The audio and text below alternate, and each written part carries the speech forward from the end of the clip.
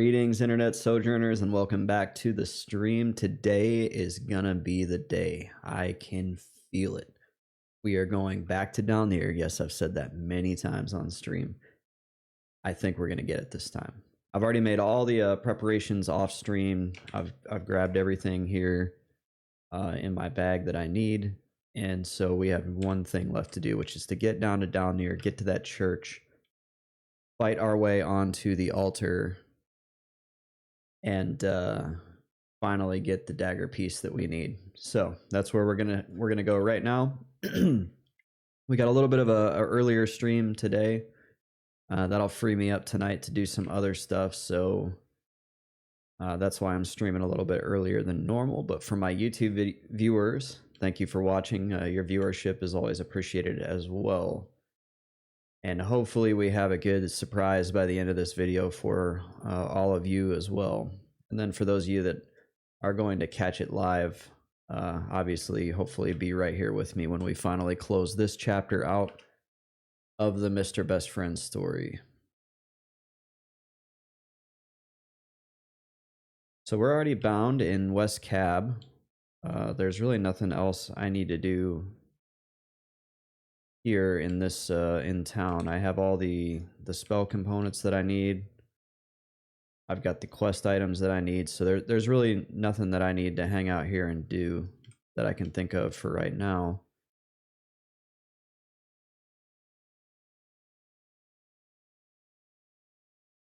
But we are going to buff real quick. That way we can regen some mana while we are running.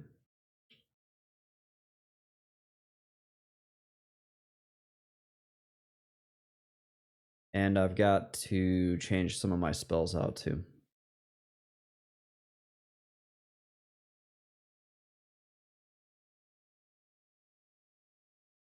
We're going to have Drain Spirit up on number 1. And for number 2... haven't really thought about what I should put on number 2 just yet. It's all circumstantial, really. You swap those spell gems out a lot. One thing that I never really used to do as a youngster playing this game was like really pay attention to all the different spells and what I needed to have on my bar at any given point. And then obviously as I've grown older and played this game more, I've learned just how limited those 8 spells are and how nice it would be to have even just 1 or 2 more would really help out. Hopefully everybody's having a good day. It was a work day for me, but these are light work days right now. So that's nice. Gets me some time back here to do some of the things that I enjoy, like streaming EverQuest for you guys.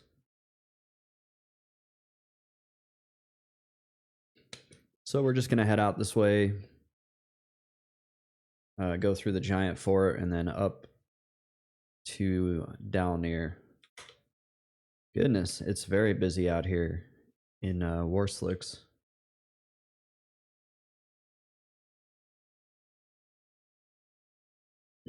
Seeing some new names though. I don't recognize a lot of these names. I should check my friends list too. I haven't seen a couple of my necro buddies online in a while. And I have a guilty conscience here that I need to report to you guys. I played a lot of Guild Wars yesterday. Guild Wars 1. I don't know why. I get on there and I'm just like, oh, this is so much fun. I can't seem to get enough of it right now.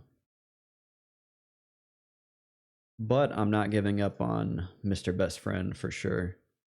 We will finish this.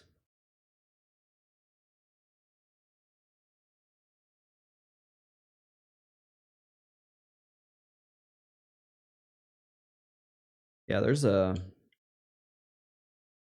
actually, there's not that many people here. What's going on?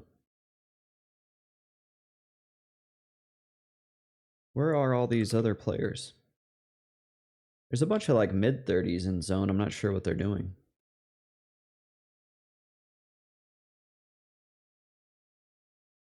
So we go ahead and invis ourselves. Oh, there's an invis player right there.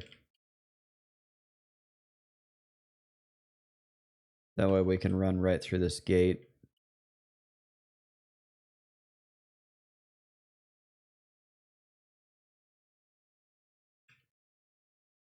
So the reason why I was so excited to get on here and get started is last night I was just kind of going over in my head as I was trying to fall asleep, like what could I do differently? And was just thinking about the church and how to conquer this specific challenge. And I came up with some ideas. So then I got excited to test those ideas, and that's why we're going out here now. Even though I said I was going to stay in Kesora till 45, I'm not doing that. We got 39% experience we can burn. If we have to fight our way through the whole level of 44 twice just to get the dagger, we're going to do it. I want the dagger. It's a nice upgrade. I mean, it's going to get me, I think it's 8 int. If I could get the shield from Kesora, those together is 14 int. That's 14 more int than I have right now. That would put me up to 136. That's not bad. That's crawling out of those rookie numbers.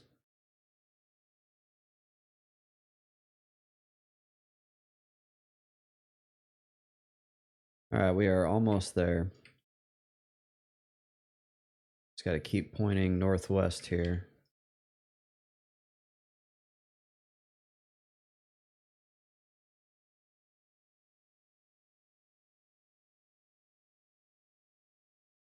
I always hate when I get up there because for some reason, finding the entrance is like the first time every time.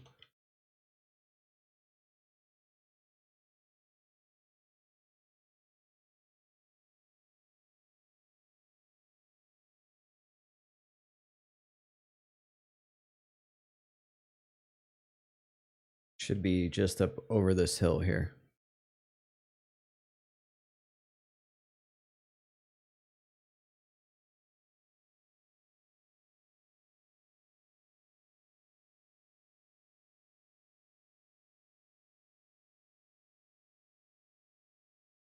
Ooh, I feel myself starting to appear.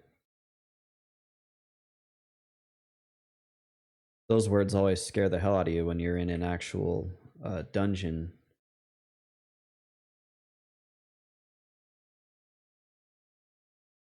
There it is. I guess I'm getting pretty good at finding it, honestly. I wonder who found this first. That'd be an interesting story, like people out here running around, crawling down into a tube, into a tunnel, and then stumbling on this tomb. Because what I don't know is like during I guess probably there's probably people on the test server that tested Kunark prior to it coming out. At least that's my guess. So they had to have known about dalnir.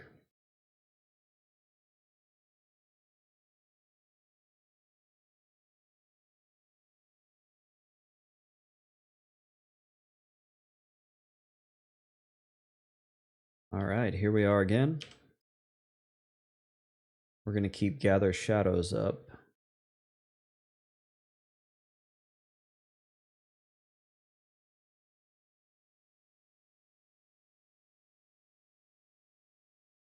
The second spell slot right now is kind of irrelevant.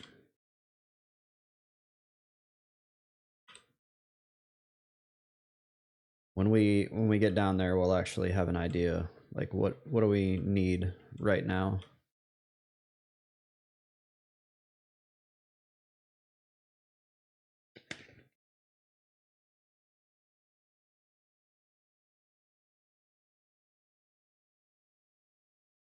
I almost thought that was a player. I was about to be like, oh, there's people in here again.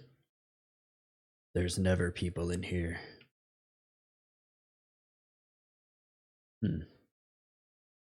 Sorry, my OBS is squawking at me.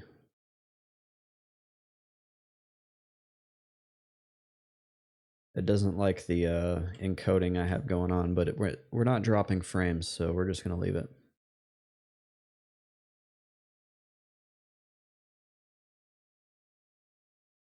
You might have seen a slight glitch or stutter there. That may continue to happen, but I'm not super worried about it. All right, down we go.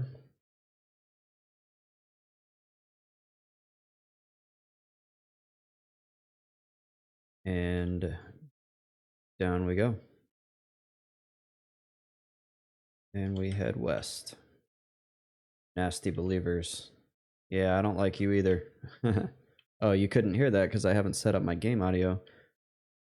OBS has trouble remembering which window to do audio, so let me fix that right now.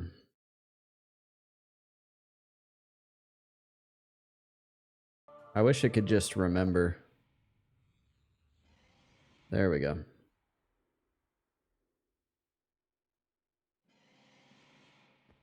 Let's take a look at the altar. So the imprecator is up. If we were ready, oh, he just despawned. So now is the time to start a stopwatch. That's actually lucky timing there that I saw that.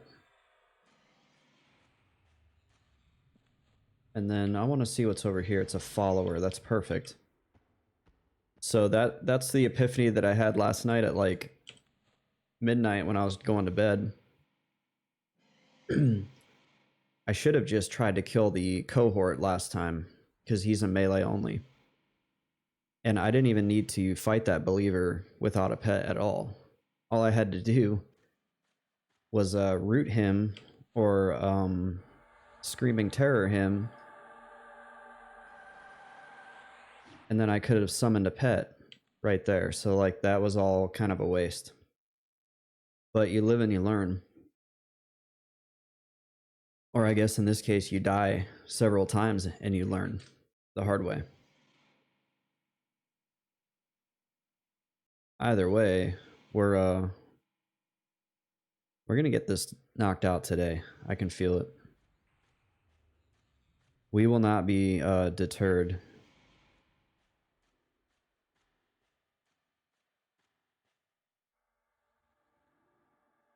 So what I'm doing right now is I'm waiting for full health. I'm not even gonna bother with like Banshee Aura and all that. I will do Diamond Skin, which we can knock out right now. Who is that? That's an Invoker. I wonder if he will aggro. We actually might need to watch out for him.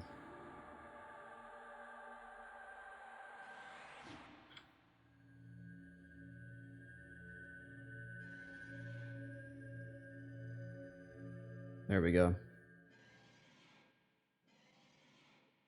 Yeah, we're gonna regen the health and the mana.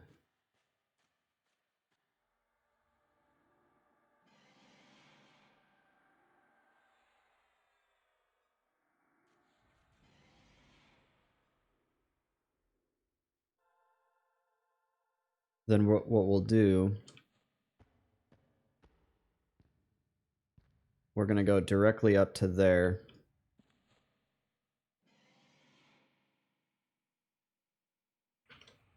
And we're gonna wait through one spawn cycle just so we have enough time.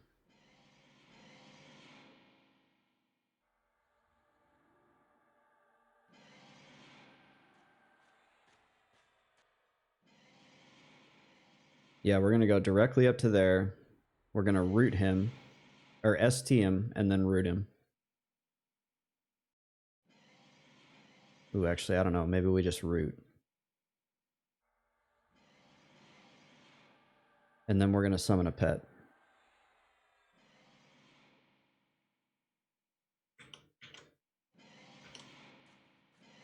And actually, I'm not gonna wait. We're gonna go.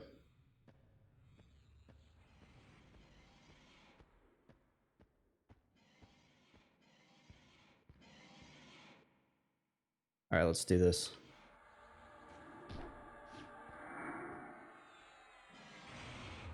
Oh, I'm so nervous. Oh, shoot. This pet's gonna probably... We're so close to that invoker. Oh my gosh. Oh. I don't want to summon that pet into the wall.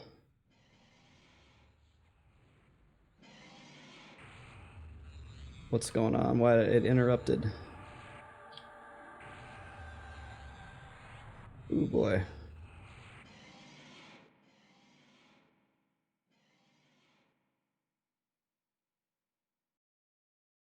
We got this.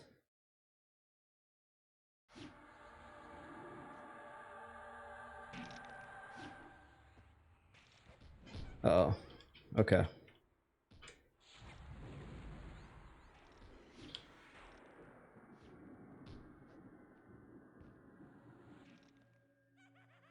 Why isn't he doing any damage? Alright, we're gonna call this a wash. Oh, shoot.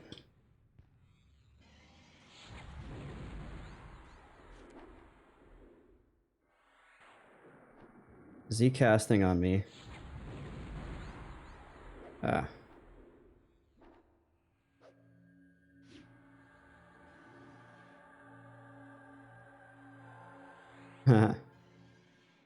Oh my gosh.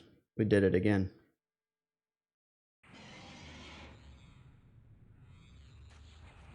I wonder why the invoker, pulled.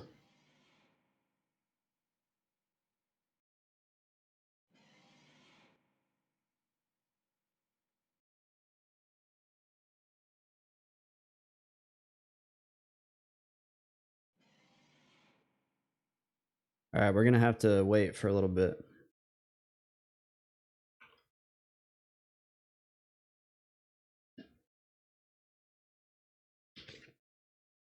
That was, not what I was expecting, and then the pet was like doing no damage to the invoker.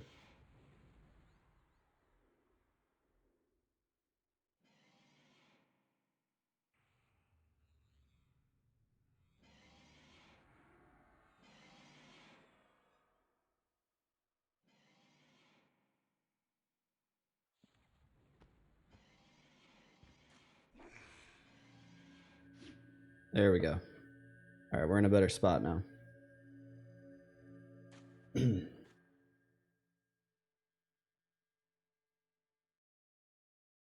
This is gonna take some patience here. But we're at least away from the invoker.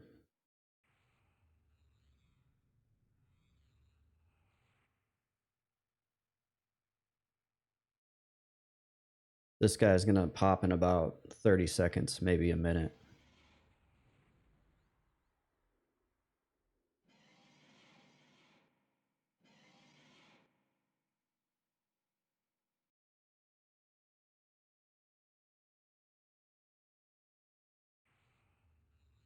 I feel like we can probably tap tank down this follower if we have the mana.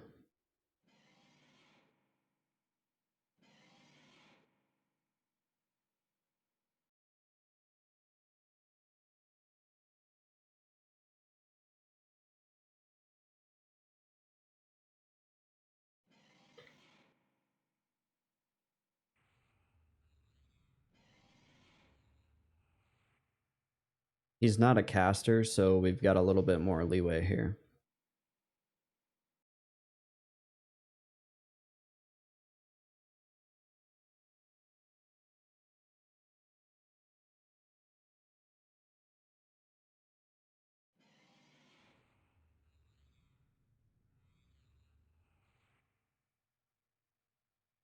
So not really the start that I was looking for, but it is a start nonetheless. And we didn't die.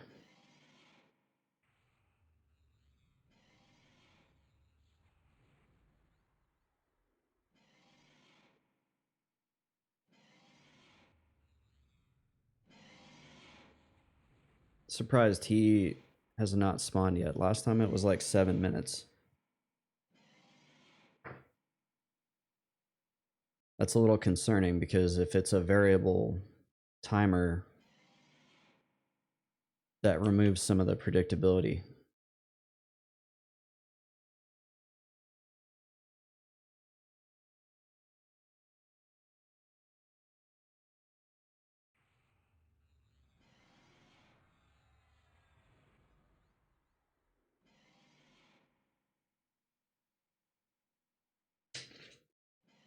So we just need we need this guy to spawn and then despawn. After that, we can throw up a mana regen buff on ourselves.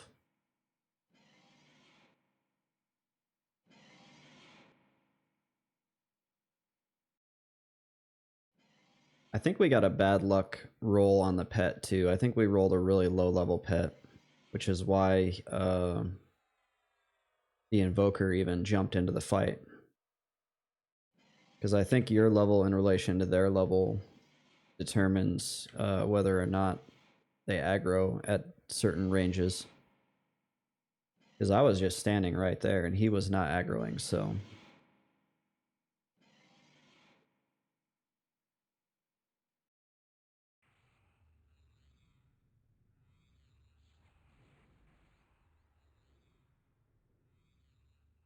Yeah, I'm actually really surprised that this center spawn has not popped up yet.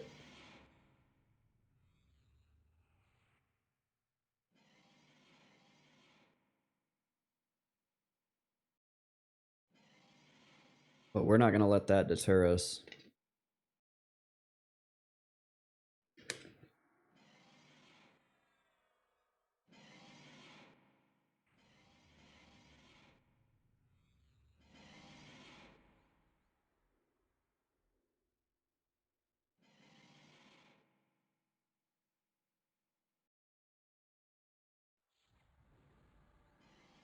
Yeah, we're just going to have to be really patient here.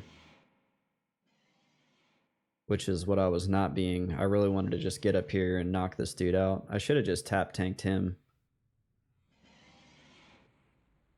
I think the followers are pretty low HP.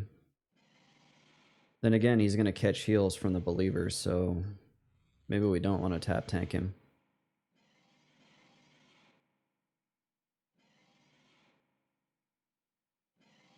We're definitely going to wait for one full spawn cycle of the middle spawn.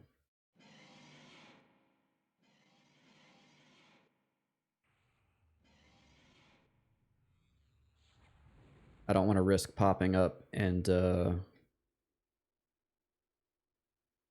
seeing him pop as soon as I stand up.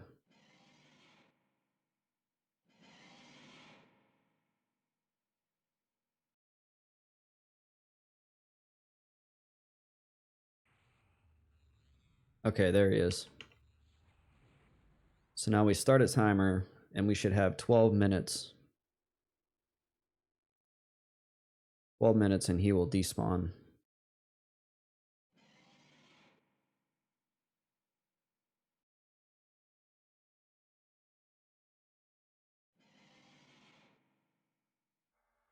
Unless I had it wrong. Maybe I have it backwards. Maybe it's 7.5 minutes when he's up and then he despawns for 12. That's possible.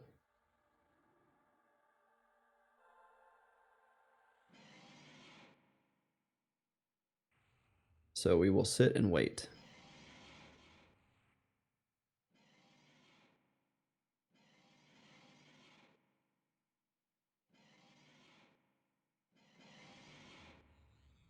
I love it.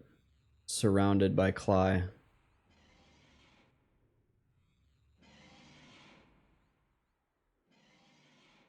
I should have had my mana regen spell on before I came in here too. That was a mistake.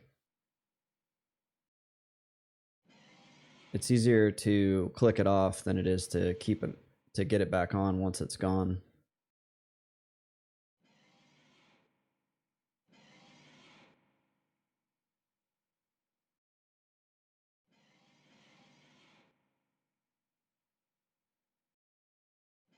So as soon as he despawns, we're going to stand up, root him,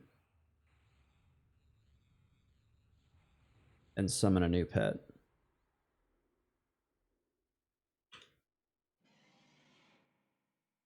The pet costs 450 mana. I have 590. Root costs 30. And Feign Death costs 60. So that leaves me at least one Feign if I don't fizzle. But hopefully we finish out this 12-minute timer with at least 60% mana. I don't think we'll get to 60. Maybe 55.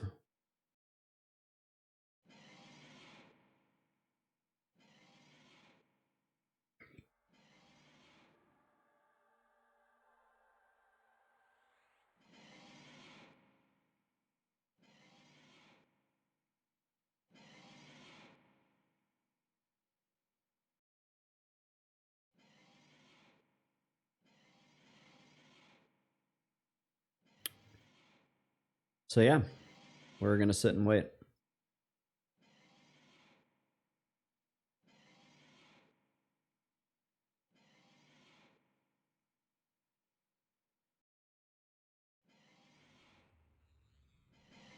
We're at 3 minutes right now, so we have, I think, 9 minutes until he goes away.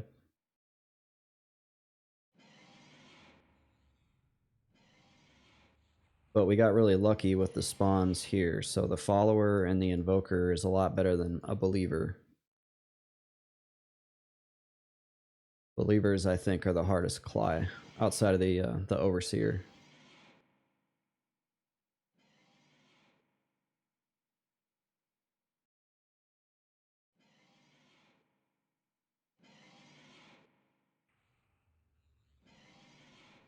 Wonder what this church is all about. Like, why is it down here? And what are they doing in here?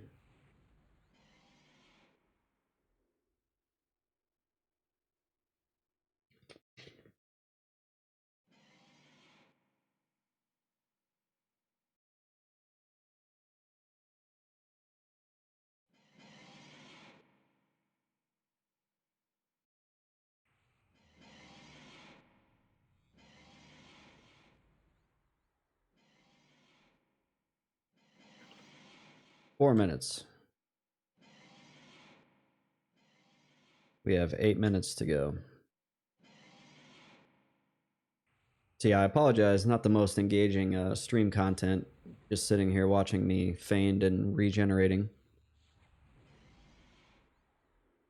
As soon as that invoker got involved in the fight and then my pet wasn't doing like any damage to him, that's when I knew it was time to be a little bit proactive and just go ahead and feign. Although I tried to invis myself. I was actually going to invis and run out. But I forgot if you invis, you don't memblur. So I think what I could have done was invised and or ST'd them both and then invised and tried to run out, but I don't know, that's starting to get kind of complicated.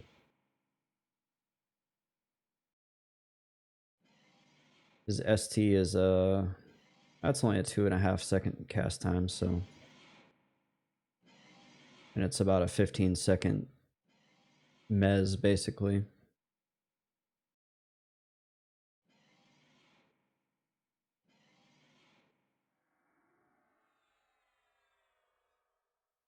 But we're up over 50% mana now, so that's good.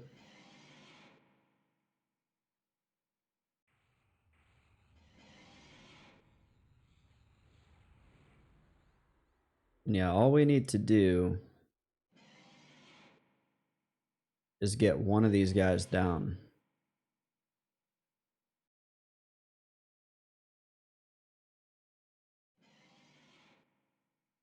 And then we should have time to get this one down.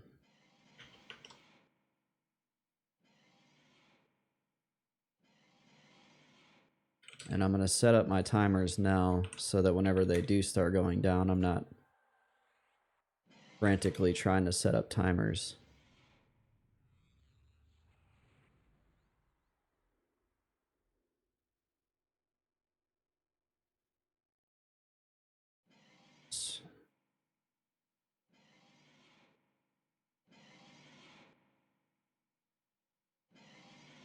So I'm getting those pulled up here.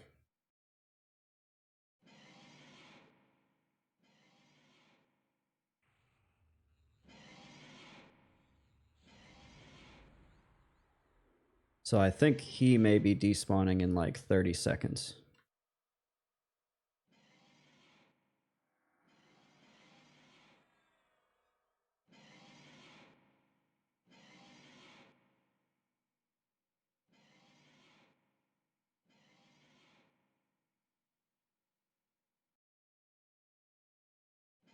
And we have 645 mana.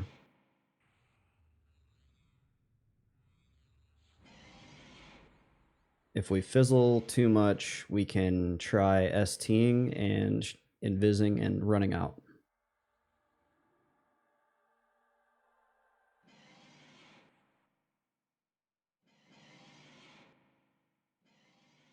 Oh, that's weird. He's not despawned.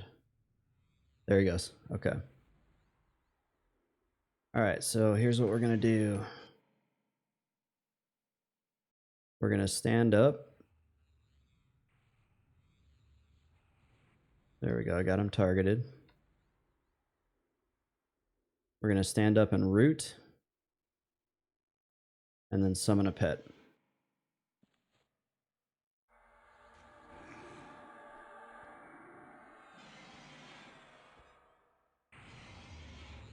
Oh boy.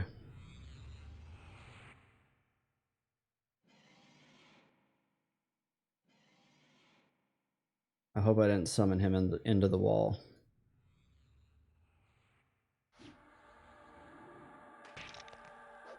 Oh, nice. Okay.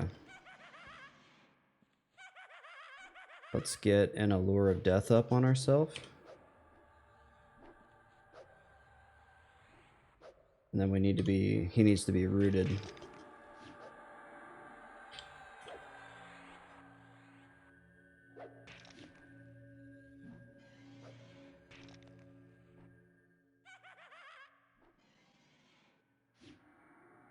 It looks like he's taking some heals.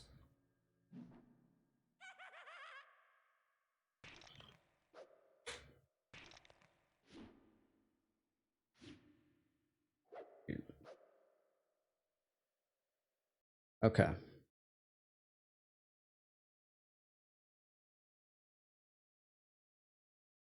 We've got one down.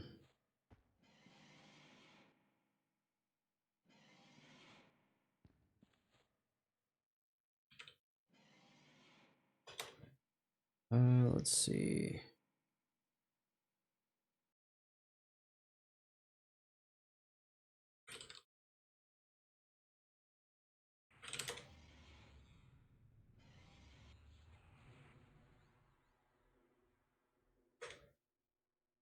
Okay, timers are set up. We're going to get some mana back.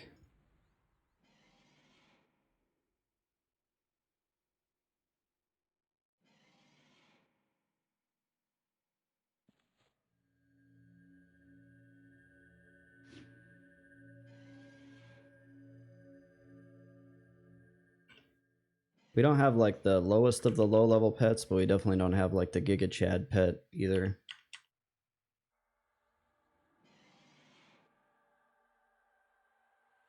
But we're going to use about 2 minutes of time here to just med.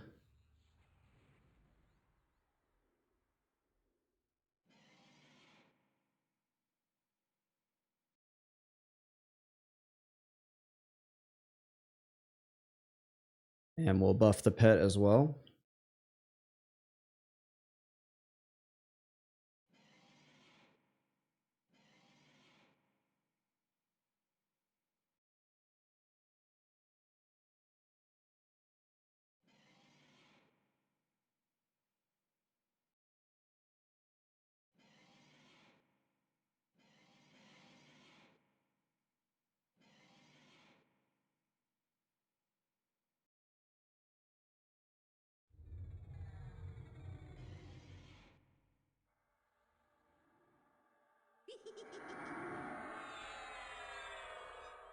And in 1 minute, we'll go after the Invoker.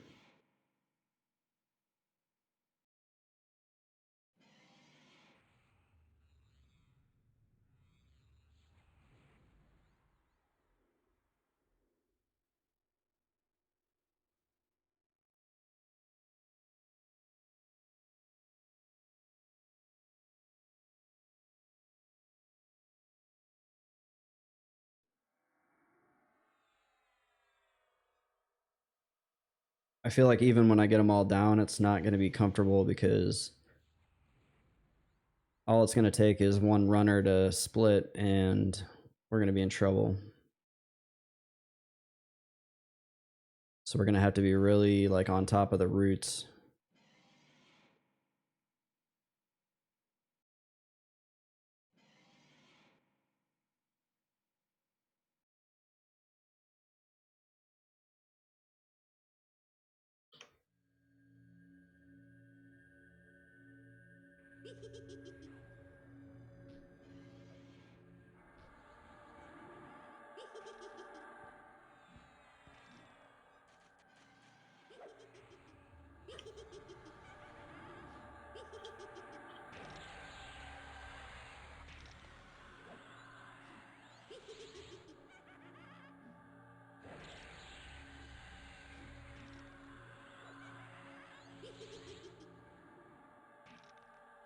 And they're probably going to heal him.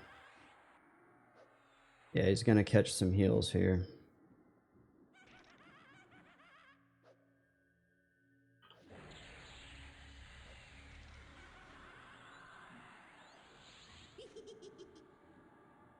All right. There we go.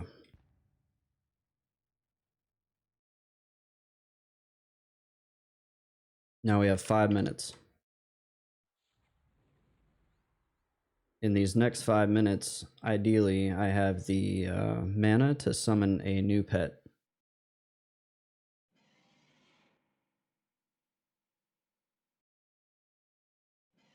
Do I want to summon a new pet?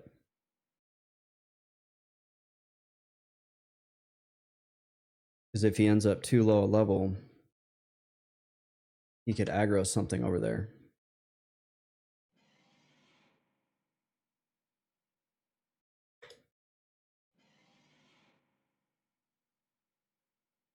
So I'm looking at the wiki. The invokers go up to level 32, so he definitely didn't aggro the invoker. The believers go up to level 33.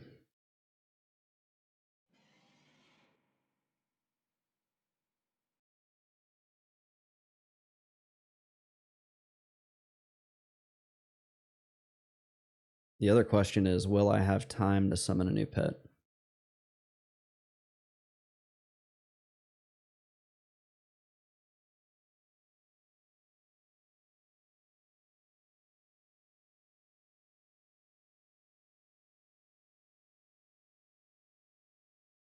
Actually, if we use reclaim energy, we will.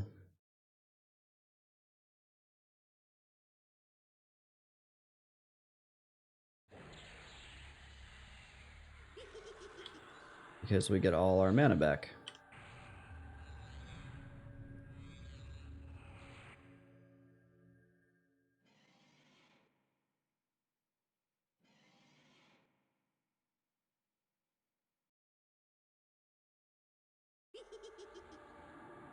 There we go. He's bigger. He should be good. Now the last thing we need to do is just buff him up. We got plenty of time for that. I'm nervous. You can't tell I'm nervous. I really, really, really want to get this done.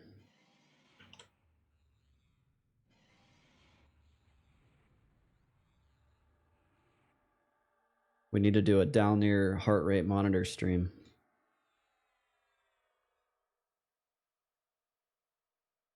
Just breathe. Okay. We got this. We did the first hard part is done. Now it's just keeping him, keeping the camp broken.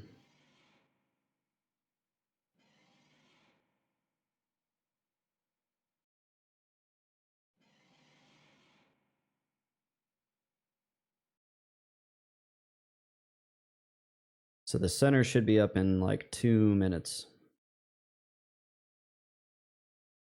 So in about 1 minute, I'm going to throw augment death on the pet.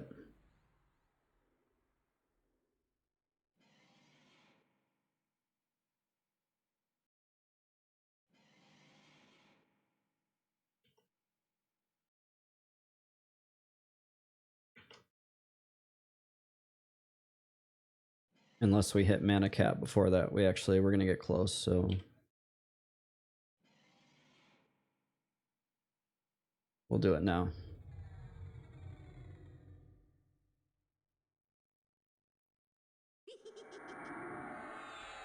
And then my strategy for being as like mana efficient as possible is using dots.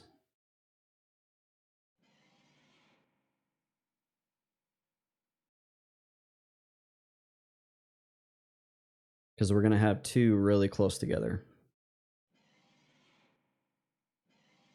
And the center one is going to be up in like less than a minute. And I always try to kill off my timer before. That way I don't have to listen to that annoying beeping when I'm fighting. So 30 seconds, killed the timer. And actually that timer was a little bit off.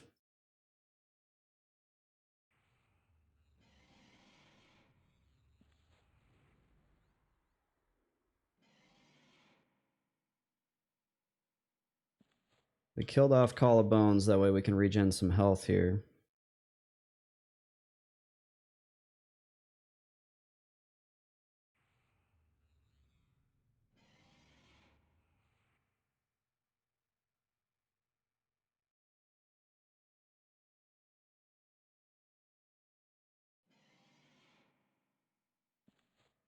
Could be any second now.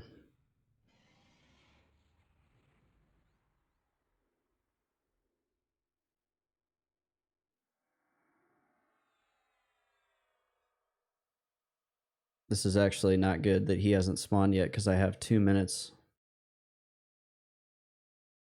2 minutes on the left spawn, so I'm kind of getting nervous here.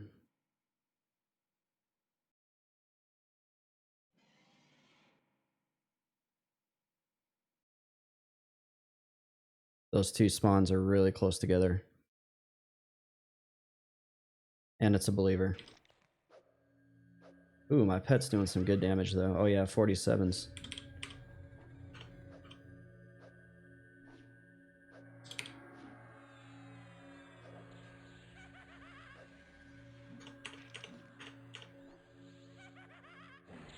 He's gonna get a heal off unless my pet can bash it. There we go. Yes. Alright, we gotta get ready for this guy here.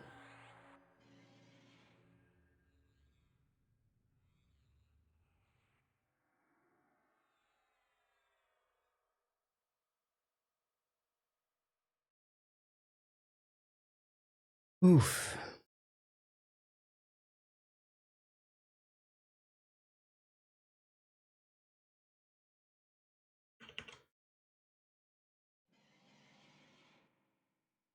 No believer, no believer.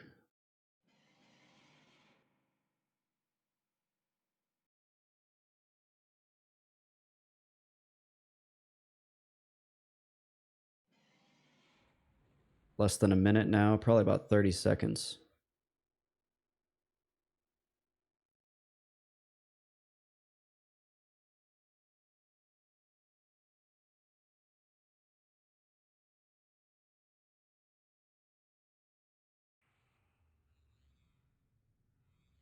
So I'm gonna keep this pet even though he's not a max level.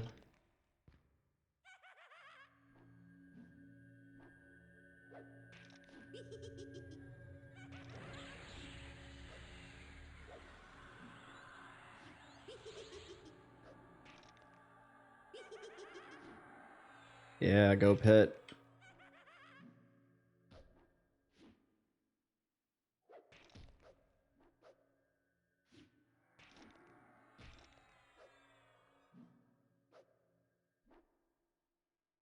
All right.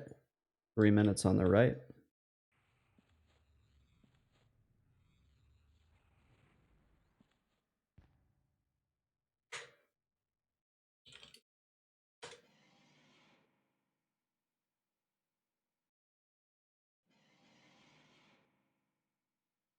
So those two are just really close together. in spawn time. Grimloss, what's up? Welcome back to the stream. Good to see you. I am on the altar. We have established our foothold.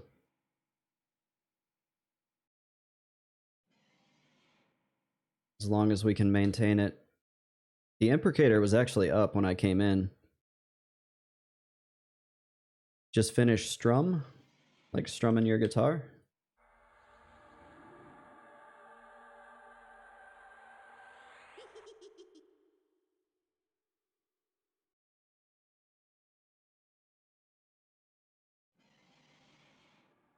Nerd speak stream. Okay, got it. Glad you're relaxing now. Yeah, streaming is not relaxing. You have to be aware and entertaining, and I know, like, when I'm playing and I'm not streaming, I'm like laid back like this, you know? But whenever I'm streaming, like, I'm sitting up straight.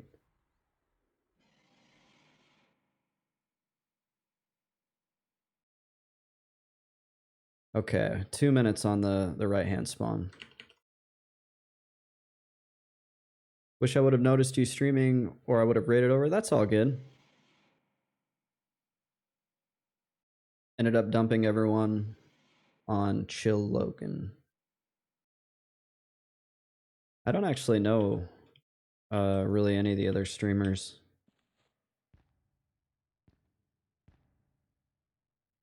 I know a lot of streamers like to network and all that. I probably should, but I'm over here kind of doing my own thing.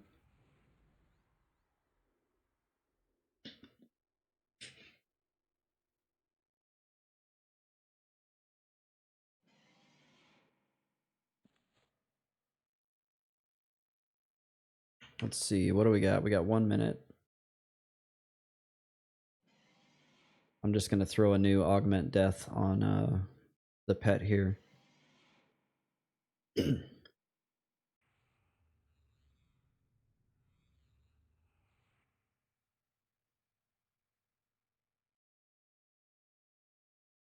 So we had a little bit of a dicey situation getting up and getting set up here, but we were able to recover.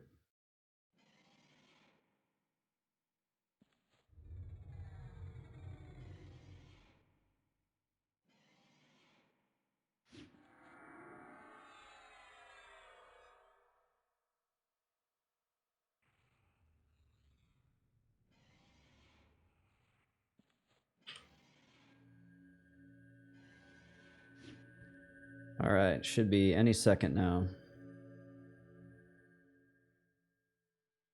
And ideally they spawn and they run to me.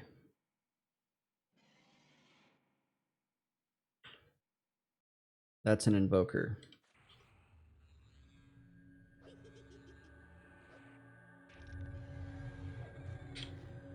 He interrupted me. Let's get him rooted.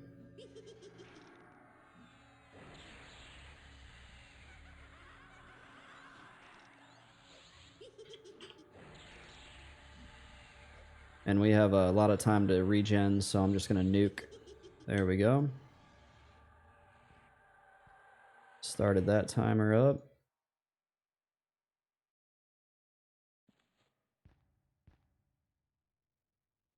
All right, 6 minutes on the center here.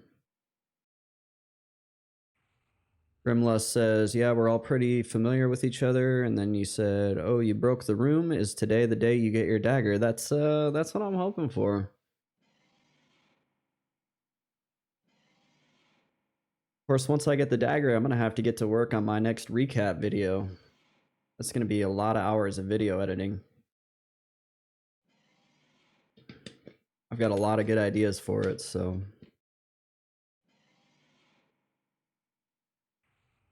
I like those recap videos, though. They kind of tell the story from the character's perspective, which I think makes it more fun.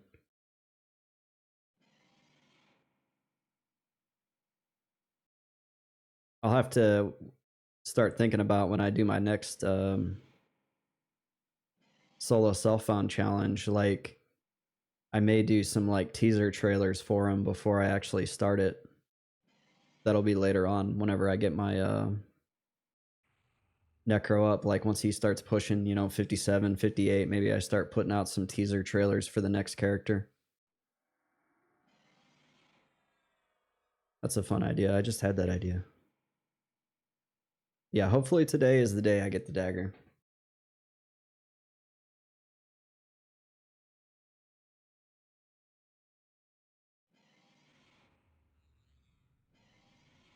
We have all the pieces but the one from right here, so 4 minutes on the center spawn. The center spawn is the one we really care about. That's the one with the imprecator.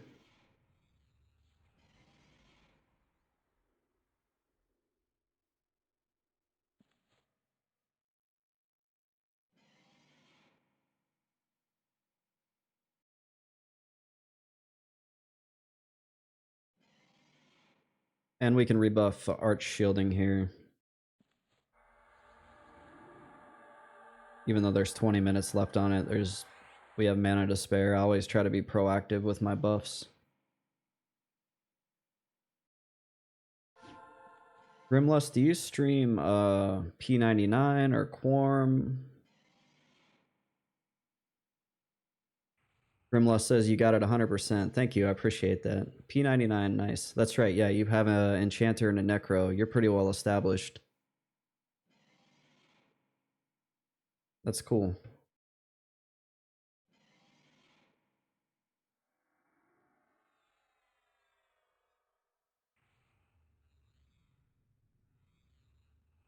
I was playing a little Guild Wars last night.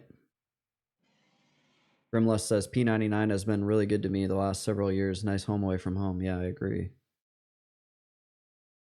It's definitely my number one. Yeah, I was playing Guild Wars last night. I'm trying to get the final Mesmer hero because Mesmers are a class. They're kind of like the Enchanter in a way. And you get these heroes that follow your character around. And they let you do stuff solo. And having 3 Mesmers in your group makes you overpowered. So I'm trying to get that last Mesmer, but it's locked behind like one of the hardest quest chains in the game. So I had to do a quest last night that was really difficult. And if you start to die, when you die, it's not like you lose your body or you lose experience, but you get this like death penalty where you lose 15% of your health every time you die. So if you end up dying too many times, you could be going in with like 50% of your max health, and it just makes it impossible to continue. And at one point I was down to negative 30%, and I was like, oh no, I'm gonna have to start over. And I was already like an hour and a half into this mission, but luckily I pulled it off at the very end. It was just really tough. That probably would have been good stream content, but I probably would have been, I was getting really frustrated. I wasn't like screaming and yelling, but I would have been pretty salty. The AI was really bad. Like my heroes were standing in AoE and stuff like that, and I was like, yeah, get out of the AoE. 1 minute on the center spawn here.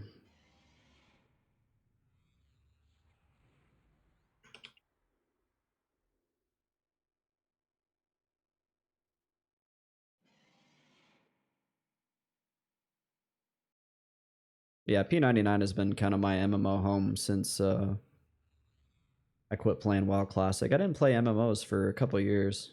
I guess I played a little ESO for about a year, but I never got into it like more than casually.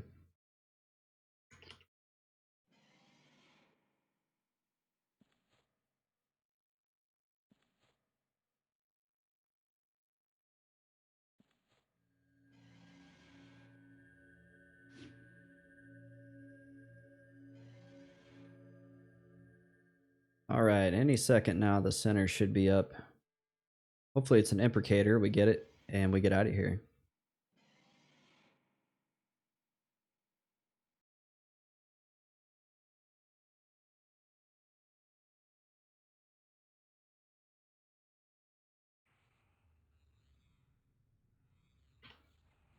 Nope, it's a follower.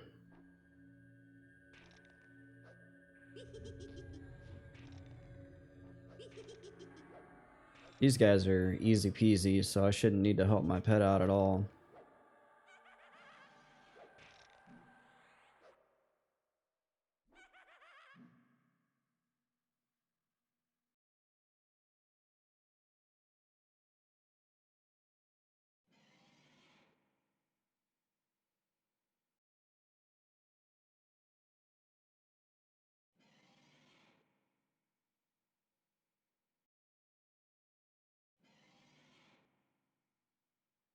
And this left side spawn, he's pretty like close in time to the center, so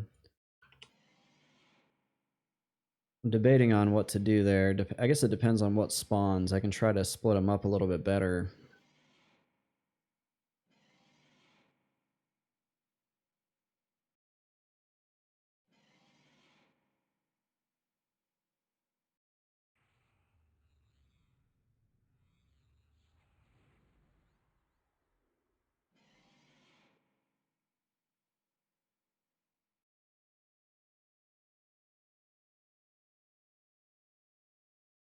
About 10 seconds.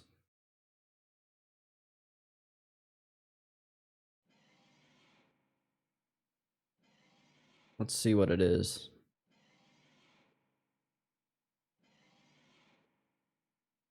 It's an acolyte. Let's try to split them up a little bit. Yeah. He's just going to keep casting and pulling the pet, so...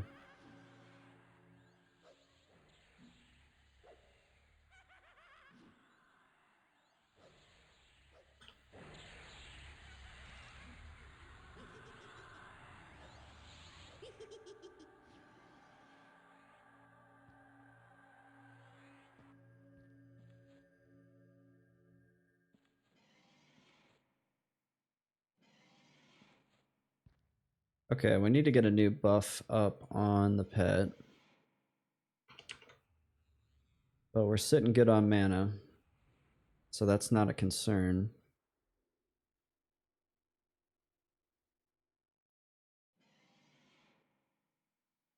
Grimless, do you play music on your stream?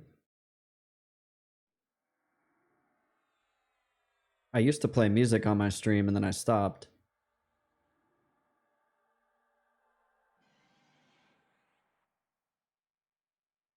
What do you usually play?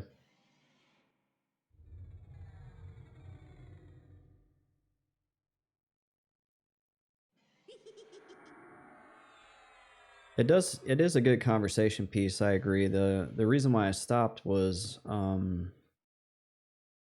wanted to allow my viewers to play their own music if they want to.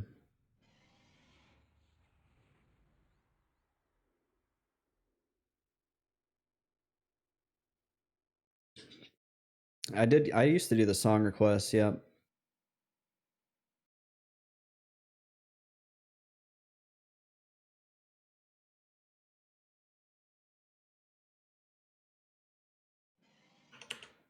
All right, 2 minutes.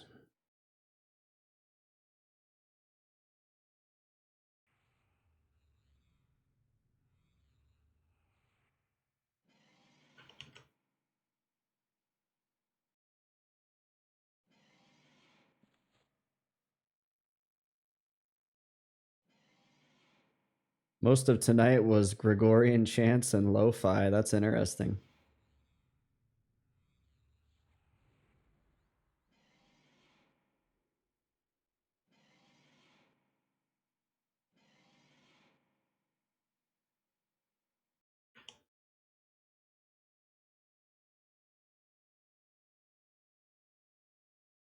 Yeah, at one point I was like all techno. It was all like 90s trance and techno. And a lot of people really liked it, but like I said, I kind of had a change of heart where I was like, I'm gonna stop doing the music. I'm not worried about copyright. I have it set up so it won't save the music to the actual VOD.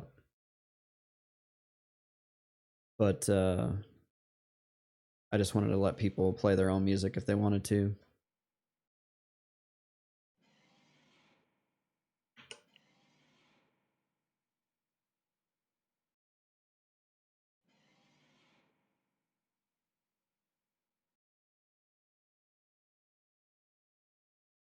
All right, 30 seconds.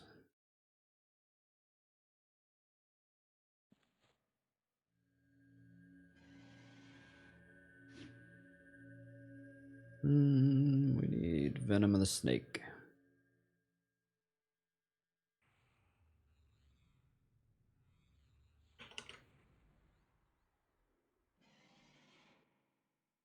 I think it boils down to who you are and what you want out of your stream. I'm a bit chaotic and energetic, so I feel it vibes.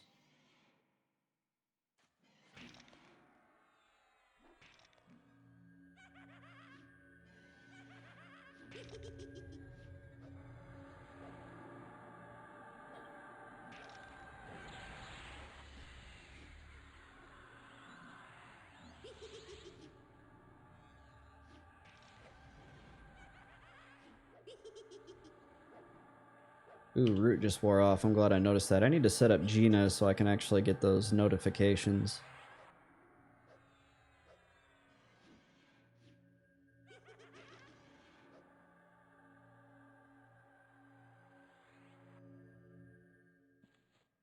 I don't want to get too close to the front of the altar.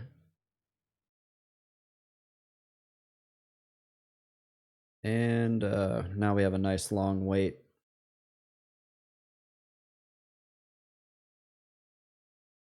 Nice long wait until the center spawns, and hopefully this time is the imprecator.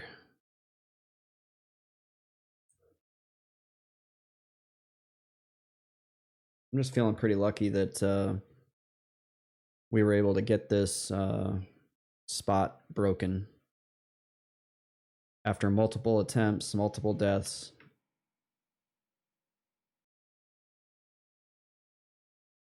I wonder what the meaning of these symbols are. If you look, there's this one here on the front of the church, like altar or podium, and then there's the same symbols here. It's actually a really cool texture on that banister as well.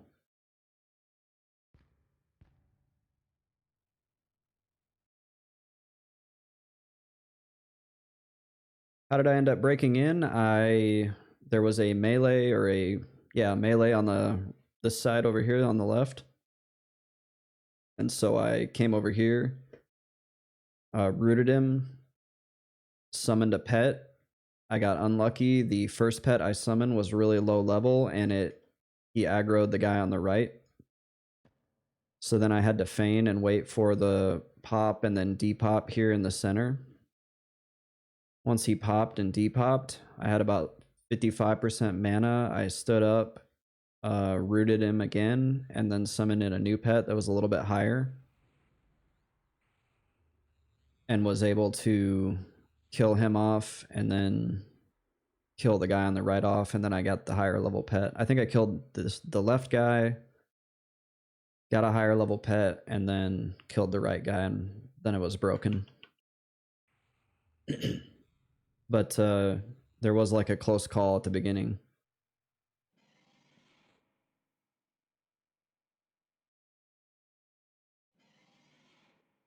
But we did it. And I actually had that idea last night when I was trying to fall asleep. I don't know why I was thinking about that late at night. Like, how can I do this? But I was like, yeah, I don't know why I wouldn't just try to summon a pet up there. Like, if there's a melee mob up versus a caster that I can just root.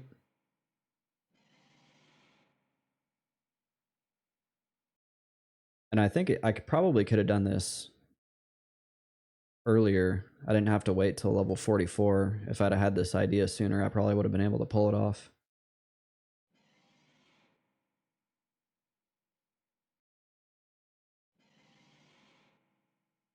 But here we are.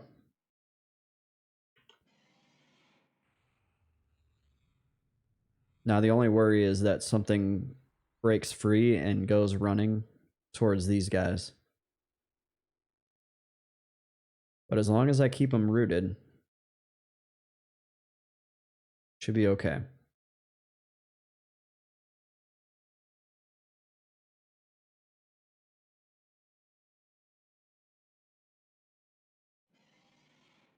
If we do aggro the church,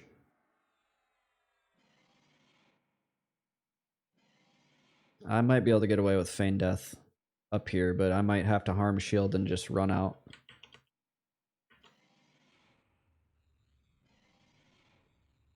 You get like 18 seconds on your harm shield, so I think that'll get me to the invisible wall.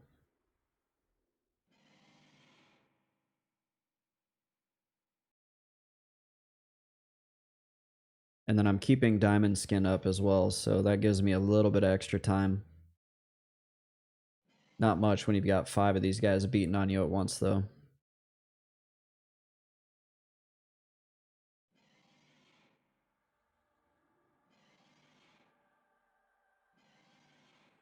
But they seem to spawn and like come running towards me, which then that helps like the proximity.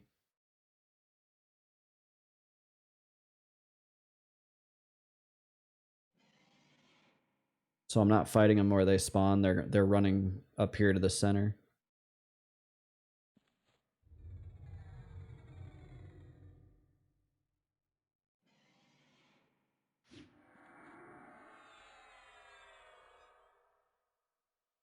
"45 seconds.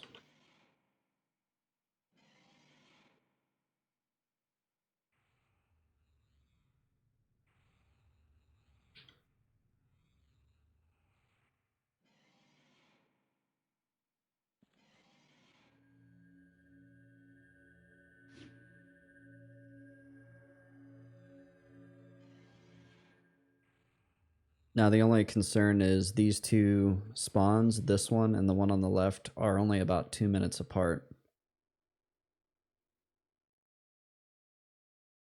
So I've got to kill them pretty quick. And then I'm going to keep trying to break them up a little bit further as we go. And we got a cohort.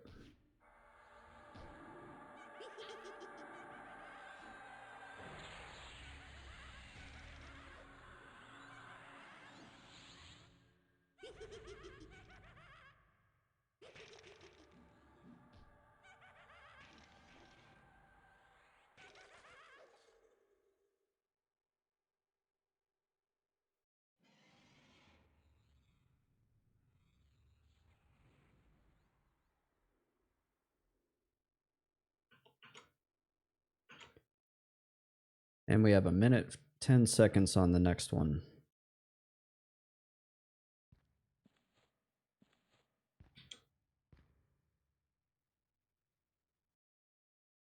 Too bad we didn't get an imprecator there. I still don't feel like 100% safe here. Like I can just casually camp this for the next hour like I want it done.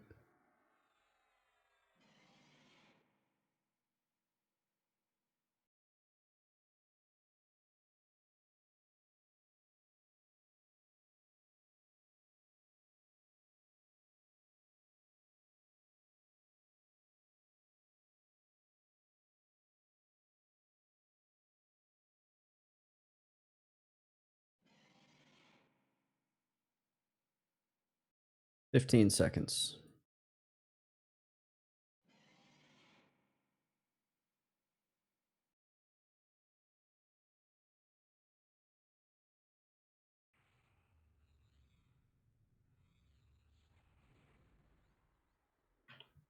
And it's a believer.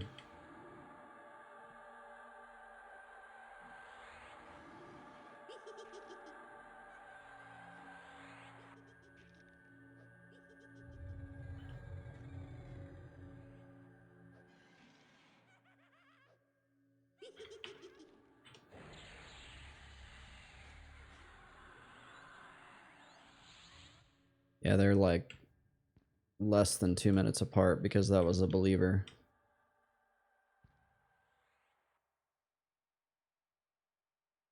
The good thing is I get a nice long med time afterwards. But the ideal metric here is that I get them all 4 minutes apart. That's the best spread because there's 3 spawns at 12-minute respawn intervals.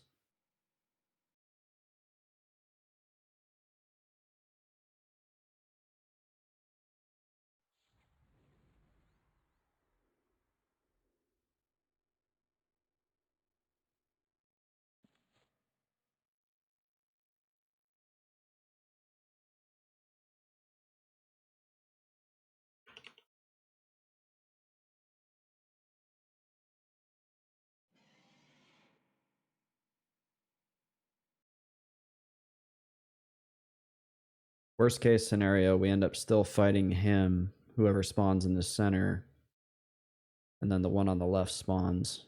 I don't think with 2 minutes apart that'll be an issue, but it could be.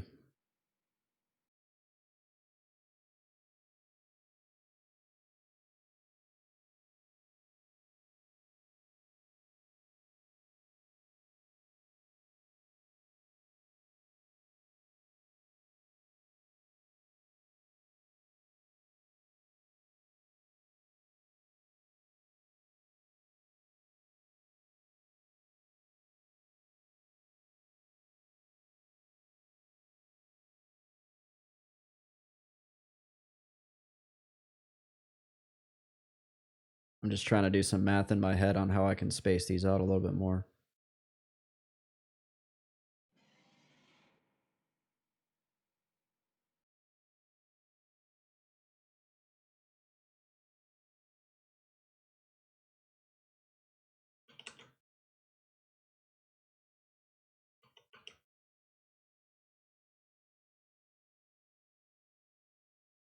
I don't know if I want to mess with it too much. It seems to be working. Maybe I should just keep hammering it out and not really worry about it, not overthink it.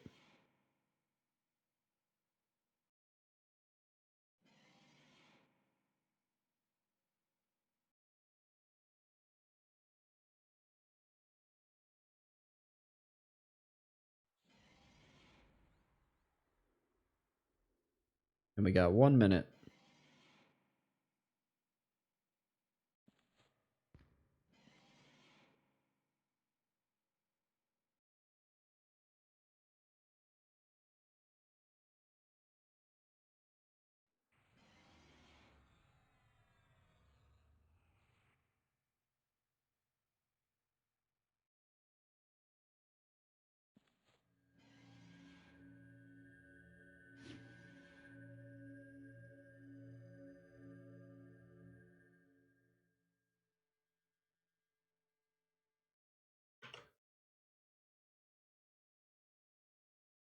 So definitely going a lot better than it did, not yesterday, but the day before. I will say that.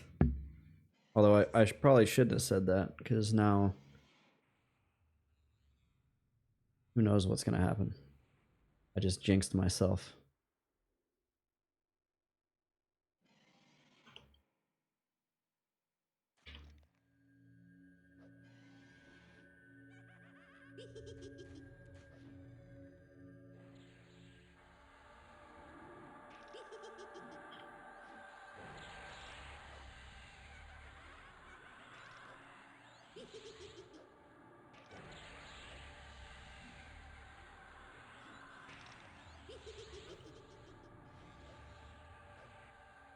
He's not even going to heal.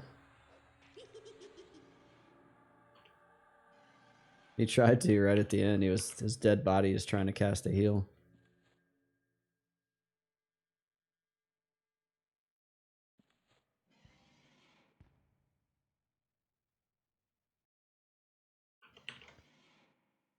Yeah, now we have 5.5 minutes till the center spawns.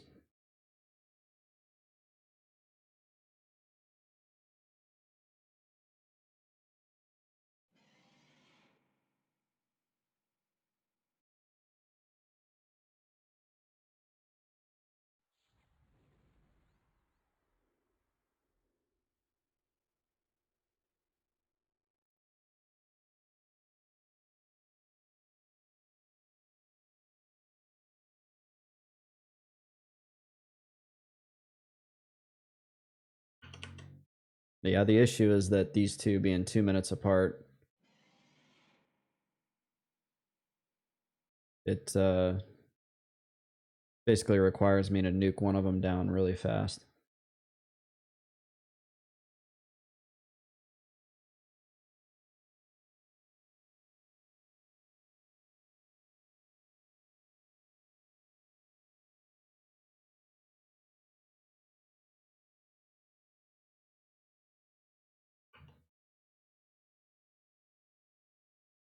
Is everybody doing anything crazy for New Year's?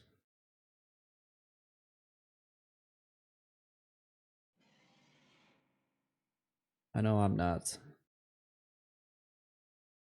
I don't like crowds and I don't drink anymore.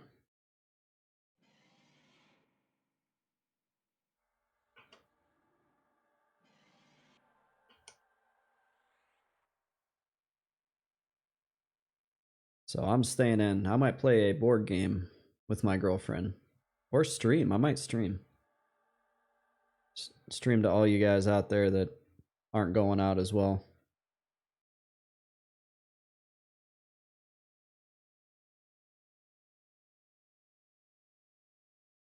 Maybe I should sit down and think about some goals for the stream and the channel and talk about them on the New Year's Eve stream.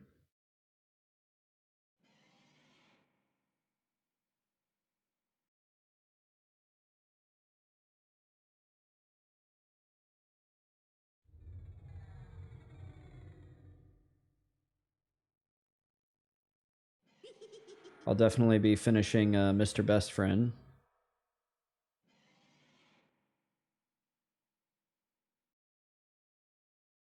And then possibly starting a new challenge.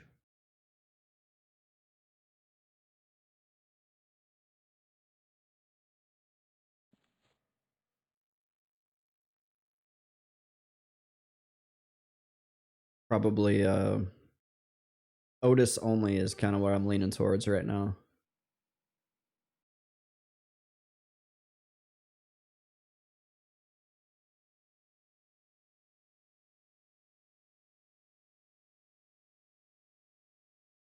I think that'll be fun.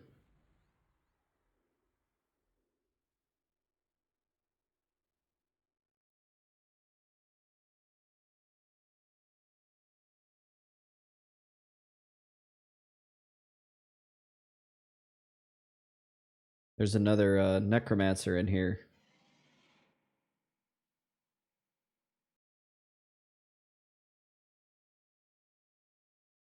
I don't know how they could mess up my camp, but I really hope they just don't even try to come in here.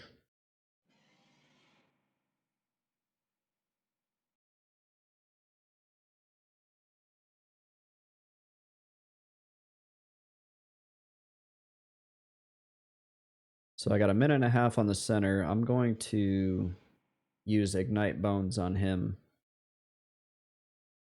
My evocation has gotten a lot better over the last few days. I'm at 121, so it doesn't fizzle as much.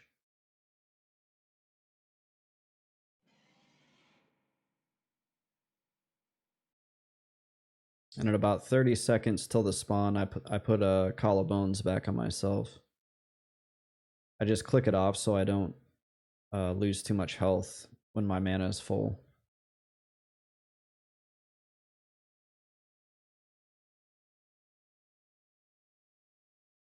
Because there's no point in just draining health when you're not benefiting from the mana per tick.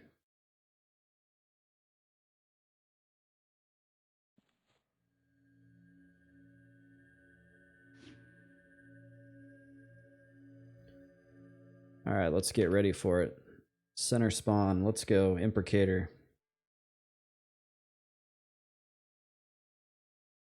We want to see an Imprecator.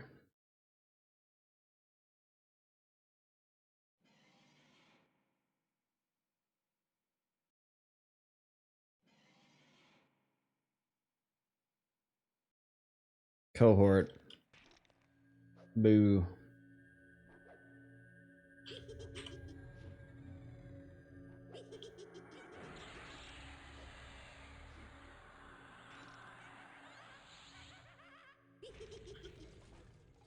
Oh, that scared me. I saw the root wear off. And he changed into a skeleton, so I thought that was him. He got smaller, so I thought he was running.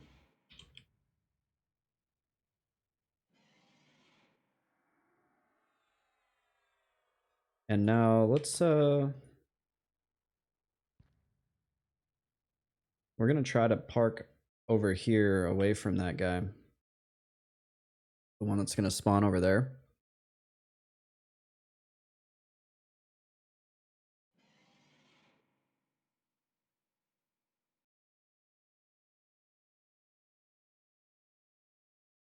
and see if we can't space those out a little bit.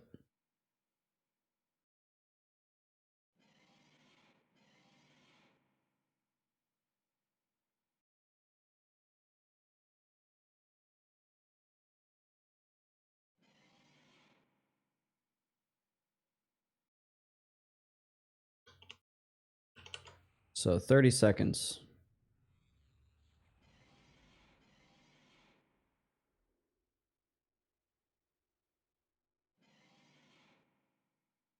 I actually don't know if there's really a point in trying to space them out.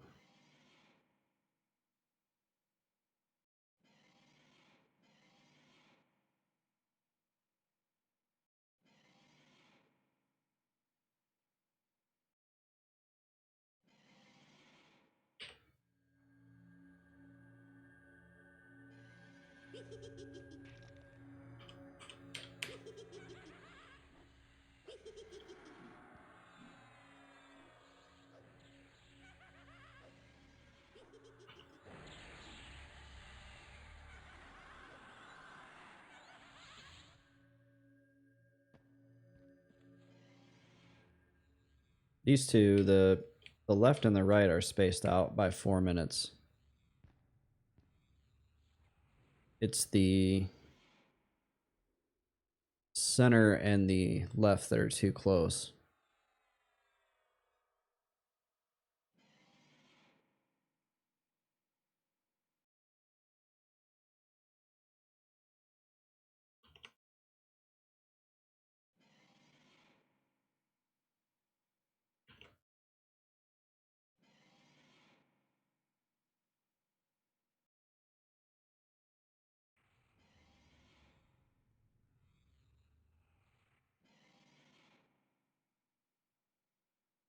So I think what I would have to do is delay killing the center one, and I actually don't want to do that because the center one, I want to get as many kills in as possible. So we're just going to roll with it.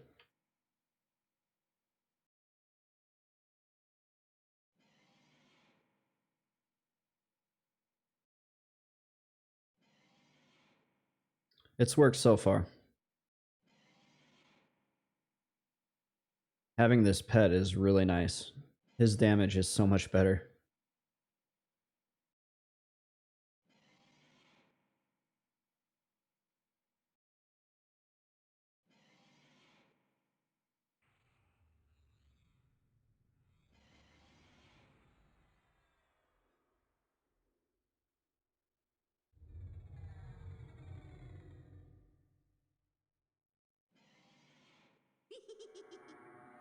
Okay. 2 minutes.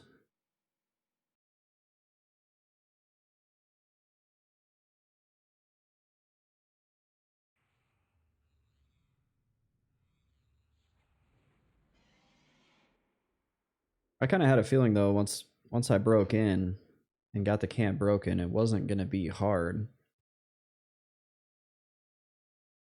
It's just figuring out the right strategy for not aggroing everything up here. But the breakthrough moment happened when I realized this guy despawns. And he stays despawned for like 7 or 8 minutes. Or I think it's 12. He stays despawned for 12 and then he comes back for 7 if nobody engages him.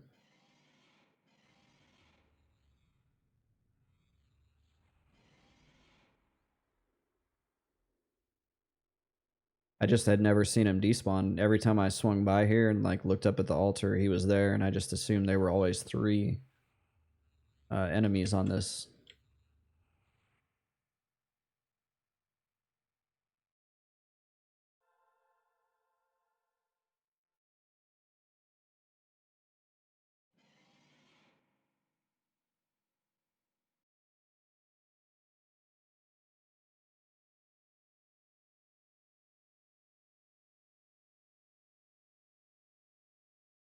"40 seconds. And let's see, we've been here a little over an hour, so hopefully we get lucky here soon. I love how EQ just makes hours go away. Just like deletes your time.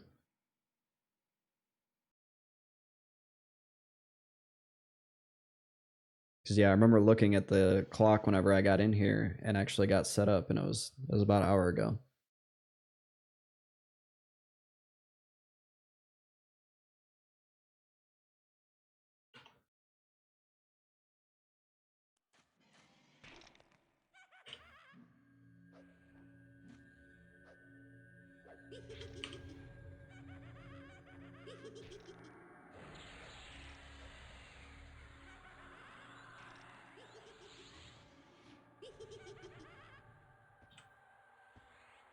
Thank you. Man, I've gotten like almost a full crescent set since coming in here.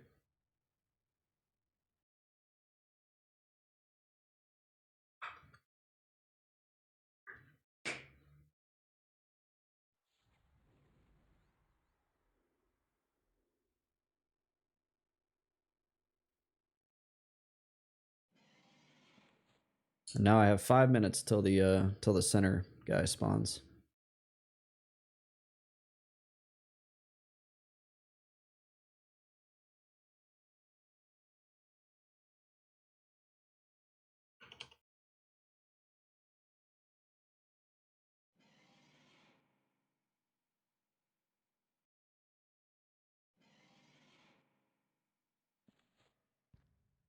Yeah, I don't really understand the story behind Dalnir. Supposedly it's like the Haggle Baron's tomb. But like, why are all these guys in here?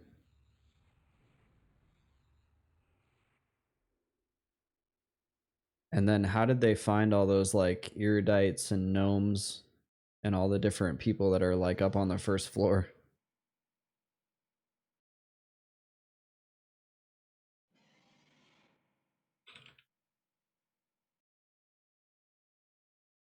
I wonder if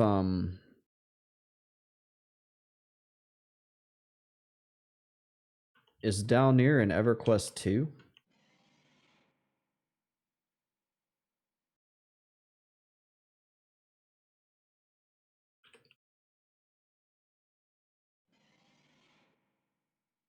It looks like it's listed on the wiki as a point of interest.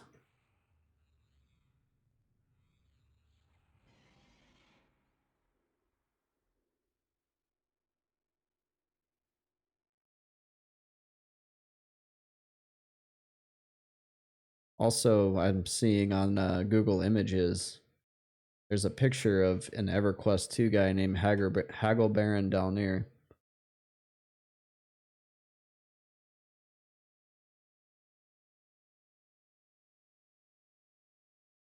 So there is at least some mention of Dalnir in EQ2. I wonder what time frame or period EverQuest 3 will be set in. I wonder if we'll actually ever get EverQuest 3. I know they're saying it's gonna happen, but like EQ Next didn't happen. And then like the EQ teams that work for Daybreak are really small, so Daybreak's gonna have to hire like people to build a new game. And then will that take away from EQ Live? Because EQ Live is still getting like yearly expansions, which is kind of crazy.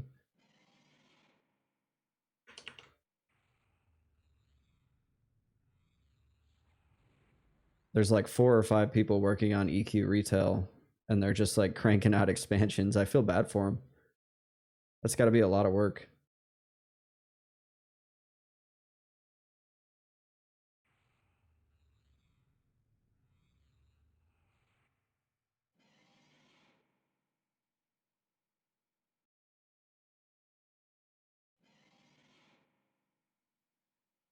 I don't know how you would even come up with ideas like for a yearly expansion for a 24 or 25-year-old game. I feel like you'd hit a point where you'd be like, screw it, we've done everything.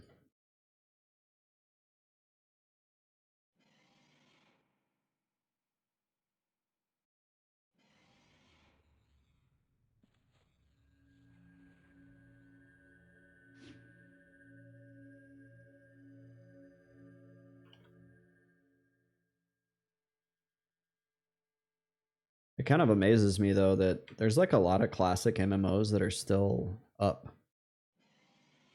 Like Anarchy Online is still up. Obviously EQ. DAOC is still up. Ultima Online is still up. The only one out of the original like big MMOs that I think has been completely shut down and is now private server only is Asheron's Call.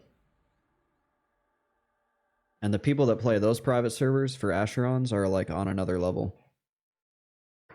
A dude showed me like a picture of his, or a video of his client, and he's got like 80 tiny windows like the size of my little character box here across one screen, and that's all of his characters playing at once.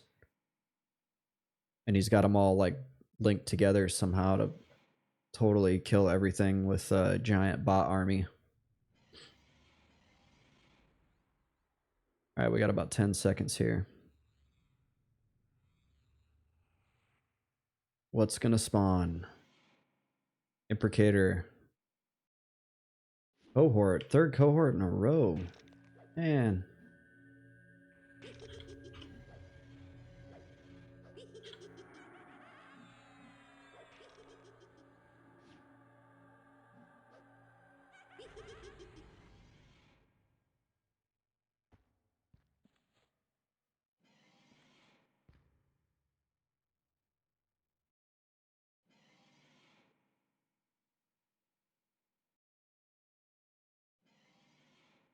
Yeah, these two are only like a minute 45 seconds apart now. It's getting kind of scary. It's not a big deal. The nuke, my nuking ability has gotten significantly better. That was pretty painful there when I couldn't cast my nukes without a lot of fizzles.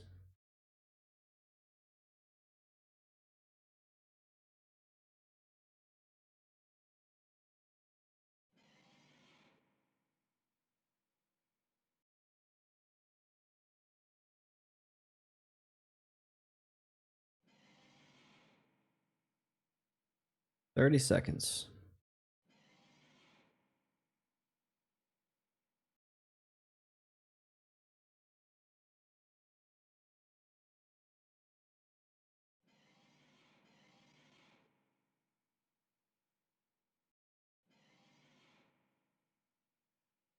So ideally we'll just let the pet just fight this one.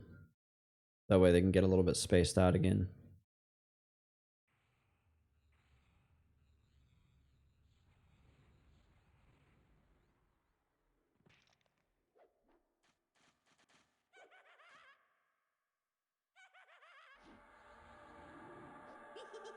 Although this pet is like, he's a monster, man. He's hitting pretty hard. Right there, 4 hits in a row. Jeez.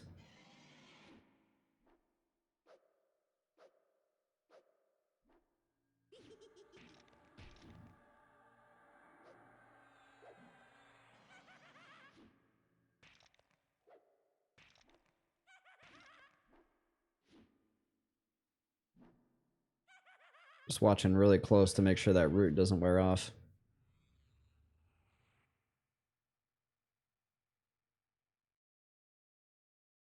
There we go. Now they're about 2.5 minutes apart. That's a little bit better.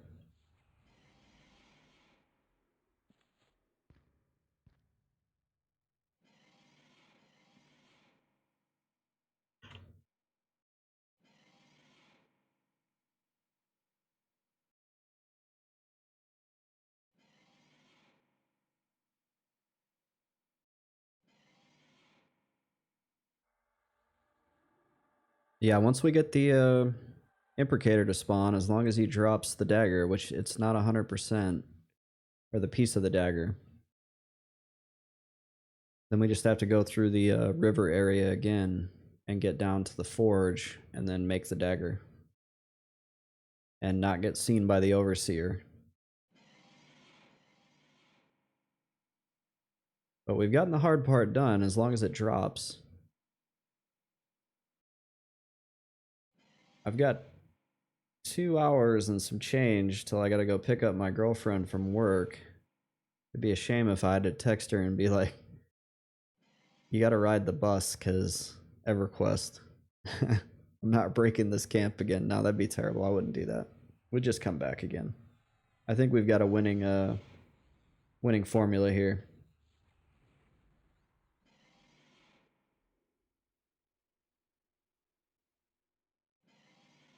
I don't think any one of these I've had to camp for more than 2 hours, so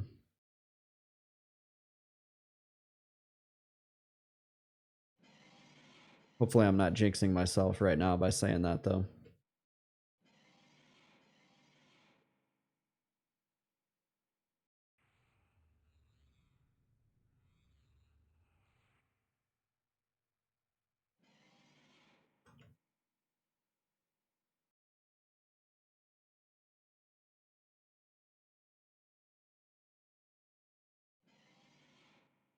And I haven't been following the Monsters and Memories Discord too much since the last playtest, so I'm wondering if they're running another playtest anytime soon. Those are always fun to get in on.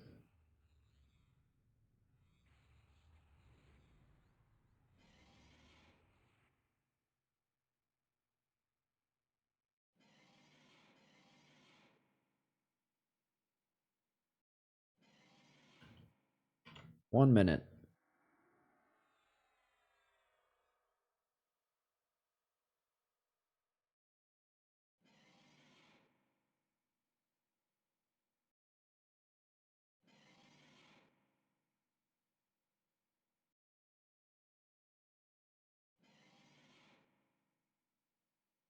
And I think we get bonus experience till the 2nd of January, if I remember right, so that's nice. So I should put in some time. I should try to get through level 45 like this weekend. That way I get that hell level out of the way with some bonus.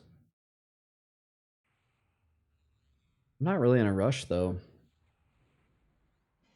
I'm just kind of enjoying my time.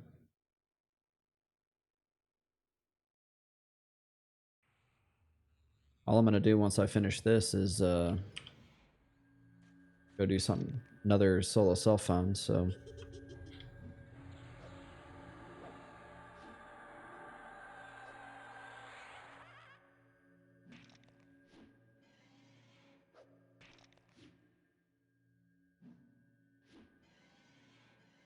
Bash that heal, pet. I think he's bashed 2 of them. Nice.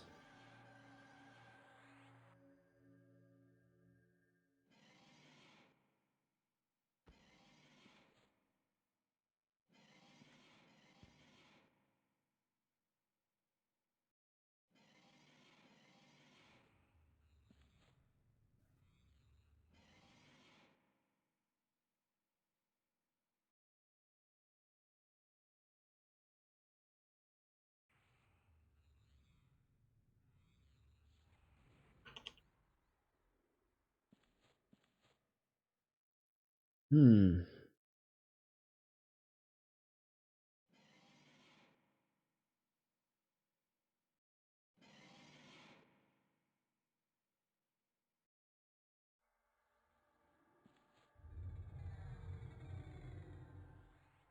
Really, I'm just glad to be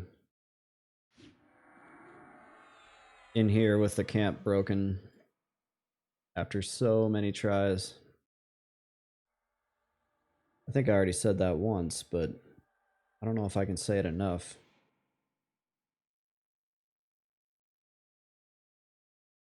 This place genuinely scared me when I first thought about doing it. The whole dalnir used to scare me. Like, I would invis down to the 3rd floor and my heart would just be like thumping. And now I just like run in here and throw on invis and zip around. I need to find a new dungeon to explore and figure out. There's a couple of them I've never even been into. Mines of Nurga. I don't think I've ever even set foot in that dungeon. Or Temple of Droga. There's really no gear in any of those places for me though, so if I went there, it'd just be kind of for kicks.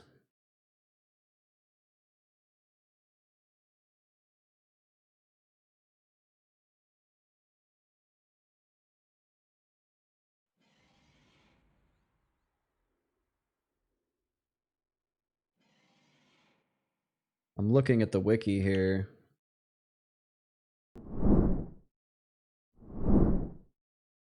And I'm just looking at the different dungeons. I've done Kesora, Dalnir, Kerns, obviously. So Mines and Temple, those are like mid 30s to 40s. City of Mist, that's the one people are telling me to go to. It says 35 to 55. They said the golems at the front, those start at 33.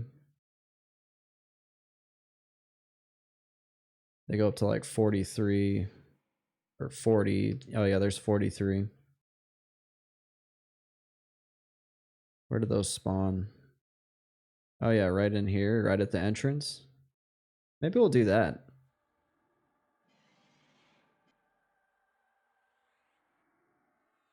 What drops in here? An axe, broadsword. It's a bunch of melee stuff. Oh, the Mace of the Shadowed Soul. I remember that being like a big twink item back in the day. Oh, that's nice. It's probably dropped by like, oh yeah, level 54. That's not happening anytime soon.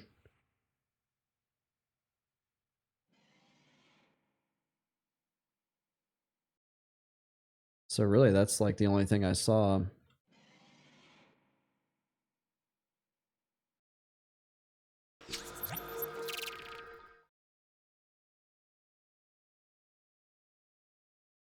have to get ready to kill something here.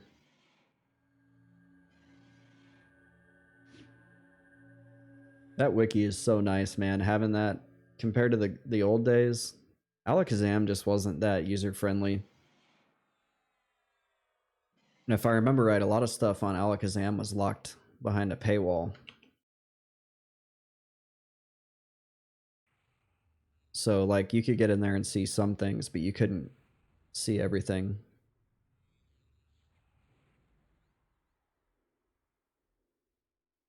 I couldn't imagine playing without the wiki at this point.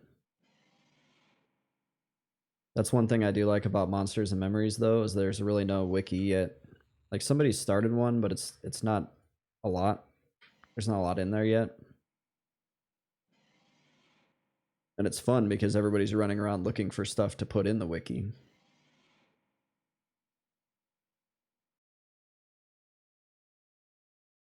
Come on, Imprecator. An evoker. Damn it.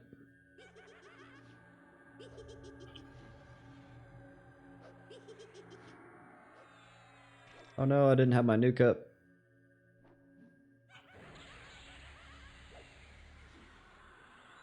Fail.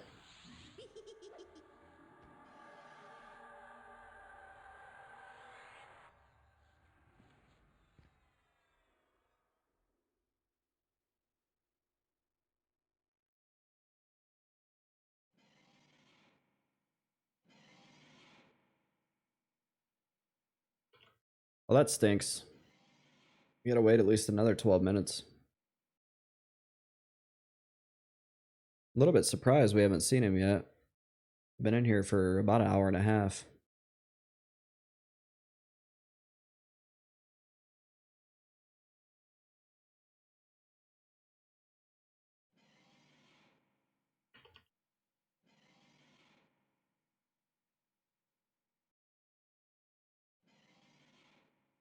At least so far, there hasn't been any like runners.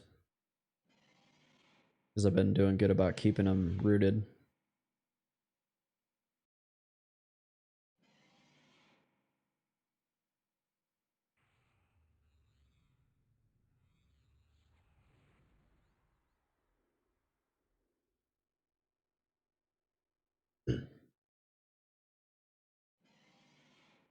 Ideally, though, we just get him soon so I can get out of here. I'm just looking at all these guys and going, what's gonna go wrong?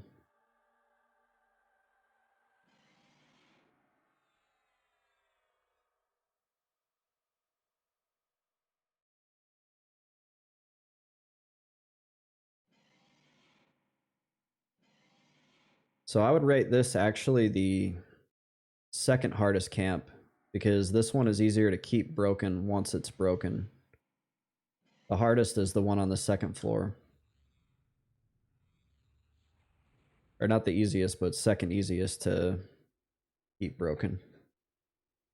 It's funny because the final dagger piece is actually the hardest one, or the easiest one.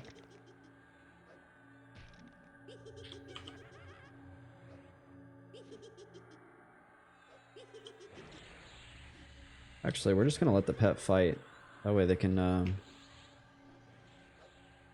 these can stay broken apart a little bit better.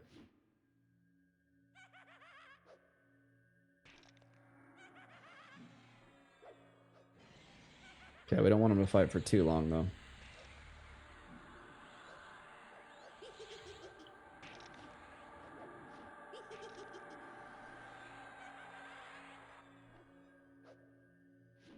Because we do have another one coming in 3 minutes.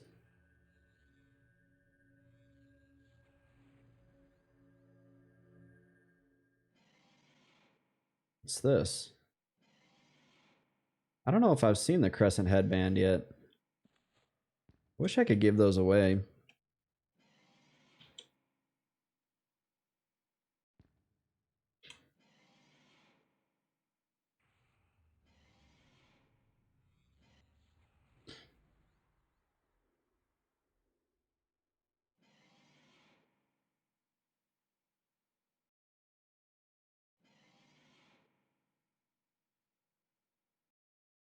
We'll go ahead and do arch shielding again while we have the mana for it.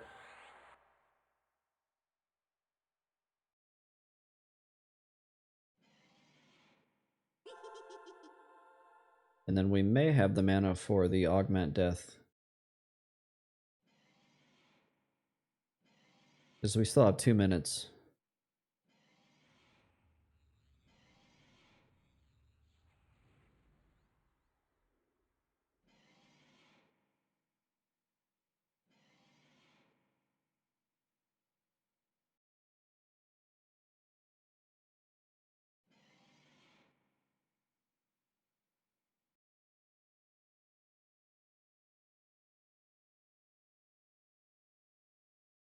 Oh yeah, we're good.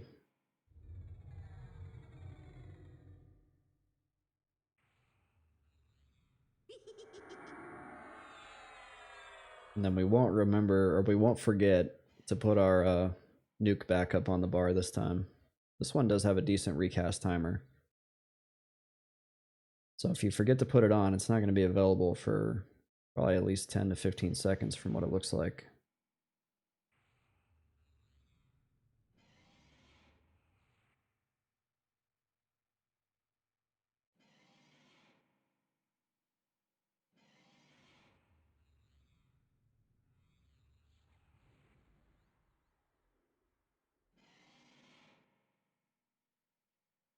And we have gotten a little bit of experience in here. It's nothing crazy, but it's better than nothing.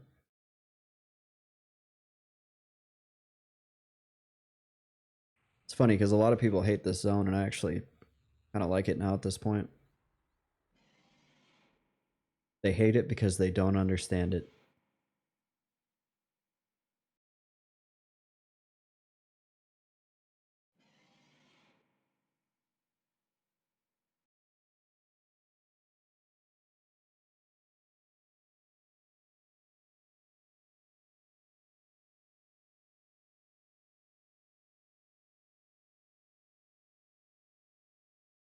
So we're getting ready for the right-hand side spawn here. One thing I have to be really careful of is tab targeting. If I tab target and hit something out there, that's bad. So I'm trying not to.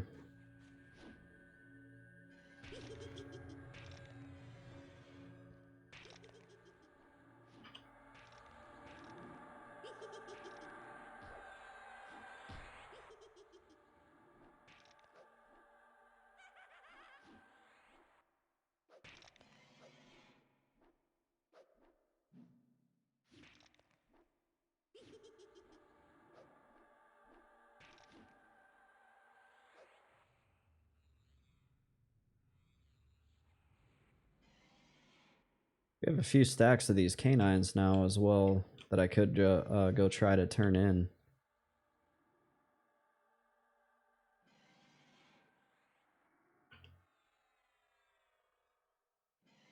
Let me take a look at City of Mist.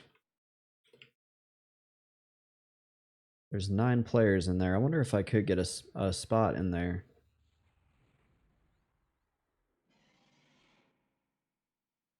Because that does look pretty good. I really want to get that shield out of Kesora, though. It would look so cool with the dagger. And it's 14 int total between that and the other the shield and the dagger together. Mr. Best Friend's not as dumb as he used to be. He was at 75 int. I had to suffer through like 40 levels of not having any gear. Because there's really not a lot of like low level int gear in Kunark.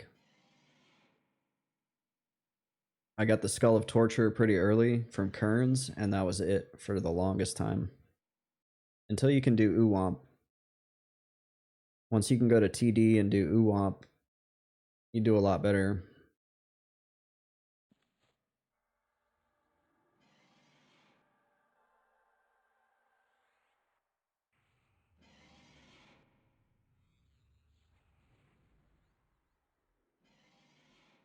All right, 3 minutes on the center.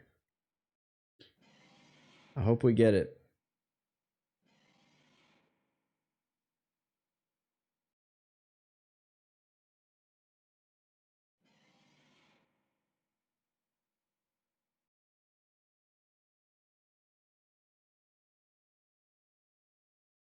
We could probably do okay out in Emerald Jungle as well.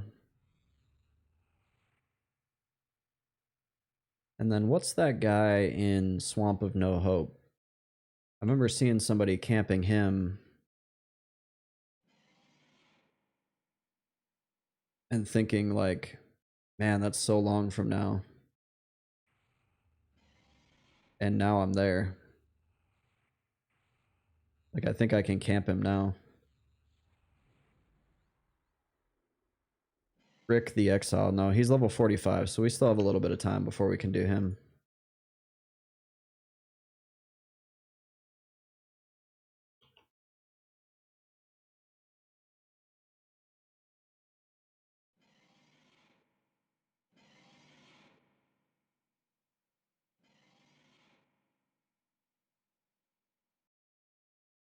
For some reason, I thought he was like 42 or 43.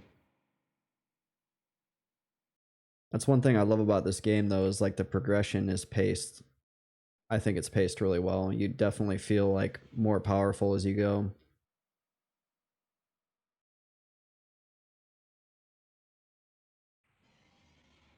Compared to like newer MMOs where you feel powerful right away and then you just keep playing basically the same game, whether you're level 1 or you're level 60. I don't know, I never really felt like, except for like vanilla WoW, but like in newer WoW, I never felt like I was progressing. I just felt like I was still playing the same game. Because everything dies in one hit, whether you're level 20 or 50. At least it used to. I haven't touched a retail WoW in a while.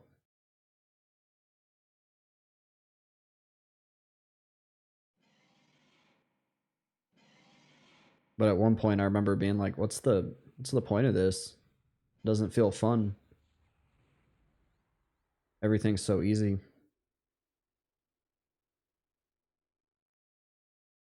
There's nothing better than an EQ whenever you get enough levels you can go back and get revenge on the stuff that used to kill you. and you feel that like sense of accomplishment.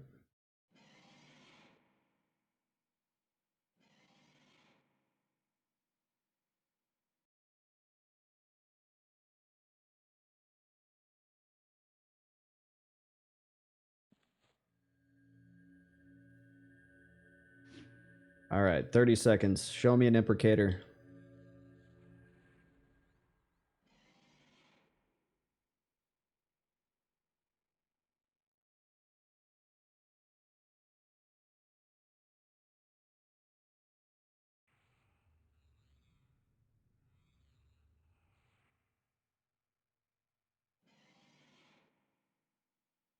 Evoker.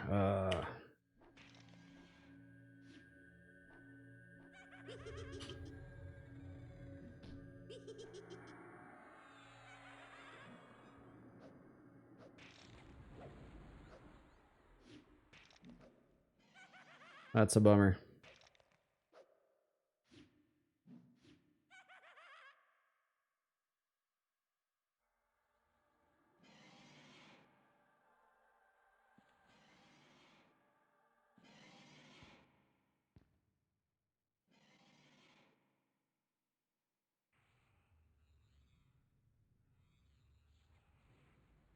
And 2 minutes on the next one.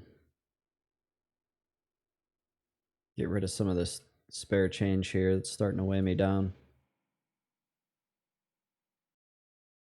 There's the one piece of the dagger I have, there's the forge hammer, and then the other dagger piece is in my hand.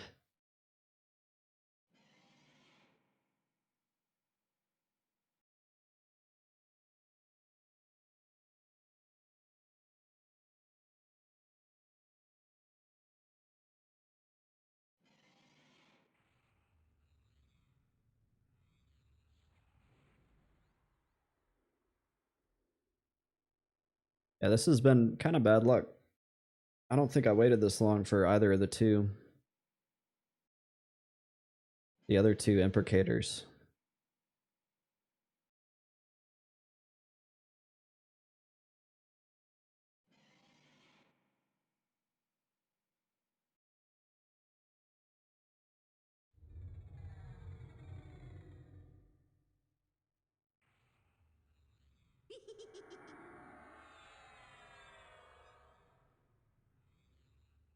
I should probably check the wiki and make sure there's not something I'm missing.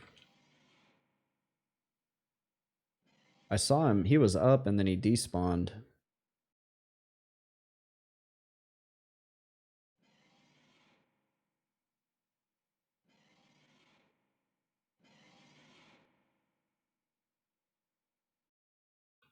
Just says the placeholder will despawn after 8 minutes.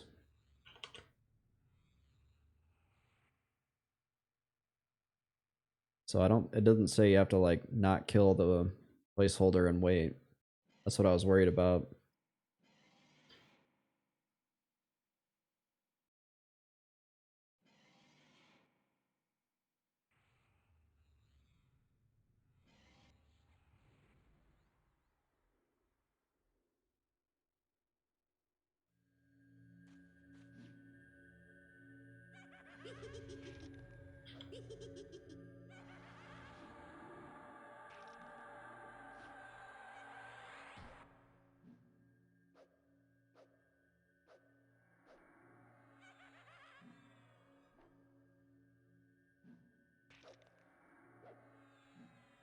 He's getting some heals from out there.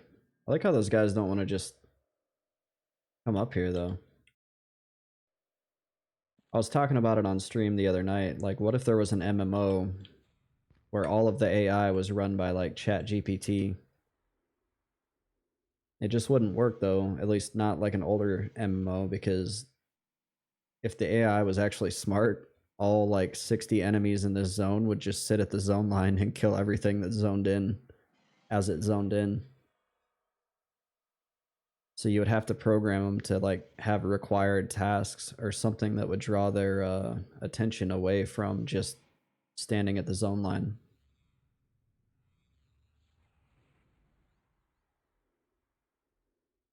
But it's an interesting idea. Like, I hope that whenever we get further in the future, newer MMOs actually make their AI like realistic. But you'd have to have enough computing power that stuff would have to like eat, drink, sleep. Otherwise, like I said, all it would do is just stand at the zone or stand in the most defensible spot and wait for players.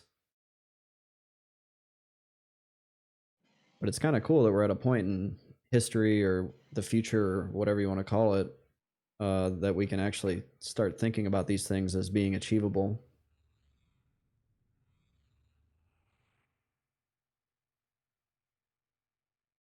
It's 5:11.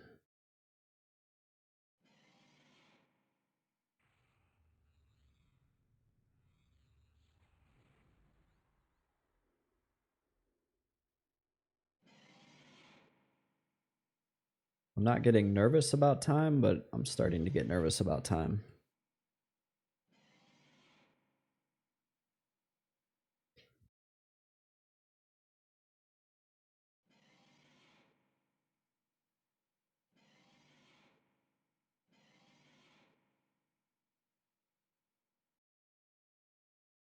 I definitely don't want to have to re-break this camp.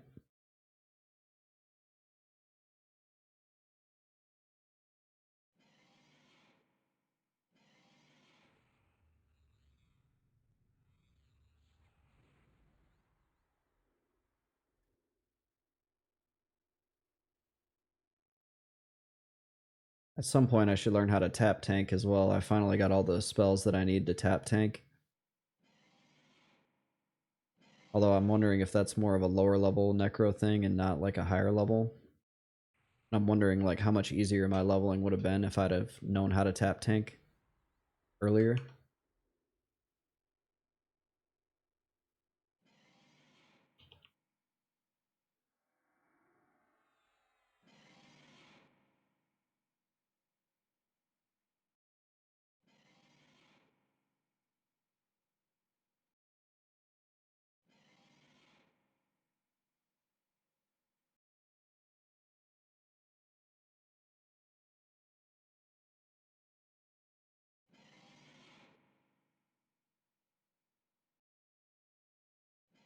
Any second now, this one's gonna spawn. There he is.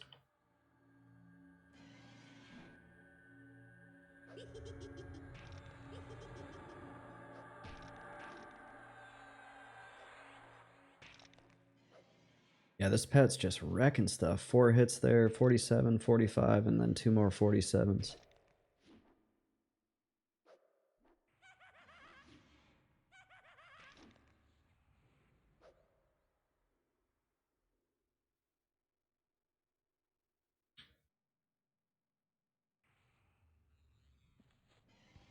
And I have a absolute ton of lower level words, so if anyone needs necromancer spells on green, as long as you're willing to come to Kunark, I can research them for you because I have so many.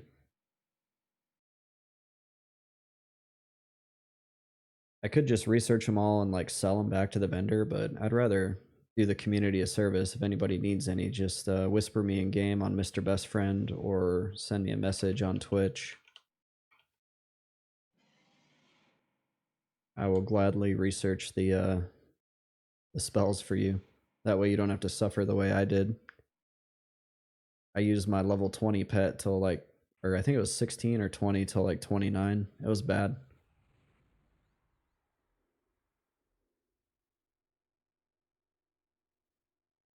I didn't have Shadow Sight, the Ultra Vision spell, until like 34.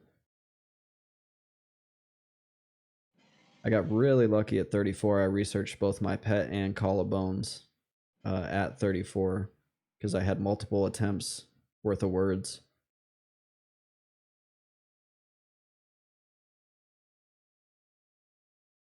That was all because the giants in the Warslick's giant fort drop words up to level 34, which is kind of weird because they're like level 25 to 29 or something.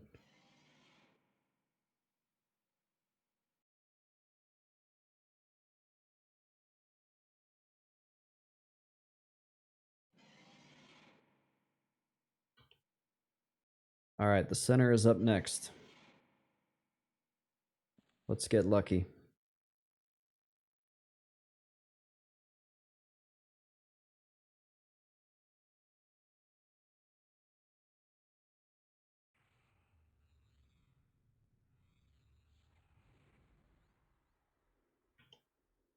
3 minutes.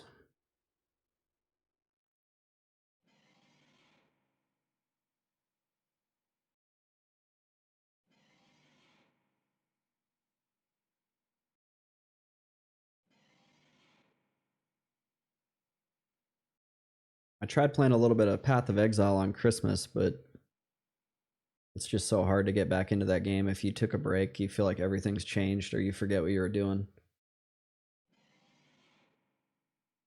And then that's when I picked up Guild Wars 1 again for a little bit, and now I'm kind of hooked on it. This is my like on-stream game, and then Guild Wars is my off-stream game.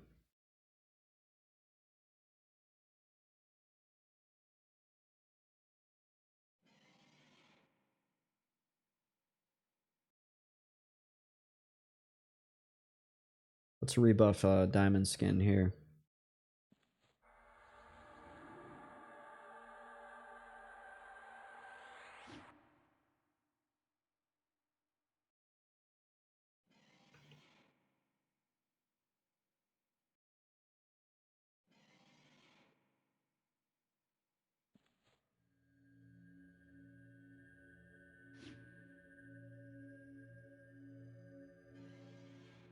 Hopefully we never need it. Diamond Skin is a damage absorb spell, so it absorbs up to so much damage. I think physical only. But it's a nice little insurance. I think it's like 400 points, so if I do accidentally aggro all these guys, it'll at least buy me a few seconds.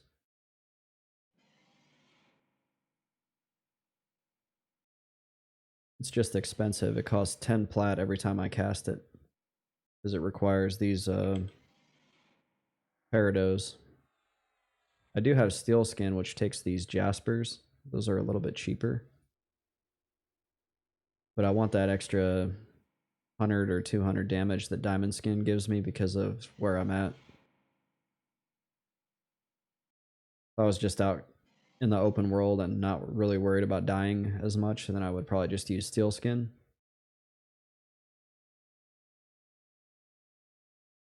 All right, center's coming up.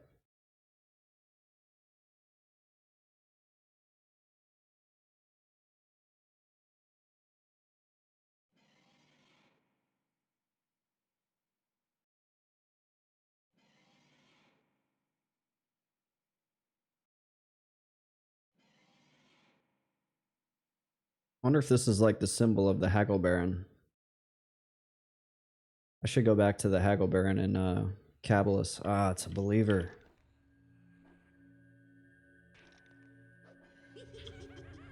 We're gonna need to nuke this guy, and I forgot to put nuke back up on my bar. We'll just use Drained Spirit.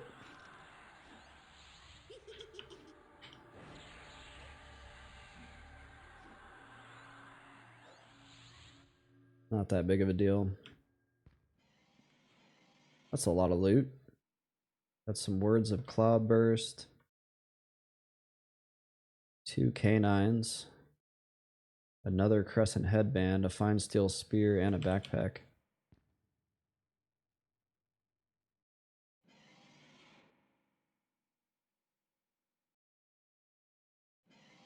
Man, we haven't seen him once.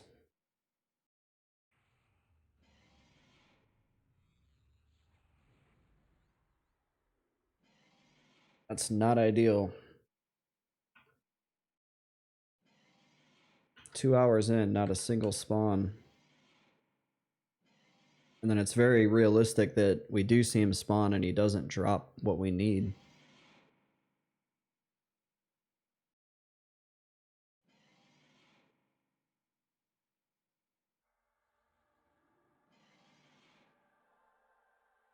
Which would be like heartbreaking, but likely.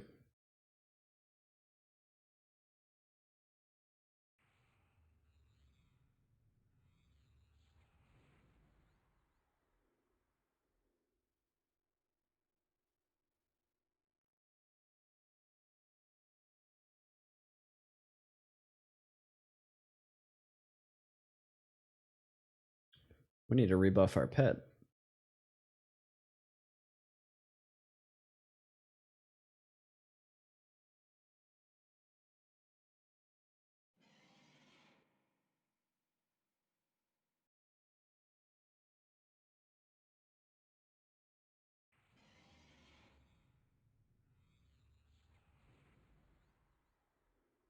The recast timer on this pet buff is like forever.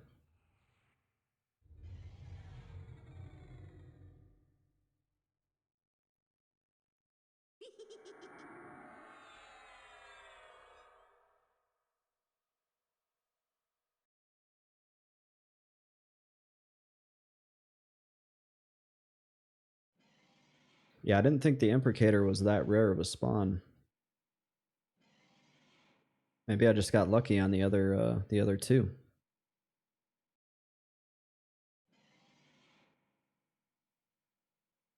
It's another believer.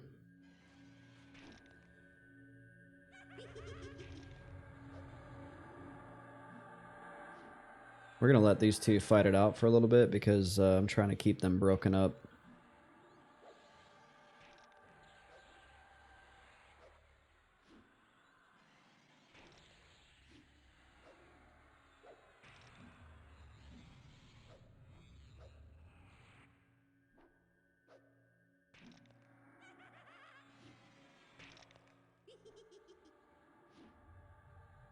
Pet handles him pretty well.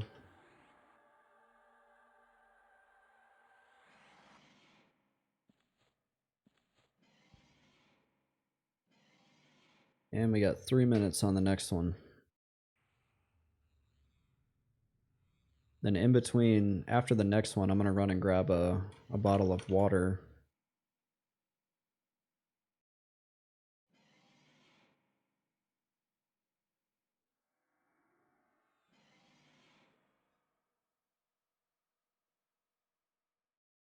Well, we're up to 45% experience, so we've gotten 6% of a level.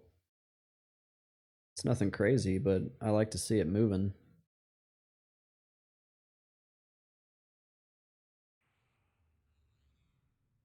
Probably get a little bit more if I was nuking everything rather than letting my pet fight.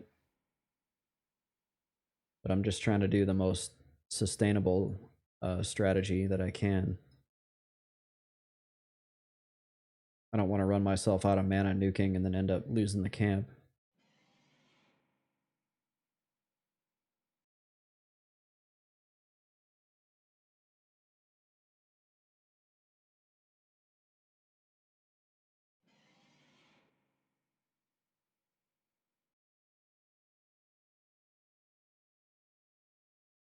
That would be bad. It was a little bit of a fight getting up here.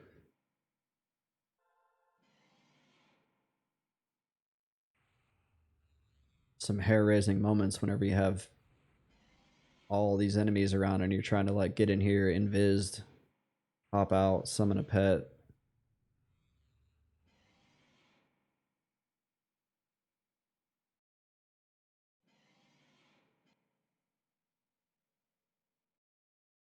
And then if you end up feign deathed up here, like good luck getting out.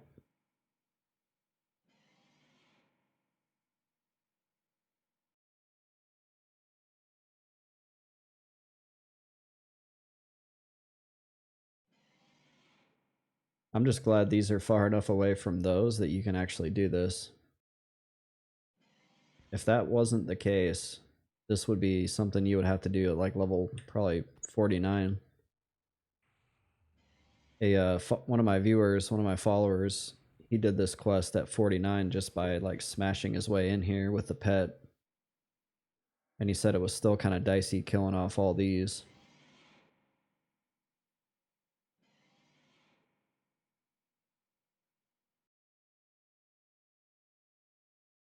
And I believe it. They do a lot of damage. And then they heal, they nuke. The spellcasters in here are pretty tough. Even the melees they hit really hard. They're like level 30 and they hit for 74.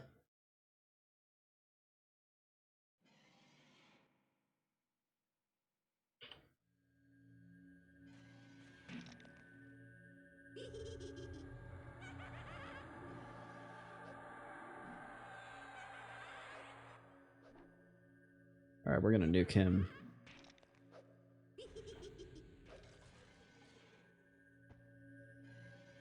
All right. I will be right back. I've got 5 minutes till the next spawn, so I'm gonna grab a bottle of water. hang around if you want to see me hopefully get the dagger, and I'll be back in just a minute.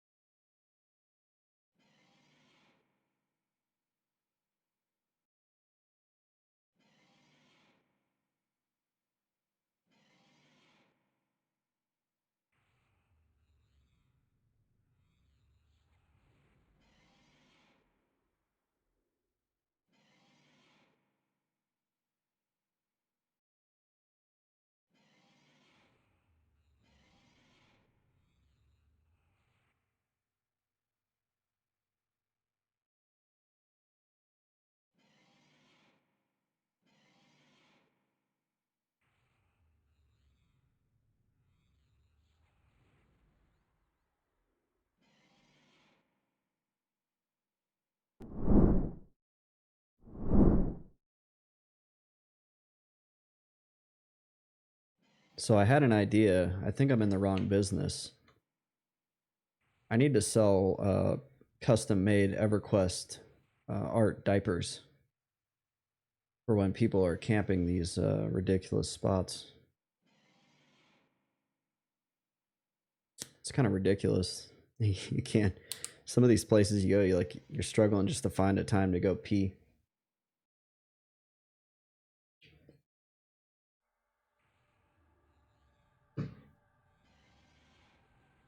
It's funny how you have to like time it perfectly. You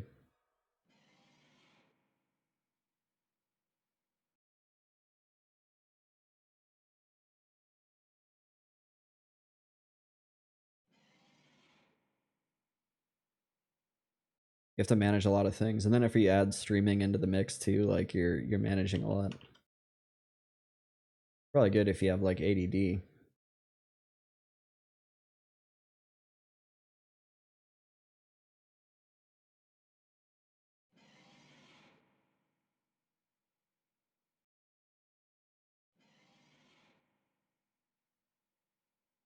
I remember when my kids were younger, like there was no chance I could do anything like this.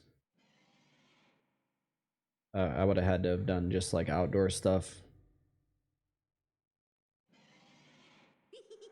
There's too many things that can go wrong when you have little kids. They like you don't want to be like trying to figure out how to like get out of here and feign death or whatever while your kid's like choking or whatever goes wrong with them.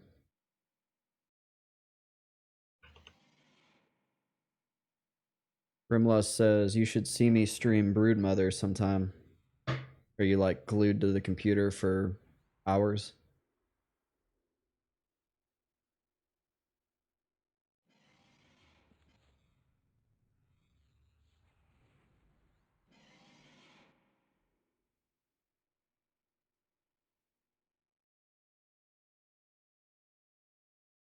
Yeah, I always, whenever I have my kids around, I always preferred playing characters that you could like feign death or invis, whatever, just to like give you some time. And then whenever I would group, I would have to tell my group like hours in advance. I'd be like, hey, at this time, I'm going to have to AFK for like 20 minutes and make dinner or whatever, feed a bunch of kids. They were all really cool about it though. I'd always offer to like leave the group and they were like, nah, man, don't worry about it. I'm like, she sure? And they're like, yeah. Because I used to group a lot on my druid back in the day. And like Miss More or High Hold or High Pass, whatever.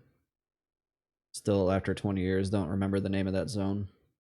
The place with the goblins. And people would be like, yeah, don't worry about it. You don't need to leave. We got you.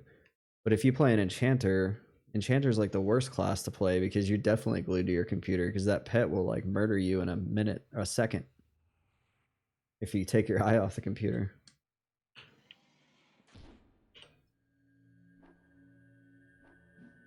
We got a follower.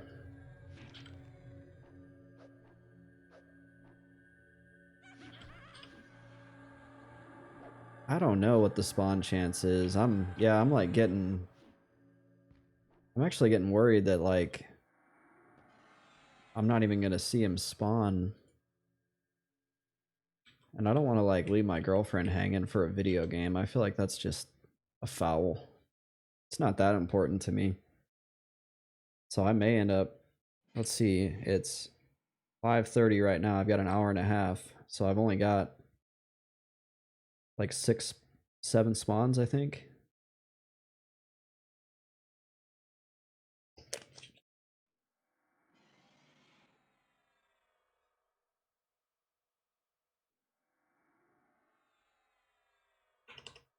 Grimless says, you poor man. Yeah, like I'm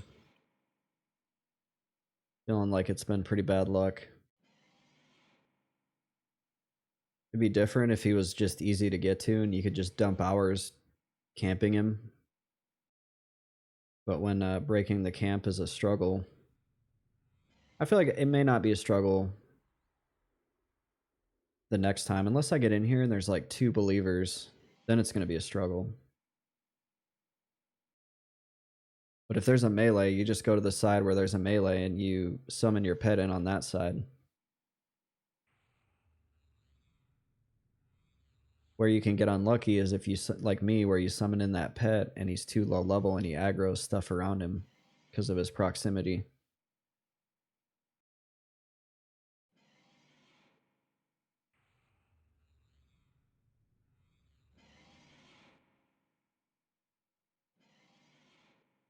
At least it's only 3. I think the one upstairs was 4. It was 4 spawns in the room, and it was really hard to hold all 4 spawns, especially whenever you factor in that they're getting healed through the walls. I definitely died there at least once. I've died in dalnir a lot.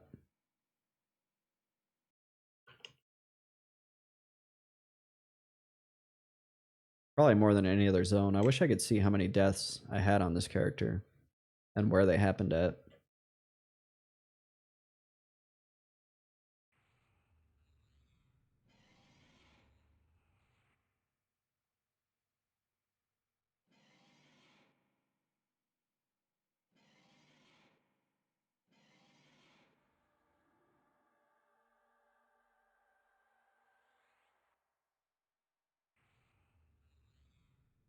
Yeah, it hasn't been good luck.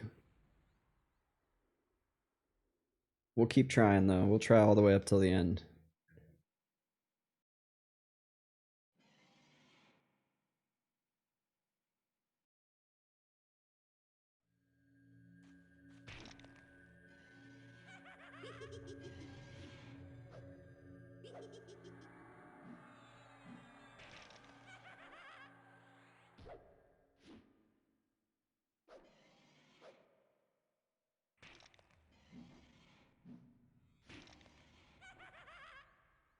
Yeah, these cohorts are actually, they're pretty meaty. Pretty beefy mobs. Oh, he's a blue.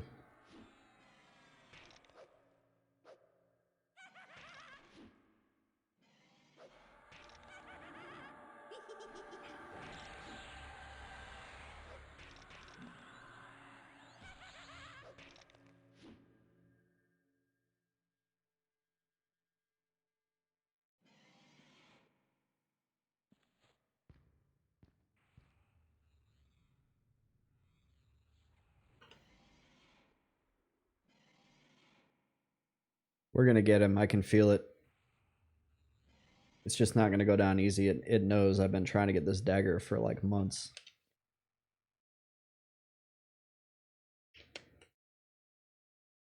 The game is not gonna give up without a fight.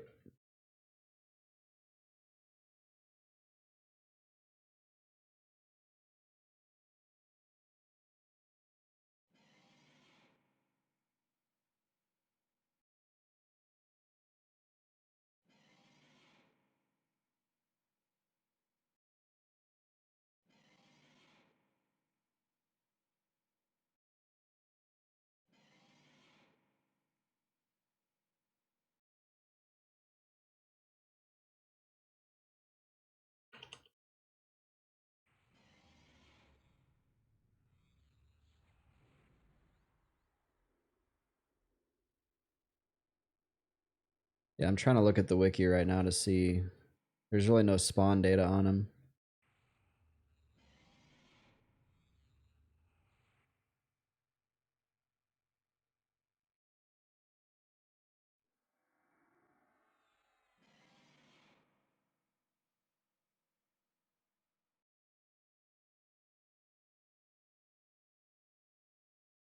Holy smokes, this guy says he just killed 50 placeholders without seeing him. Goodness. There are some horror stories from this camp. Man, I didn't think it was going to be that bad. It's too bad I like literally put eyes on him and then he despawned right in front of me at the beginning of the stream. I don't know, there's probably no way I could have killed him.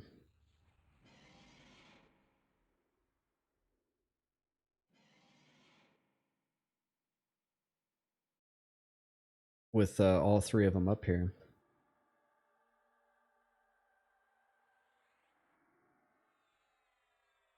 I don't even know how I would have done it.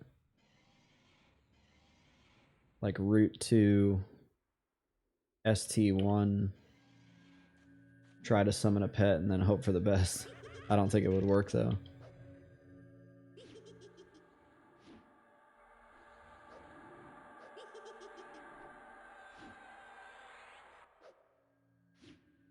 It's gonna be another like the sleeves. I don't think Grimlust you were here for the sleeves. But I camped the sleeves for probably 20 hours.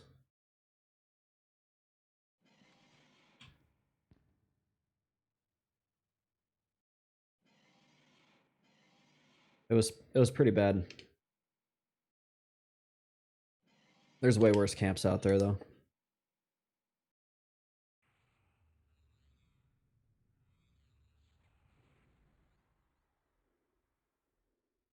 Yeah, this could end up being a multiple day thing from the way it looks.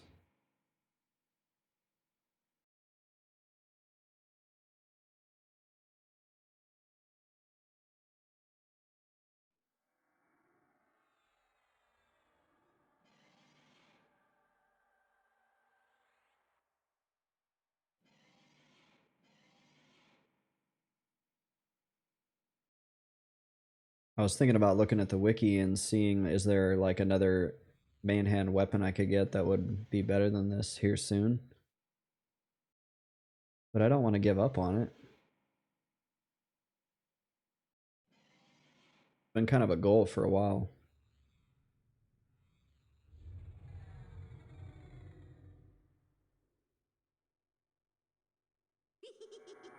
That's the cool thing about being solo self-found is like a very mundane, simple quest in a dungeon that no one goes to is all of a sudden like really epic.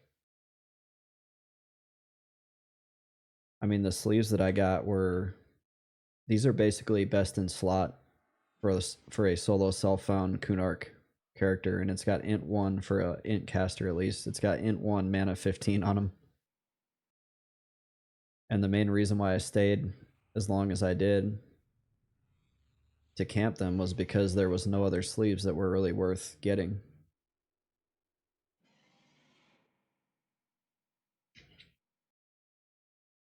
Probably by this point, if I had just followed the most optimal route and skipped the gear, I'd probably be like closing in on level 60.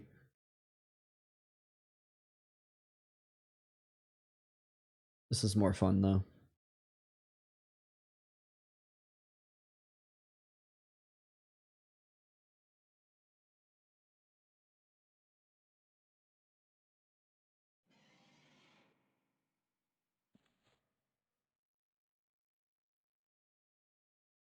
Solo self-found is all about those like little goals. It's not about playing the meta or doing the most optimum thing.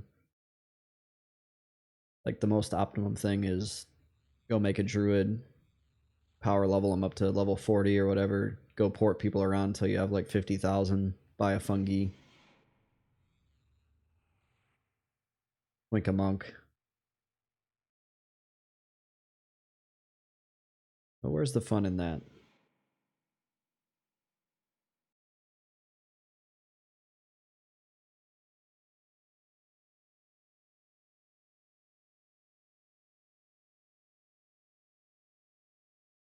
I ported somebody on my druid on blue, like just because they asked. I was recording like YouTube footage, and I ported him, and then the dude just like ran off. He didn't even tip. I was like, whoa. I didn't think that was still a thing. I thought people tipped all the time for ports. I wasn't super mad because it's not like I'm ever going to use the money on blue.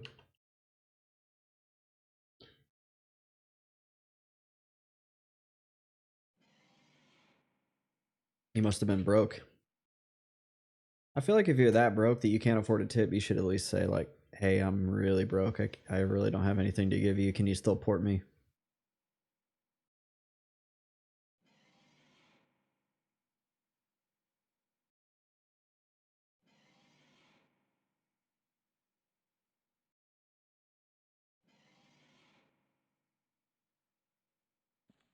It kind of evens out though, because blue, there's so much money on that server. Like the next port you do, somebody could give you like 200 plat.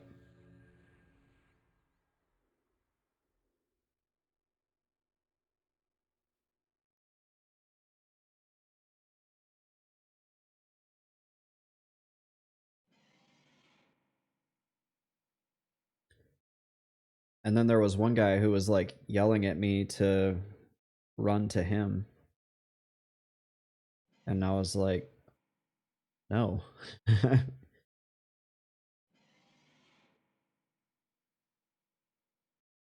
not with not without saying please.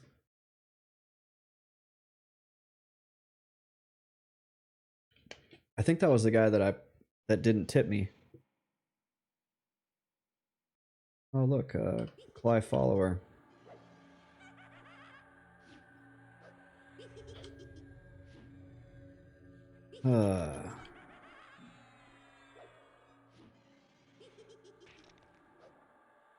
At least it's a 12-minute spawn and not like a 20-minute. Like the sleeves were a 20-minute.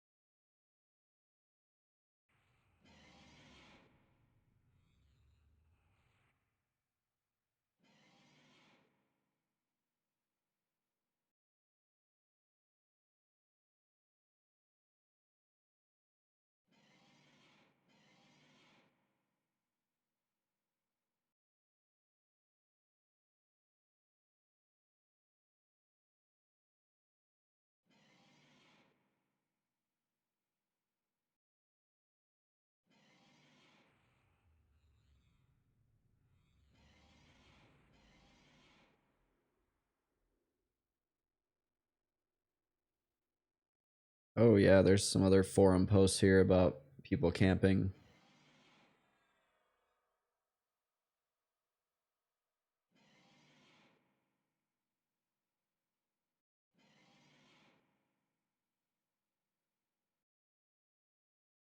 Oh wait, that's not a Project 1999 forum.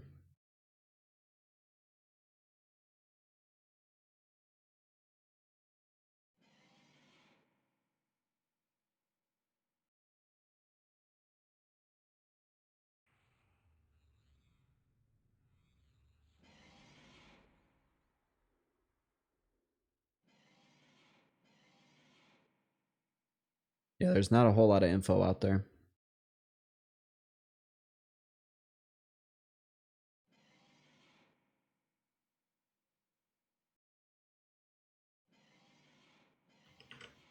Hopefully with the double loot, if we get him to spawn once, ideally we get the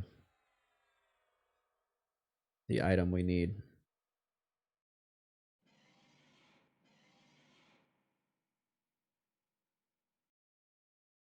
It's definitely not a 100% drop rate though.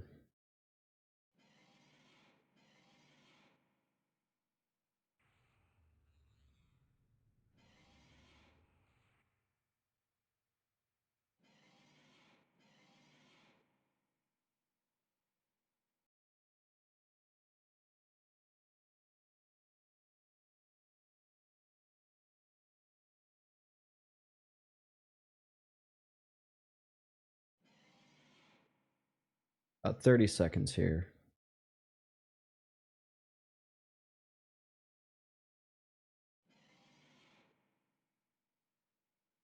We're gonna end up being 45 before we finish.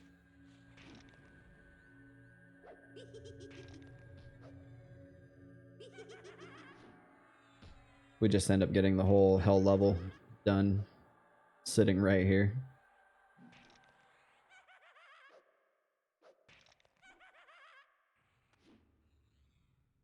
That'd be depressing.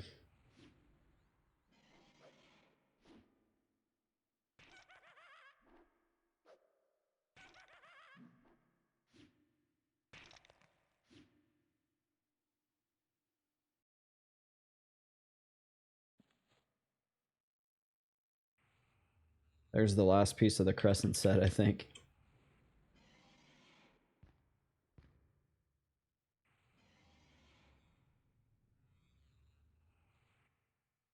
Crescent Gee.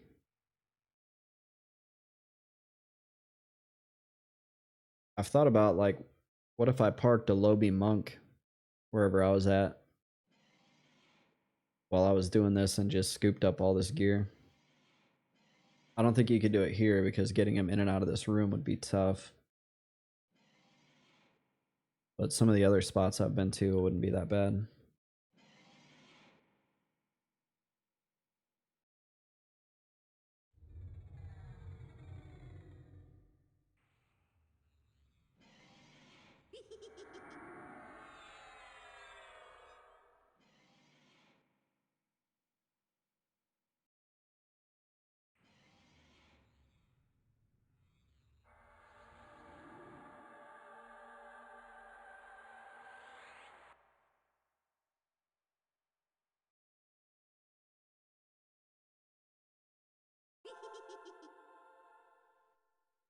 And we won't forget to put our nuke up.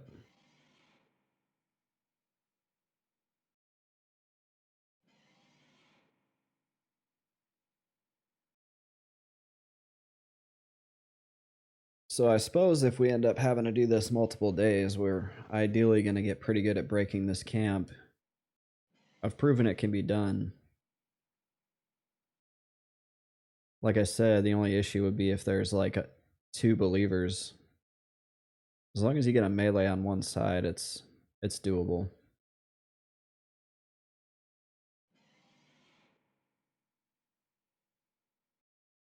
Just take some finesse.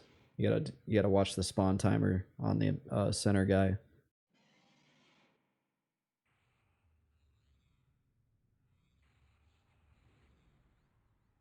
Oh, I just noticed that same symbol is on the braziers as well.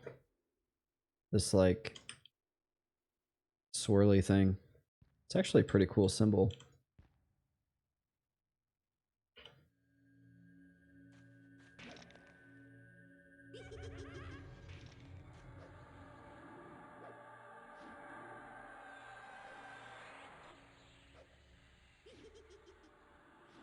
It's gotta mean something.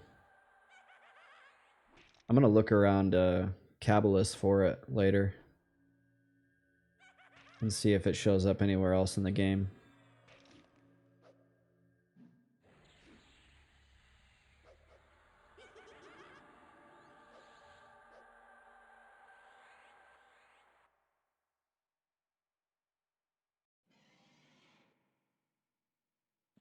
I feel like we have enough canines now to justify running out to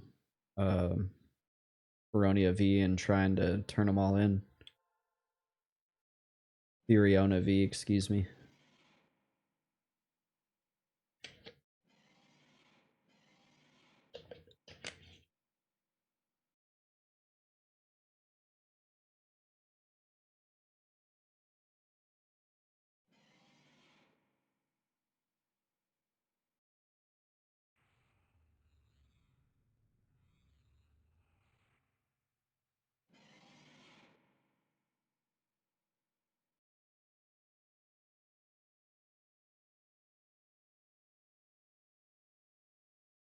Yeah, I feel like we've killed them. Let's see, what time is it? We've been here about 2 hours and 30 minutes, so that's 150 minutes. Divide that by 12. 12 and a half. So we probably killed them 12 or 13 times.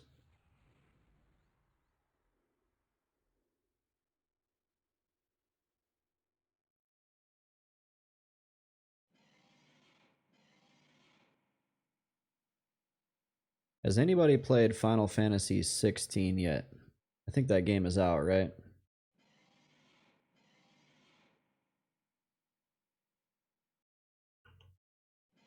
I haven't really followed up on followed the Final Fantasy franchise since like 10 or 11.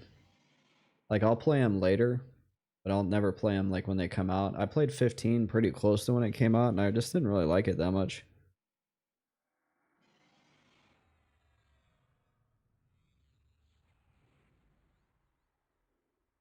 It's changed a lot. I'm kind of more of an old school guy, if you guys couldn't tell.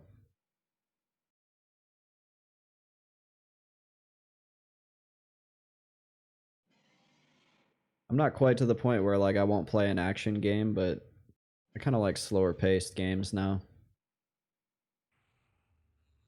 I used to play a lot of Street Fighter. I kind of miss it sometimes, but I don't know. I don't know if I could react quickly enough anymore.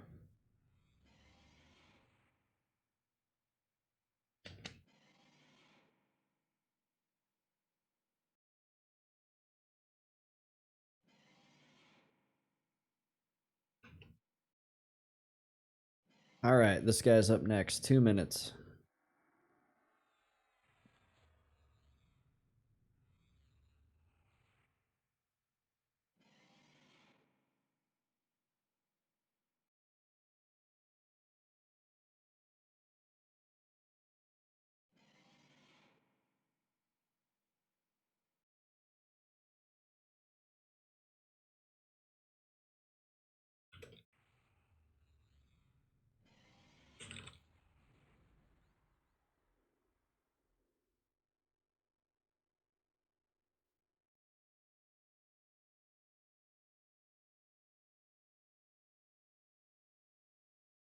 Looks like at some point they changed the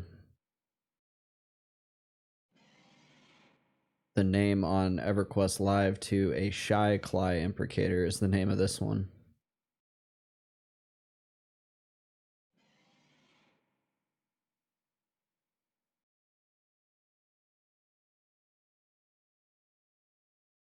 Interesting.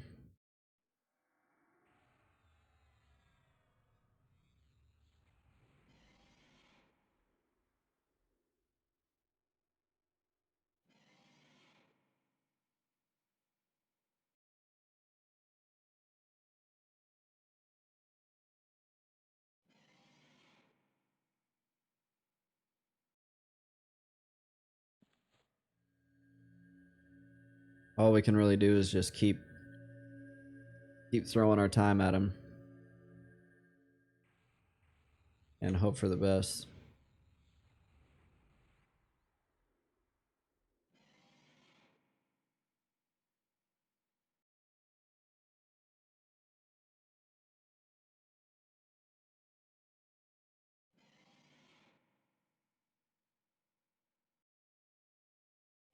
A Cly follower.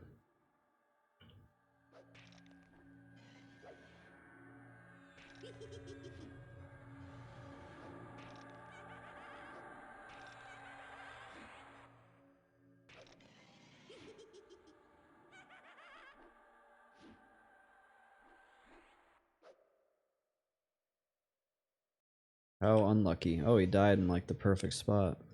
Maybe that's the secret. We gotta sacrifice one of the followers on the altar to get the Imprecator to spawn.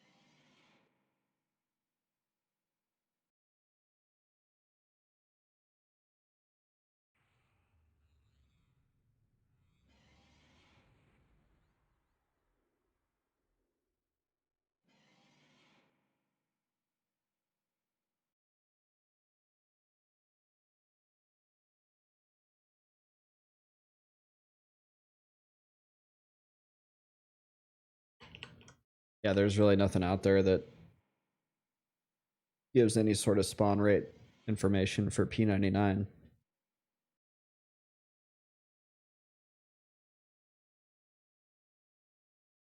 There's a handful of other like private server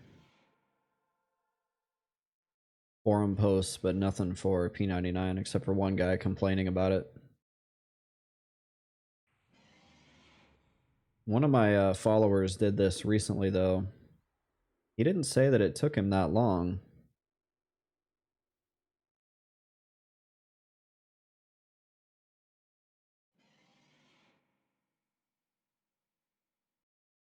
And judging by the other two, that's why I didn't figure this one would take that long. Because the other two, I got the spawn and item within 2-3 hours, probably tops. Which I guess we're at 2 hours now, so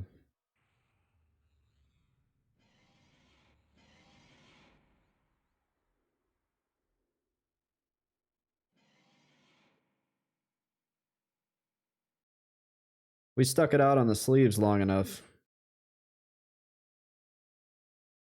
We're gonna stick it out on this.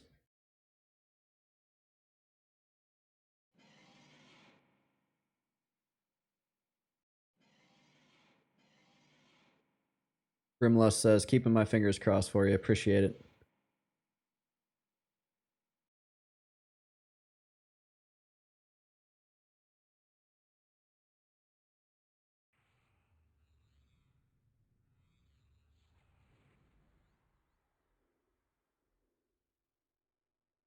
Actually got a lot of views on my video for that stream.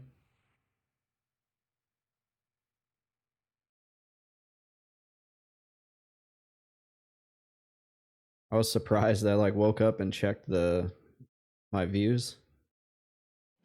It was like 400 views or something on there. That's a lot for me.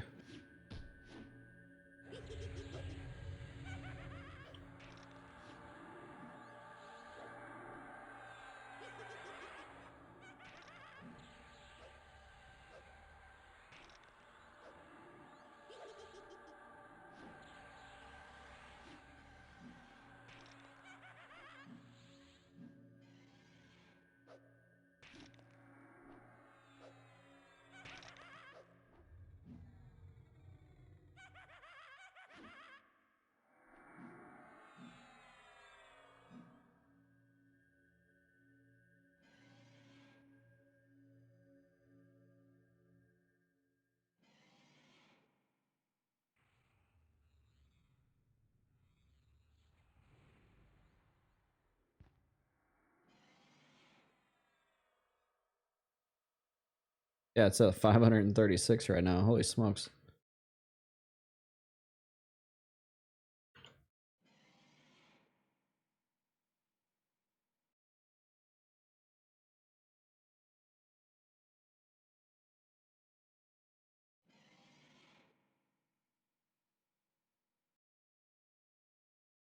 The YouTube algorithm is so weird.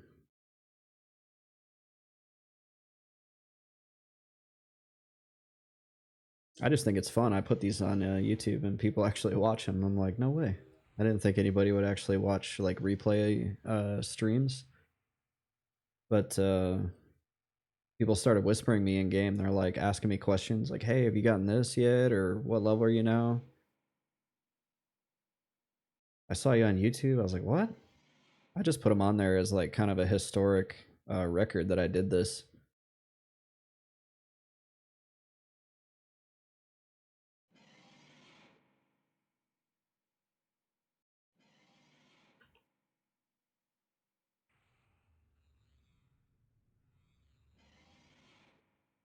Just be kind of fun to go back later. I'm not gonna like watch them all, but just look through them and be like, oh yeah, I remember that.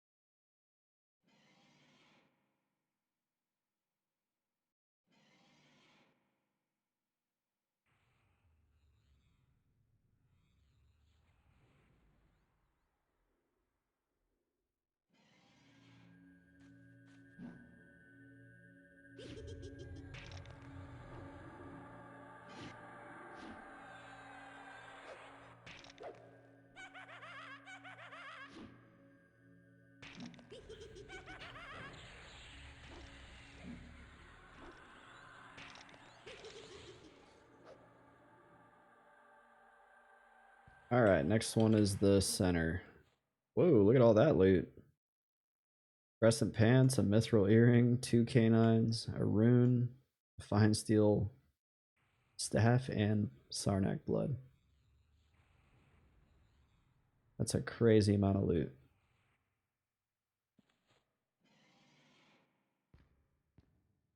I was trying to give the pants to my pet, but I don't think he uses them.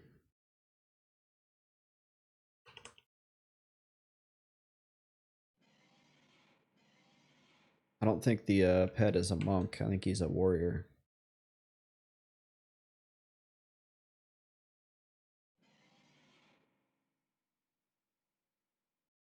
Yeah, all the necromancer pets are warriors with the exception of level 56 is a monk. Oh, and level 53 is a rogue. Ooh, that might be a fun one to have, like if you tap tank and let that rogue backstab. That'd be really cool.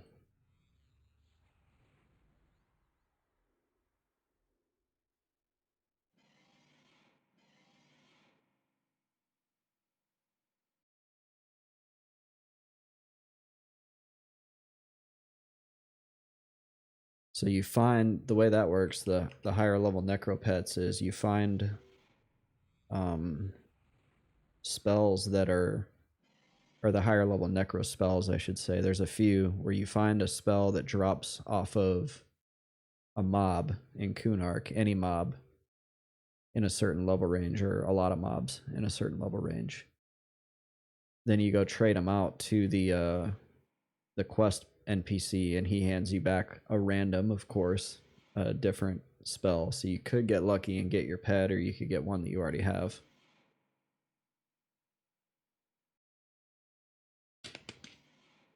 So just more RNG to keep me pulling my hair out, what little of it is left.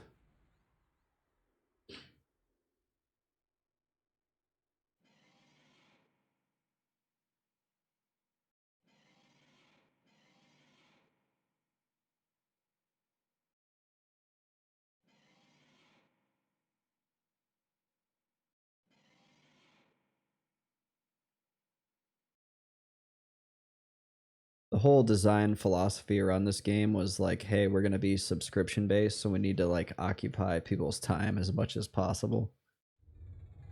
Pretty sinister, but it kind of works.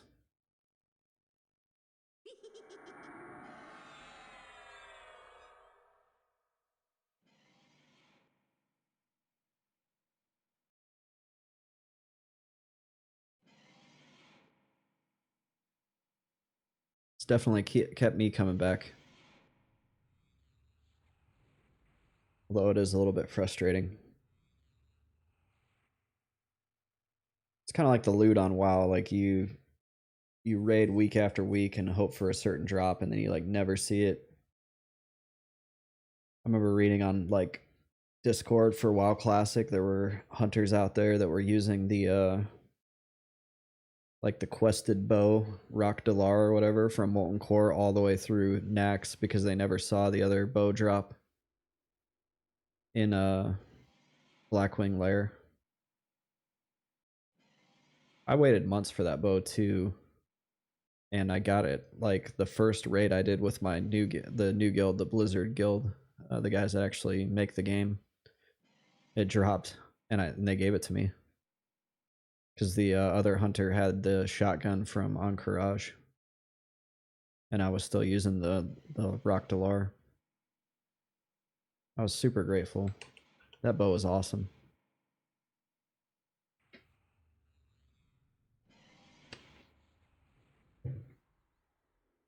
That's why I say, like, if they had just re-released WoW Classic, I'd probably be playing that right now. I really want to go back and play through on a fresh WoW Classic server. Season of Discovery just didn't really interest me too much. It sounded cool. I was like getting excited for it, and then I started getting really into doing this as well, and I was like, you know what? I got a choice to make. And I didn't want to leave Mr. Best Friend unfinished. Cly Believer, nice.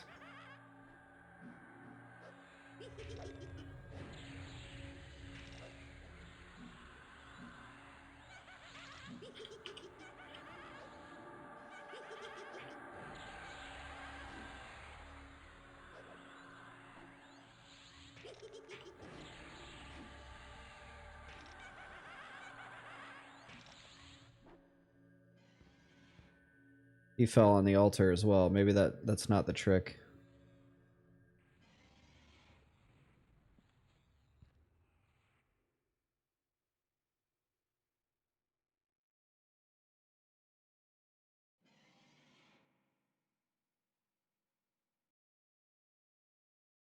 You know what we need to do?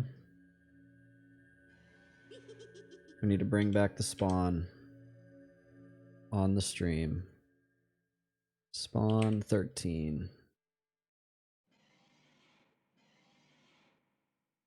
We might be like plus or minus 1 or 2 there, but we'll call it 13. Lucky number 13.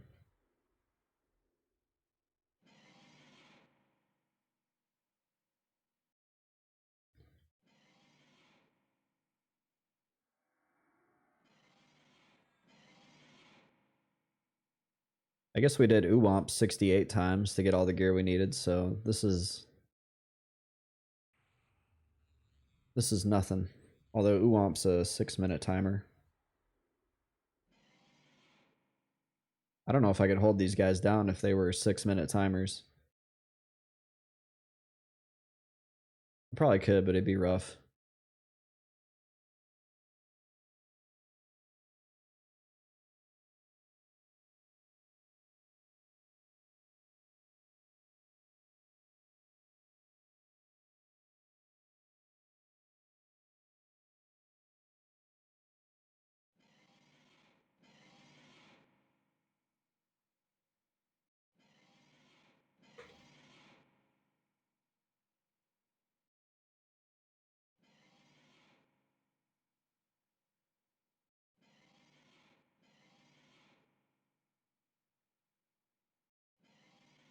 Maybe this is my payback for getting the Bracer of the Hidden without even trying. We're actually coming up on 50% to level 45.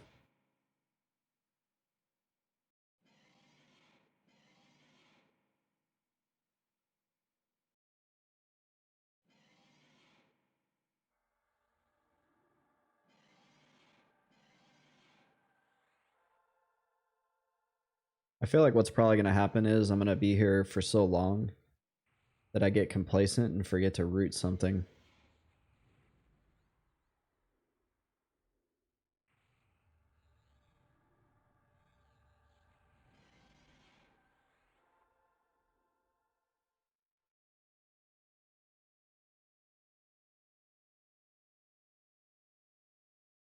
And it's going to run out to the rest of them and aggro the whole thing.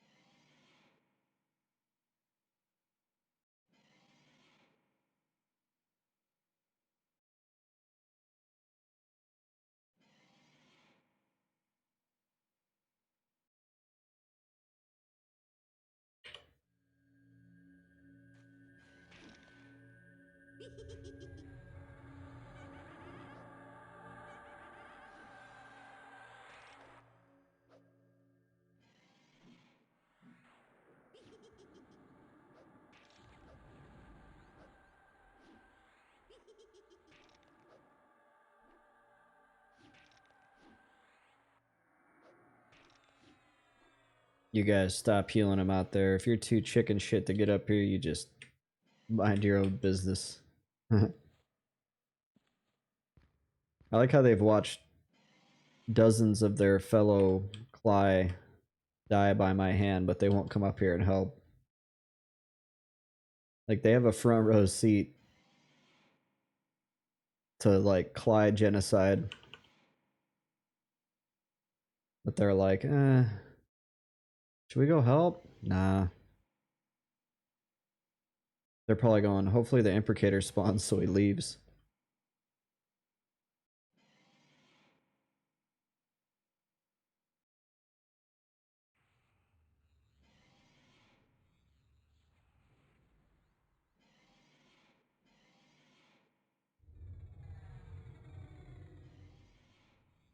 We'll go do a rain dance.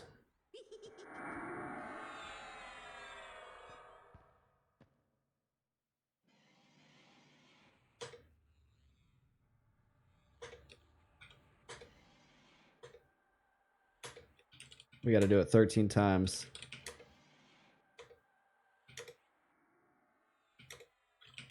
There we go.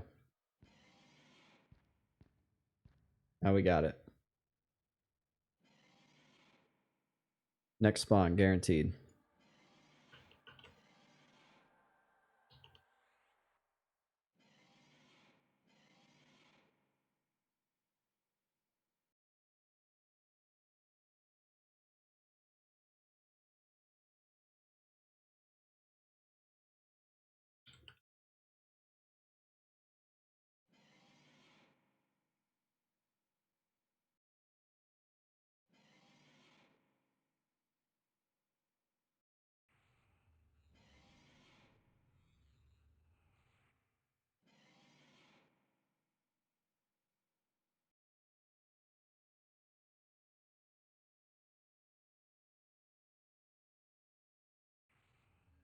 Two invokers in a row. Interesting.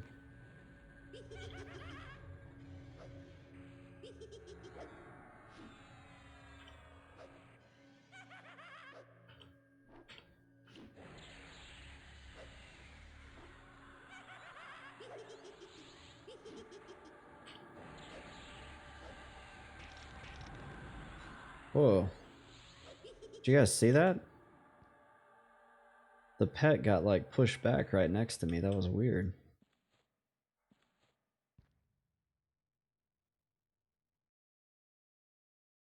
I thought something like spawned on top of me.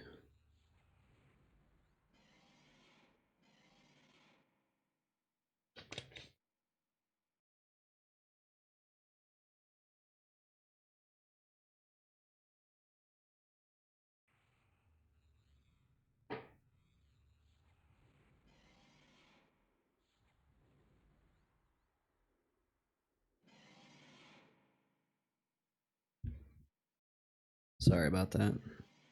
I gotta adjust my posture here.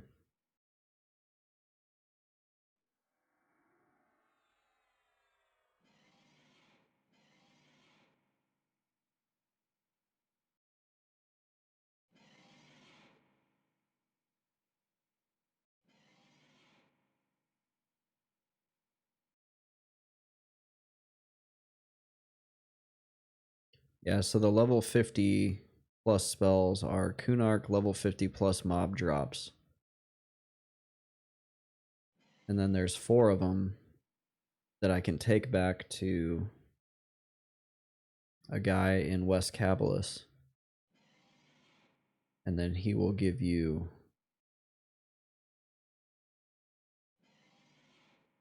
a random spell out of a list of 4. Only one of them I think looks extremely like useful to me at least. Actually 2 of them. There's a like the health transfer spell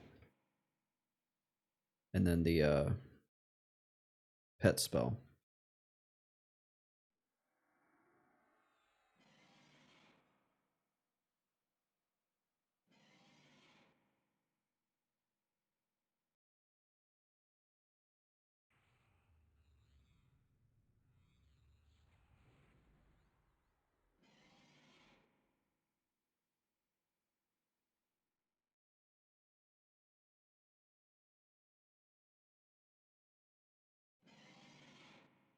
And I've got about 5 or 6 spawns left till I have to go.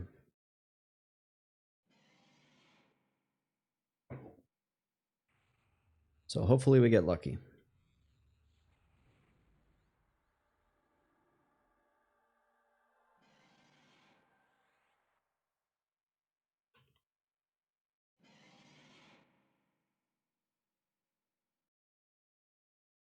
Because I really don't want to have to break this camp again.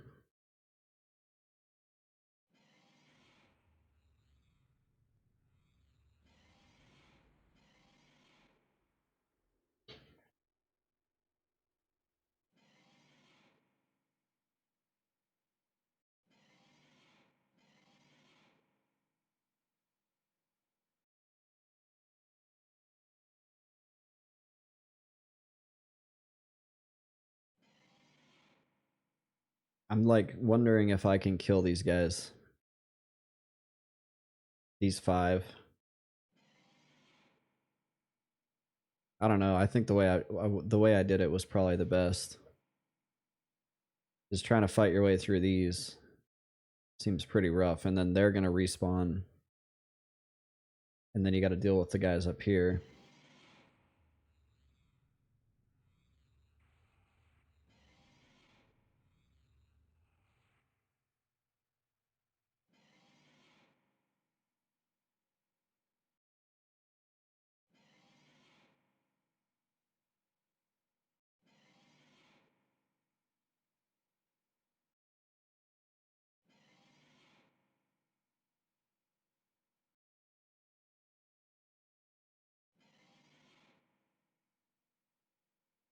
"20 seconds. Let's go."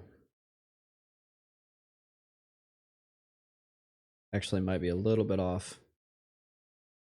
I didn't set the timer just right on this one.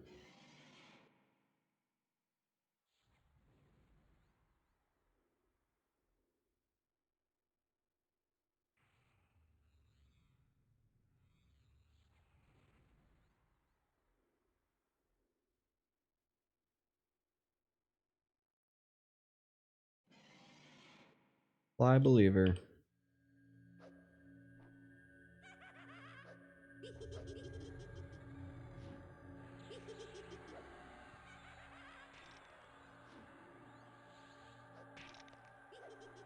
The rain dance did not work.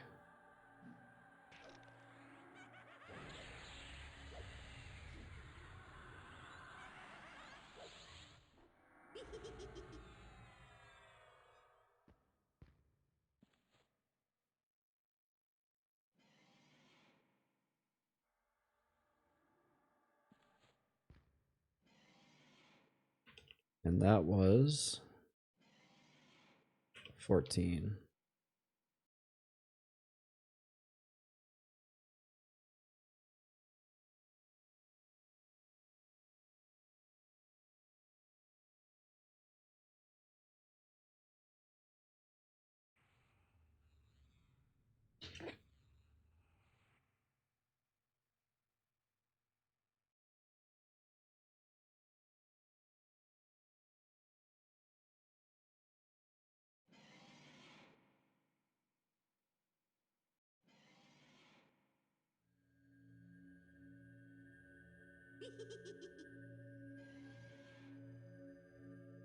Just trying to stay on top of buffs here.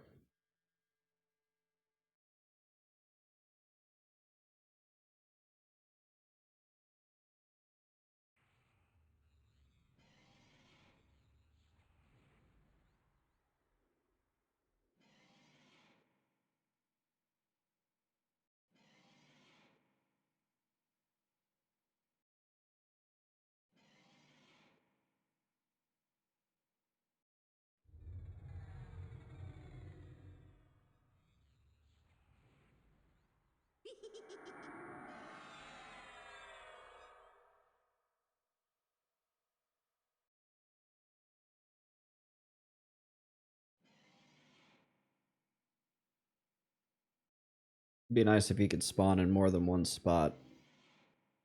Like if you could spawn in all 3.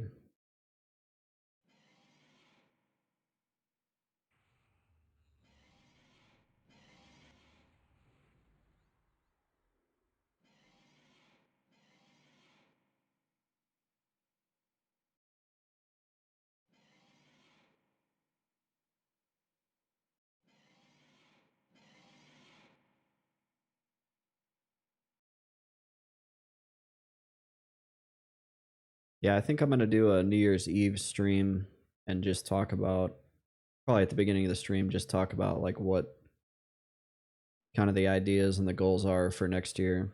So that means I should probably take a little bit of time and come up with some ideas and goals. I definitely want to do another solo self-found challenge once I finish Mr. Best Friend. And then I'm going to keep doing Monsters and Memories whenever they do playtests. And then I like the idea of doing like a teaser trailer for the next solo self-found guy.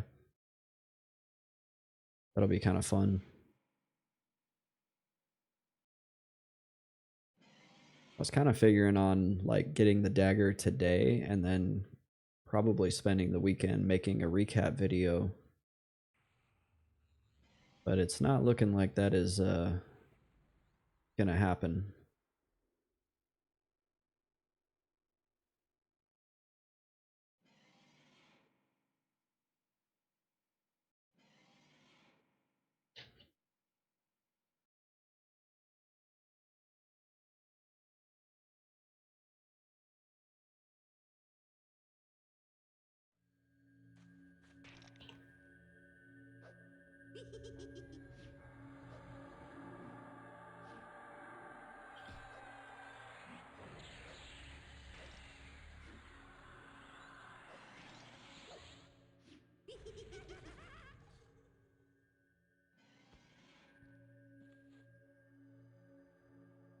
Lots of loot.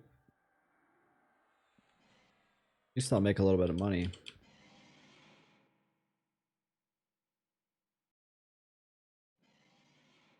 And I've gotten now almost 10% of a level, so that's cool, I guess.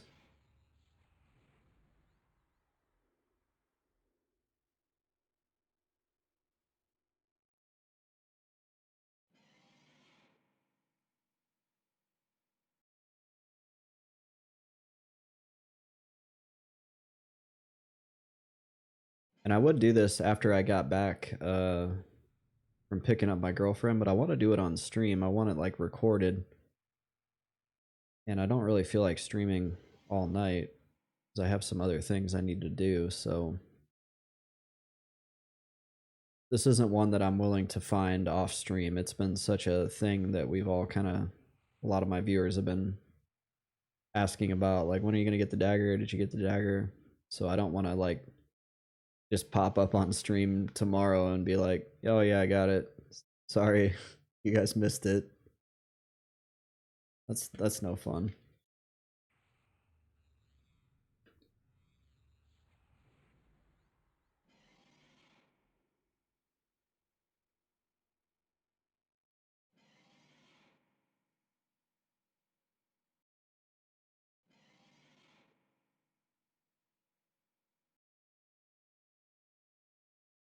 But we do have a few more spawns left tonight, so we're gonna hold out hope.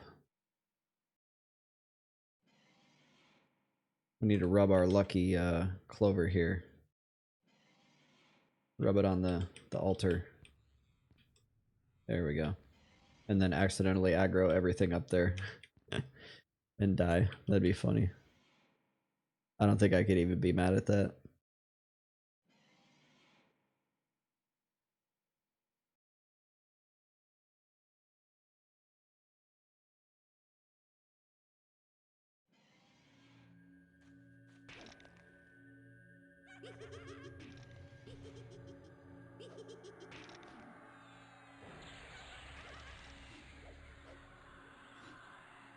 Actually, I don't need to power this guy down because the spawns are not very well broken up right now. I can just let them fight it out.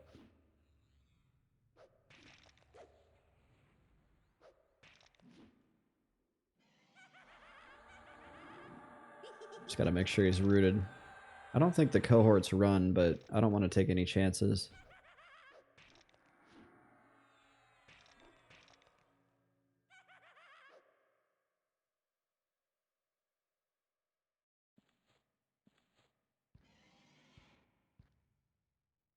Actually, they're pretty well broken up now. They're 4, 4, and 3 minutes apart. That's the best it's been. I'm sure there's like some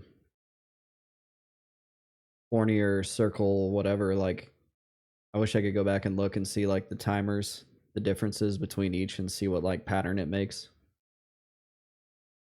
as you progress through camping a spot. It tends to like normalize. It's kind of cool. Math is cool. I'm just not good at it.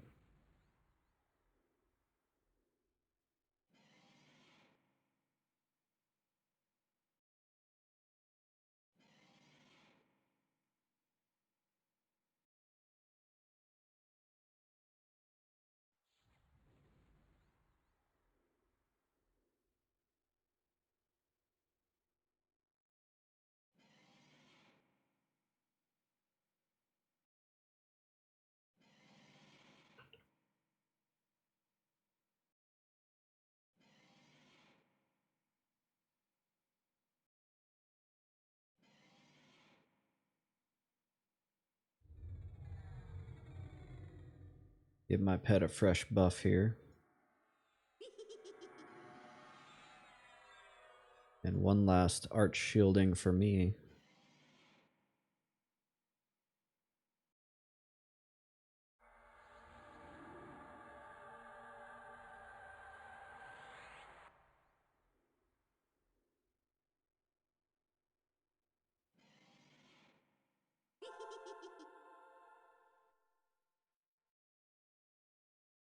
And we actually remembered to put our nuke back on the bar. Should I rub the 4-leaf clover or 3-leaf clover on the altar one more time?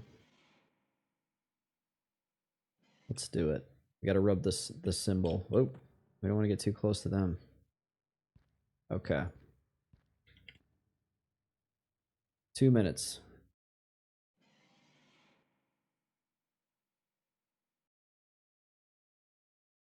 Oh. Just checking the time here.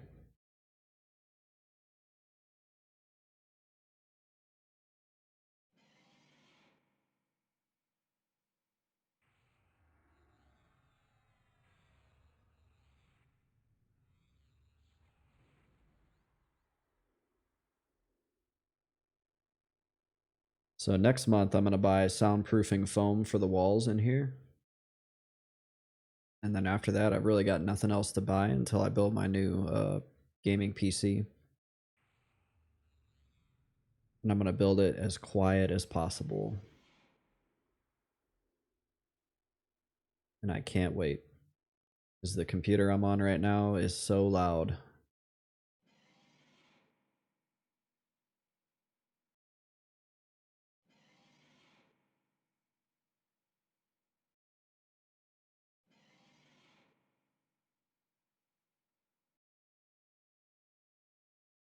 Luckily, OBS has a bunch of filters and things that you can do to like cancel it out.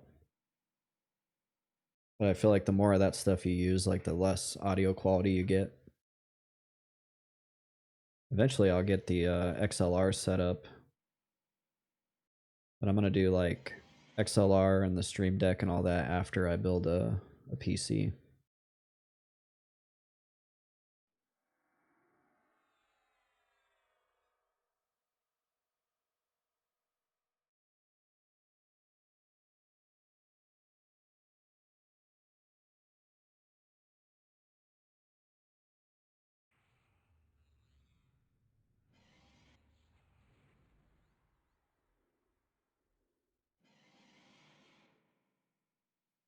Alright, he's coming soon.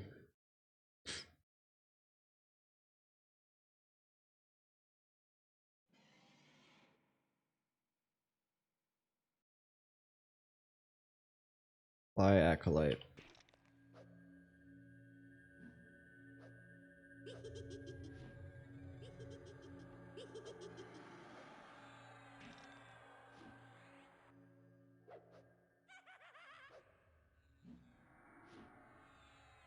The clover did not work.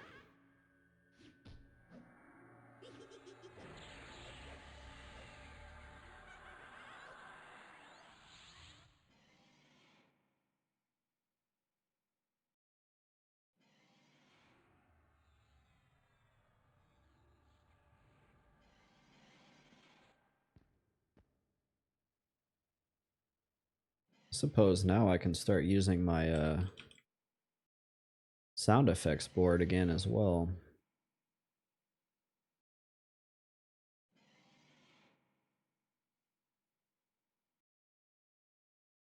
Before, with how my audio was set up, the sound effects board would make the audio like echo, because it's one app that uses, you basically run your microphone through it and it kind of equalizes your microphone. It works really well if you don't want to spend the time to like equalize it yourself.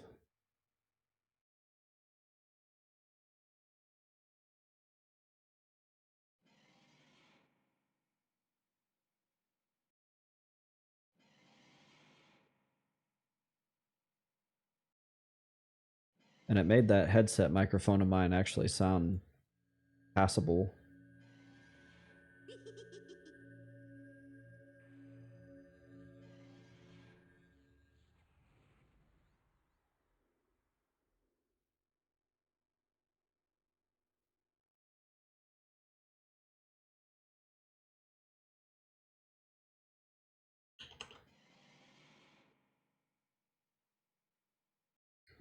We gotta update this too. That was spawn 15.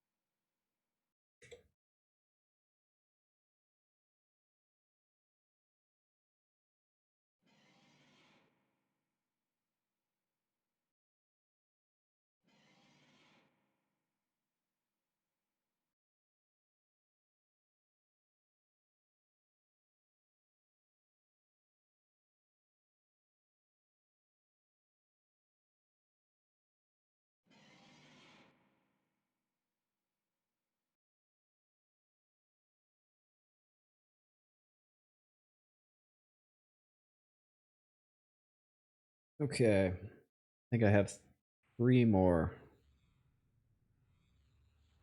It's about 36 minutes, maybe 4. I'll probably stay down to the wire because I don't want to have to break this camp again. But with every passing spawn, it looks like it's going to happen.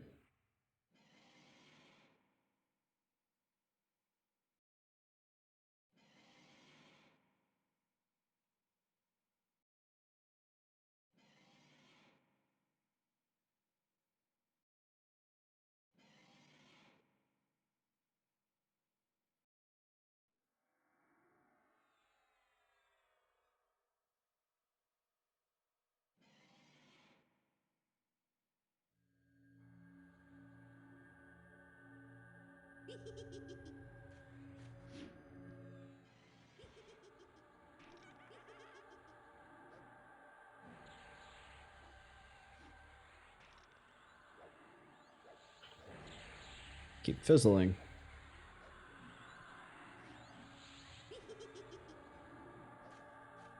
Oh, I forgot to root him. Oof. I knew it was going to happen eventually.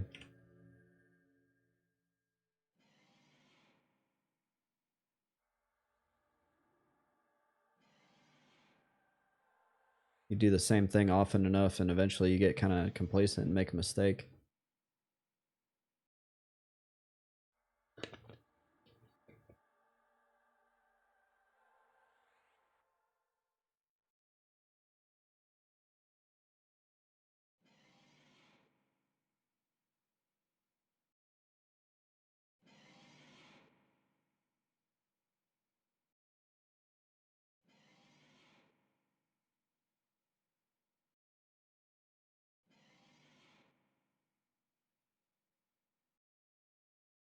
Bags are filling up too. That's not ideal.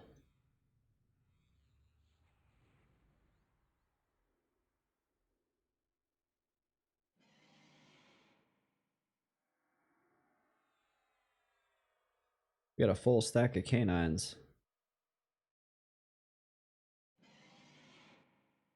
At some point, I'm gonna have to run out to FB and brave the warrior guildmaster out there to turn him in.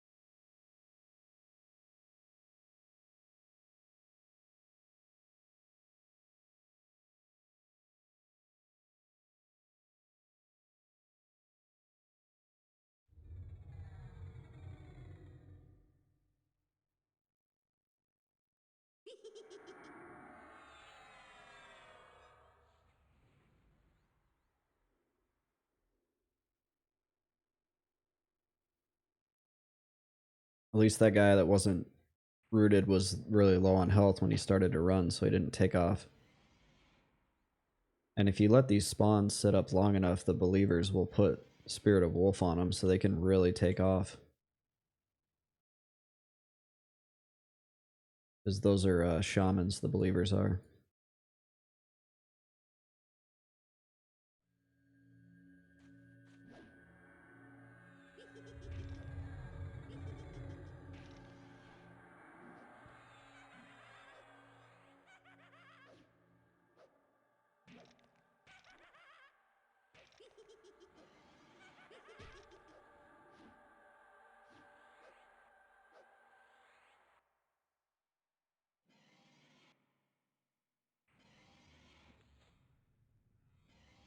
Whoops.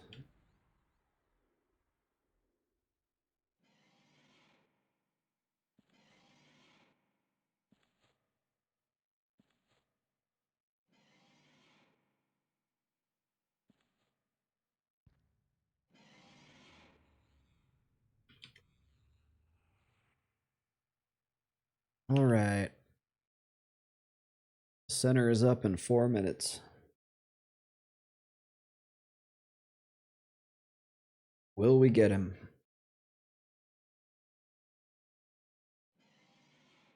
I was reading about a rare spawn called Dune Digger. Still no luck? Yeah, no. No luck, Grimlust. Yeah, there's an armadillo called Dune Digger that apparently is a rare spawn that people have like gone crazy trying to get.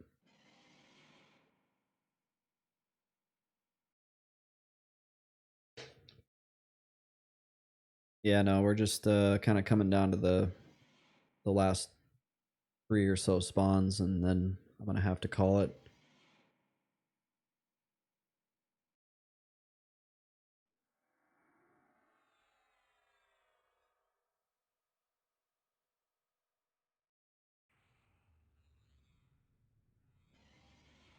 We have a few more days of double loot, double experience, so or 50% experience, so and it's not like this is one of those camps that you show up to and it's perma camped and you're lucky to even get a spot. Grimless says, I'm rooting for you, buddy. I appreciate it. Are those your emotes? Yeah, Grim Hype. Craigasm. I need to get some new emotes. I just kind of have some generic ones.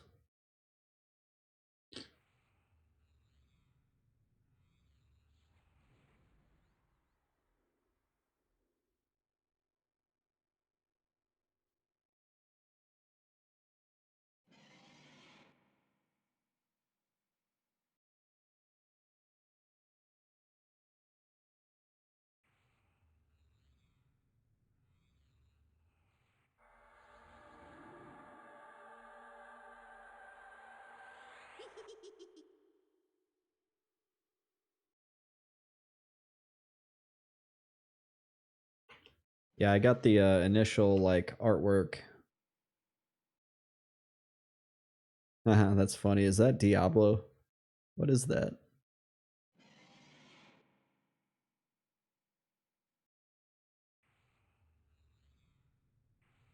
That's a pretty cool emote. Oh, it's the EverQuest werewolf. Nice. Yeah, I got my initial artwork back in like October with the like the overlays and all that and the logo. But I'll probably do some more, get some more artwork made here soon.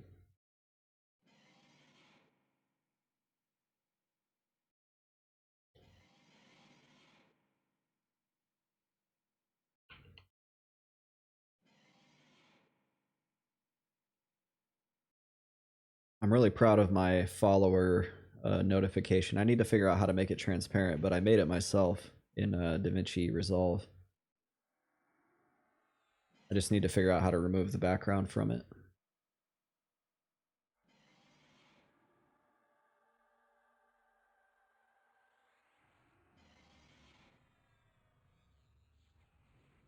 I'm sure it's easy to do.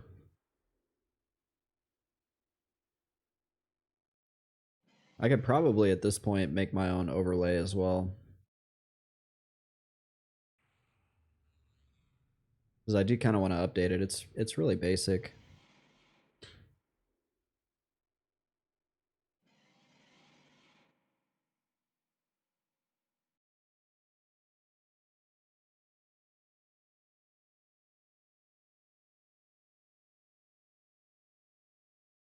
All right, here he comes.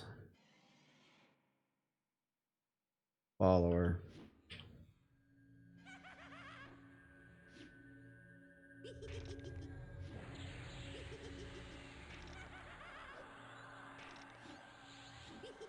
Ooh, I forgot to root him again. Good thing he died. I don't know if I really need to root him. Like, I'm gonna keep rooting him because I don't want to, on the off chance one of them gets away.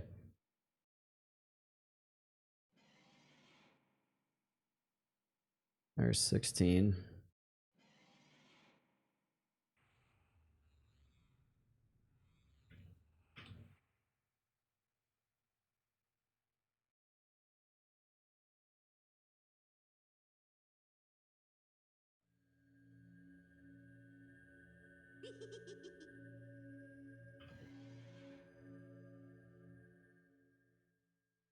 Hmm.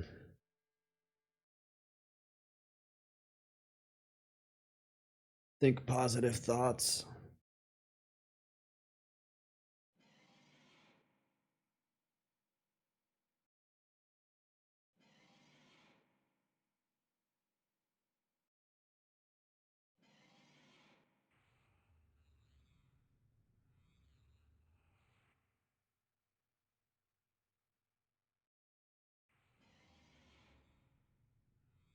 It's all good. If we have to come back, we can do this again.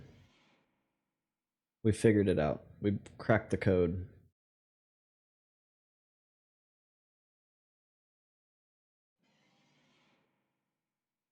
The Cly are not going to keep us down.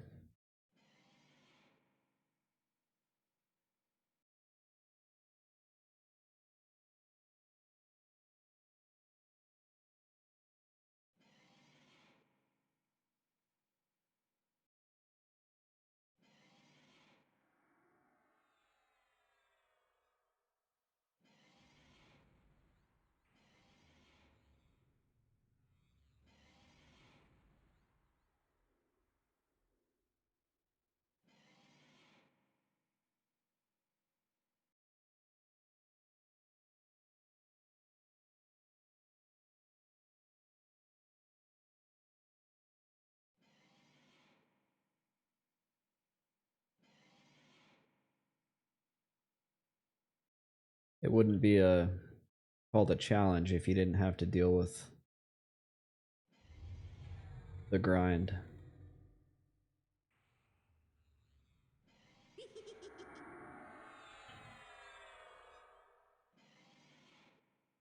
I just wish I could see how many hours I've played on this character.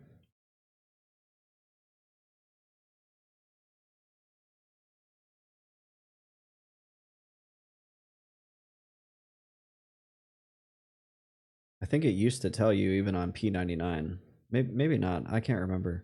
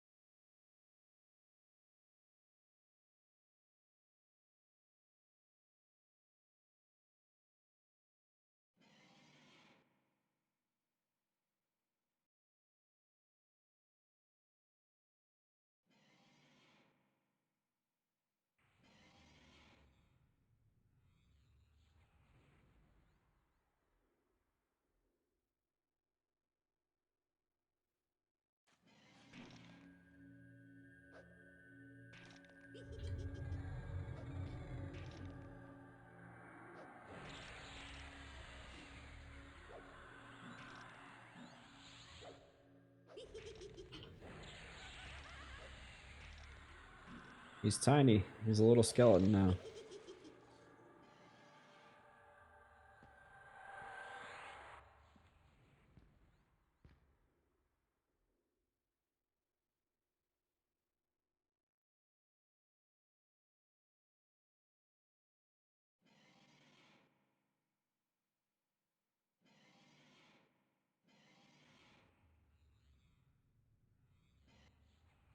I think it's time to sit back a little bit. My back is starting to get tight.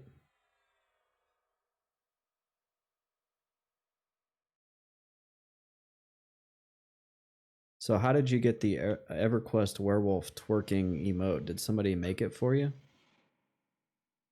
Or do you know how to make those?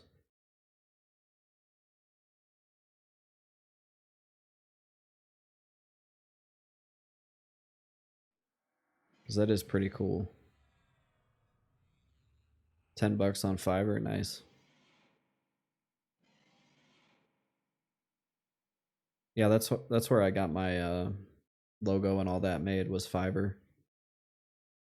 It looked like a lot of people were doing like AI art though. I chose somebody that specifically looked like their art was actually made by them. There was a ton of artists on there whose art all looked the same.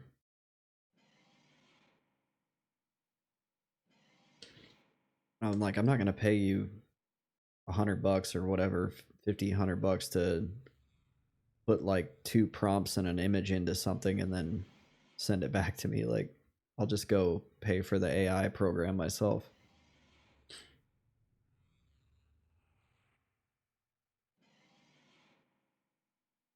I feel like AI is going to make a lot of stuff look very generic here in the coming years. Like, once it really truly catches on, everything's going to start looking the same.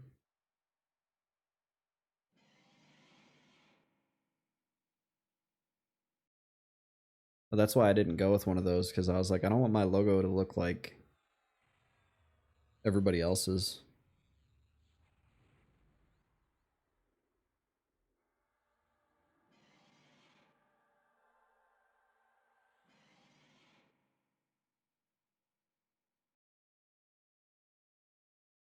Neutral rockets. Still going, yeah, for another probably, what, 20 minutes. So I think I got like 2 spawns left in me. We're gonna go up until the last.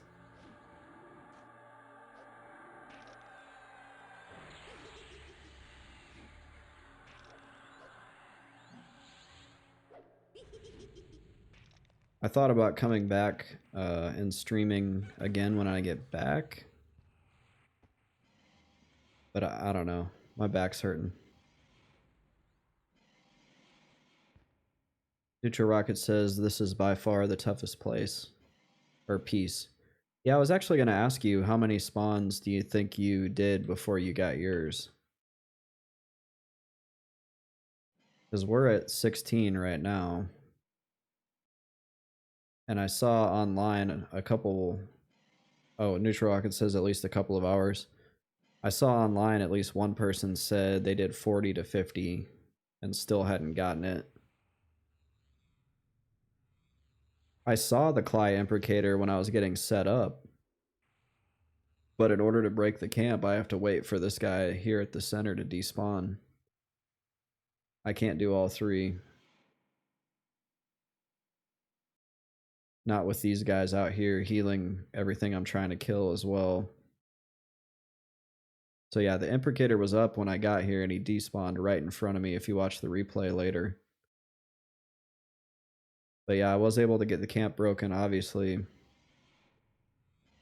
And I really don't want to leave, but I'm not going to make my girlfriend ride the bus in the cold.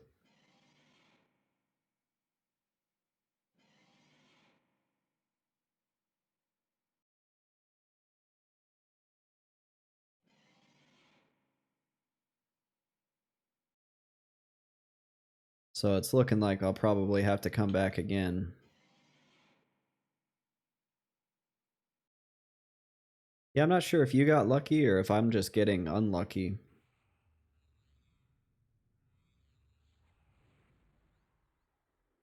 Because I feel like none of the other imprecators took this long to spawn. Neutral Rocket says you have it worked out now at least. Yeah, I figured out if there's like a melee on one side, you just go to that side and you can ST them or root them and then summon a pet in there. And as long as you don't get too low a level of a pet, because that happened, I summoned in a pet and he was low enough level that he aggroed the other side. But I feel like knowing this now, I actually probably didn't need to wait till level 44, although now it's nice and easy, like it's super comfortable to camp this.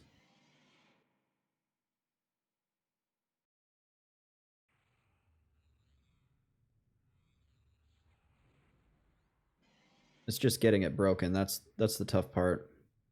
Try breaking the 5 at the back. No thanks. I was talking about you earlier on stream.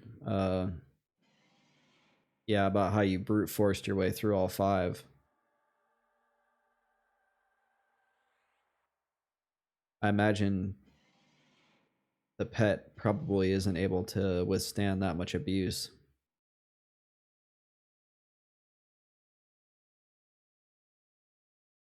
Necro pets are not the best tanks. They're good when you outlevel stuff. Sad horse.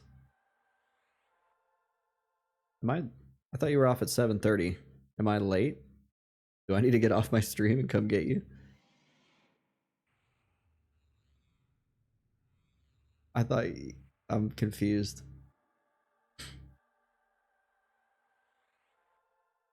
That's gonna be a really embarrassing stream moment. No, 7:30. Okay, what are you doing? You're supposed to be working. Don't get in trouble. That would have been a really. I would have clipped it though. Honestly, I'm hiding. I totally would have clipped it if I was late to go pick you up. That would be funny. Worst boyfriend ever would be the name of the clip.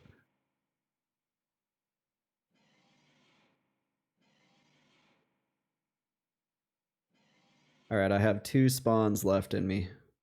So the next one is up in 30 seconds.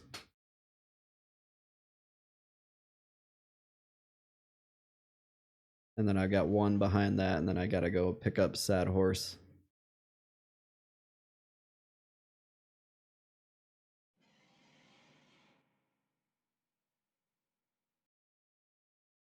Cly cohort, boo. Boo on you, Cly cohort. Love you too. See you in a little bit.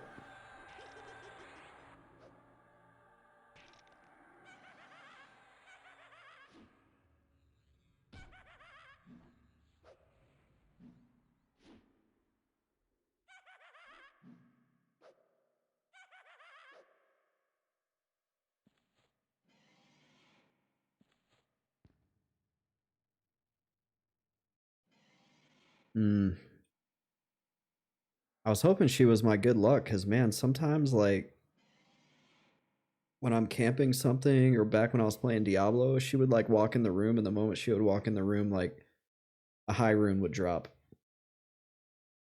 So I was hoping that was like the sign, because that would have been perfect timing.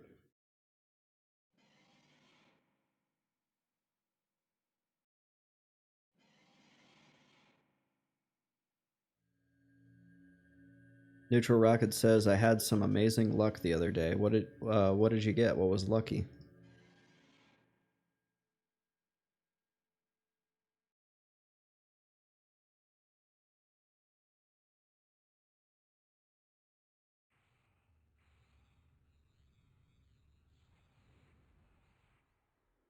And that was spawn 17.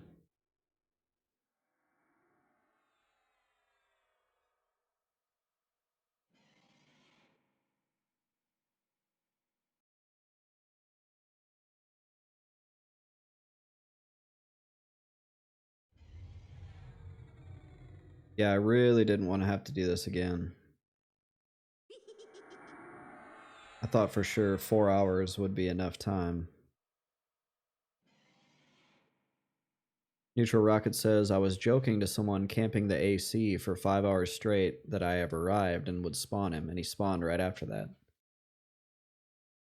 Okay, you got 11 minutes to get down here.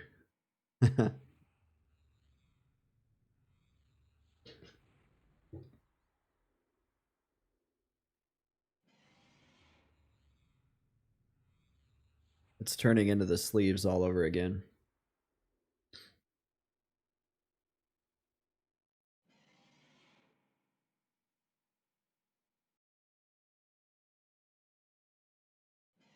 Neutral Rocket says, then I took over the camp, got my AC within an hour, and then the next guy came along and the AC spawned twice in a row.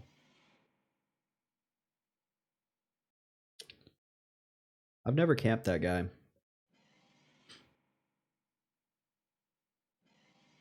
It's probably really nice having the J boots.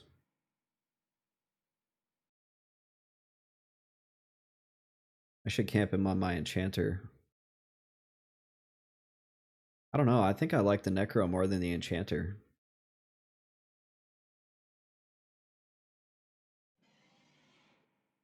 Neutral Rocket says it is quite nice. Yeah, I bet. Just Spirit of Wolf whenever you want. It's not like the fastest, right? Like it's still not as good as if like a level 60 shaman put it on you. But it's better than nothing, I guess.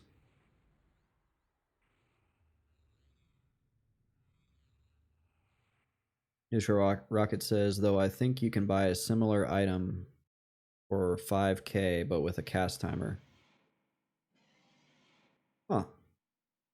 I didn't know about that.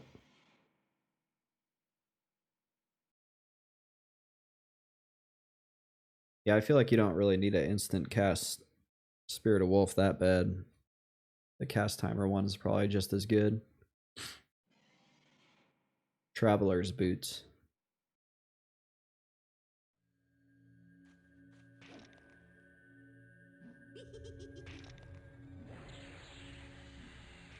Oops, I forgot to root him again. Oh gosh. He's making a break for it.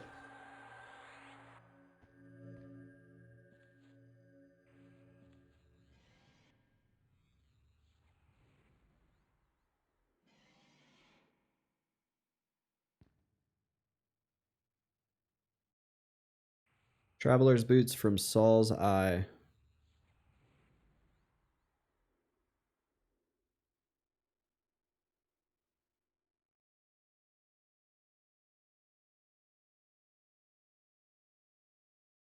Wonder how long you have to camp those.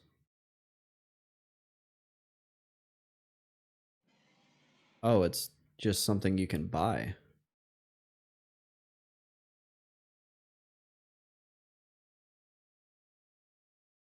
Due to the vendor price of this item being over 5,000 platinum, it may be advisable to purchase a Journeyman's Boots multi-quest.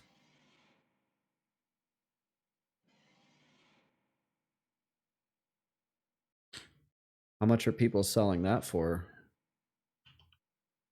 The MQ.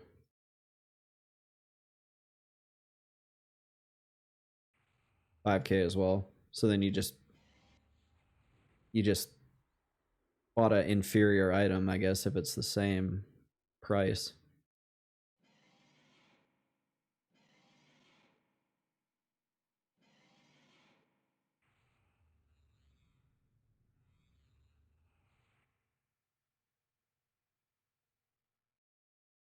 I imagine now that green is a little bit older, there's probably not a line out the door to get J boots like there was.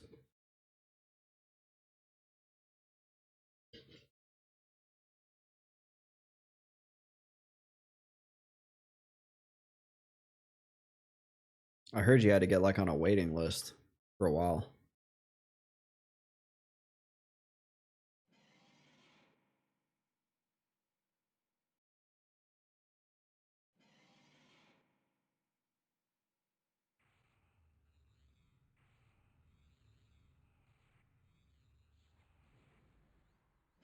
Yeah, it'd be nice to get one of those. Neutral Rocket says, I still see people shouting in EC for want to buy J boots every day. But get this, because of the loot bonus, the AC drops 2 rings. Oh, so people are getting them like the market, the bottom just fell out of it. People are getting them fast.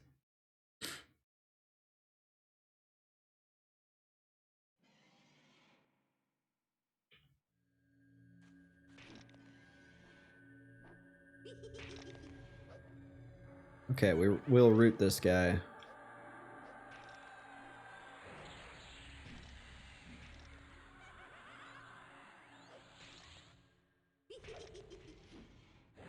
And then our very last spawn is coming up 5 minutes.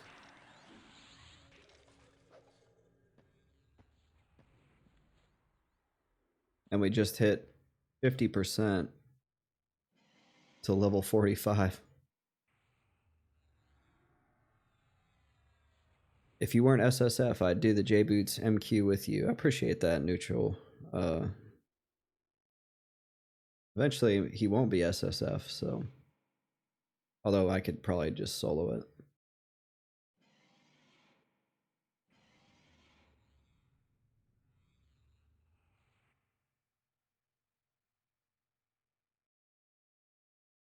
I'll have to decide once I'm done how do I want to proceed, if I go start a new challenge or just play Mr. Best Friend, but I think I'm going to start a new challenge.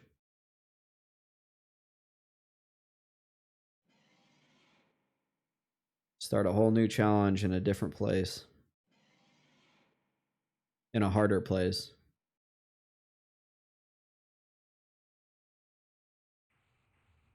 And then maybe if I finish that one, I'll have to look and see, like, what is the hardest? What is the hardest challenge for a solo self-found? Like, is there a zone, like a single zone you could do?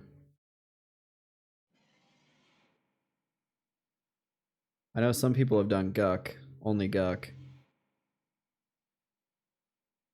But I think there's enough in Guck that it's like able to get you all the way up.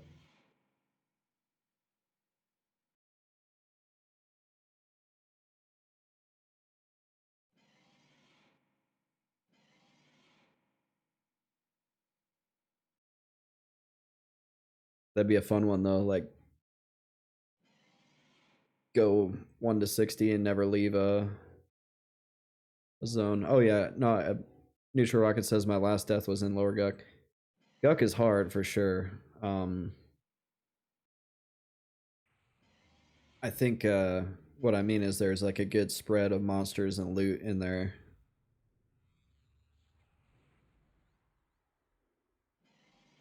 He says pet disappeared and suddenly the whole dungeon was on me. Isn't that great? When stuff like that happens. Like when mine followed a Cly through the wall and then was suddenly getting attacked by I was getting punched on the 3rd floor by things on the 2nd floor, but I couldn't see them. I was like, what is going on? That was in here in dalnir over by the Crusader camp.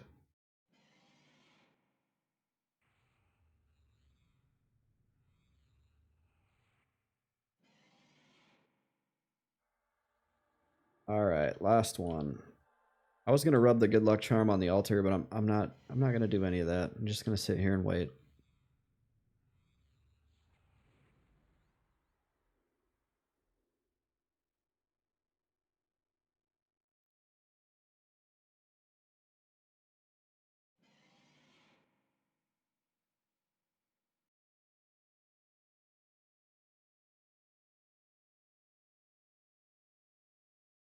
Maybe we'll get lucky on the last one.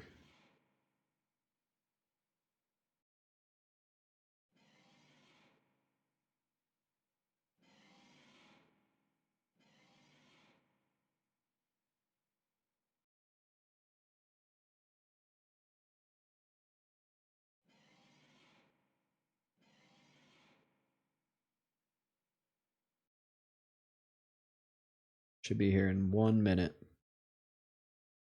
Maybe less. I killed off the timer. I didn't want it going off while I was trying to fight.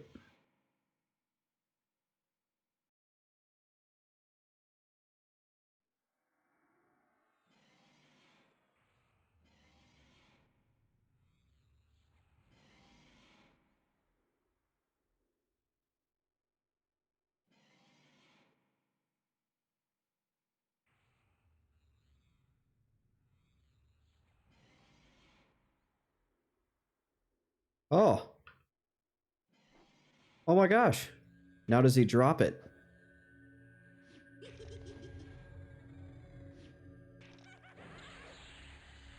Oh, come on. Wait, we gotta root him. We didn't root him. That'd be terrible.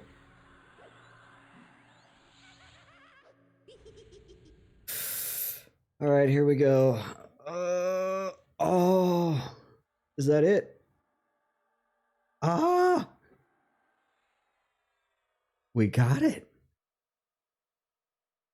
We can't forget the canines, but like, oh, and of course, so I didn't want to say this, in case it happened, and it did happen. I was gonna say, of course I'm gonna get it, or I'll probably get it on the last one, and I don't have time to go turn it in. Although, do I have time? Yeah, I have time. Okay, we're doing this. That's a good way to end the video. Okay, we can't get too excited and like mess up here and like run into the overseer or do something stupid. Okay, here we go. We're going through the hidden wall. Neutral Rocket says, my luck must still be going. Congrats. Thank you. Thank you for the luck, sir. We're running down through the river. And I'm just keeping an eye on my invis to make sure it doesn't drop. And then I'm going to stop here and look at the map real quick.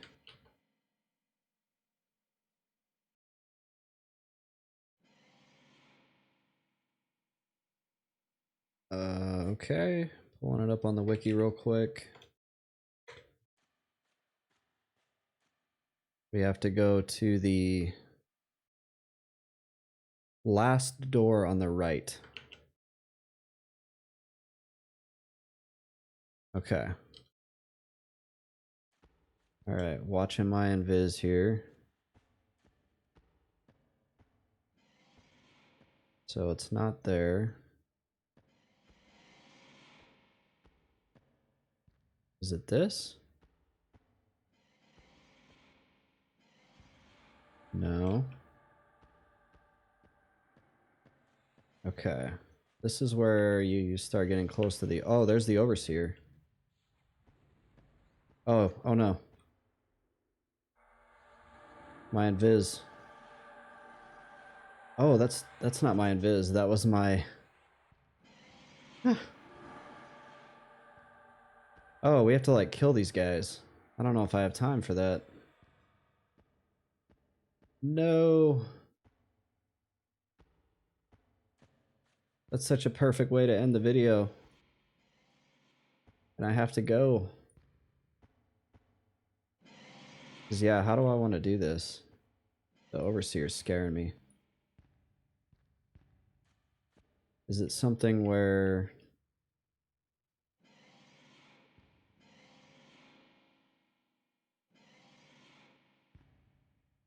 Will that pather leave?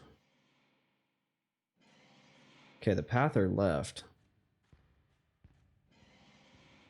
Okay, maybe we can just real quick get like a pet up. Yeah, the pather moves and you can summon pet. Thanks. Alright, let's do this. You gotta be careful though. You can't be like too close to a wall. I hear stuff running around. It's scaring me.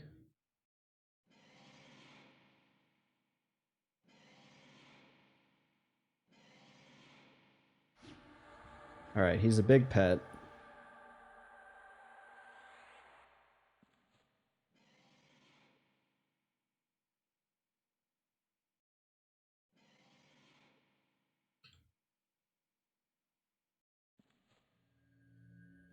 Let's get some mana back real quick.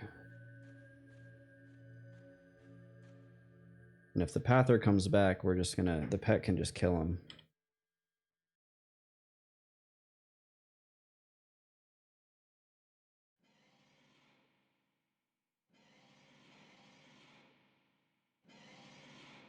Listen to them, they're angry. They don't want me to have the dagger.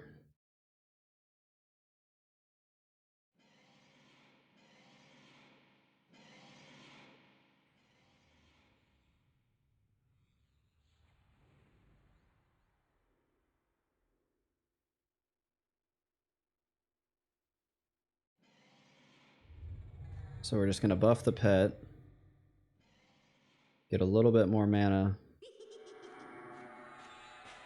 There's the Pather. Oh, we want to root him so he doesn't run into the room. Looks like we got lucky with a beastly pet here as well. So I'm running up on time, so we're just gonna go for it.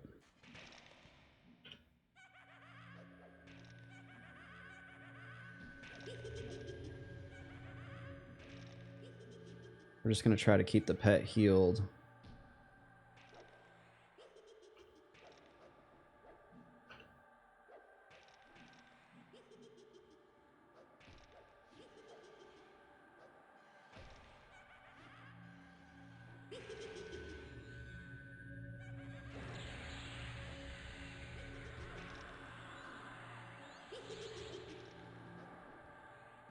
I'll bring you back here and root you. Why don't you bash my root? Oh. Pet's got him. The pet was like, you don't need to CC him, man. I'll take care of this.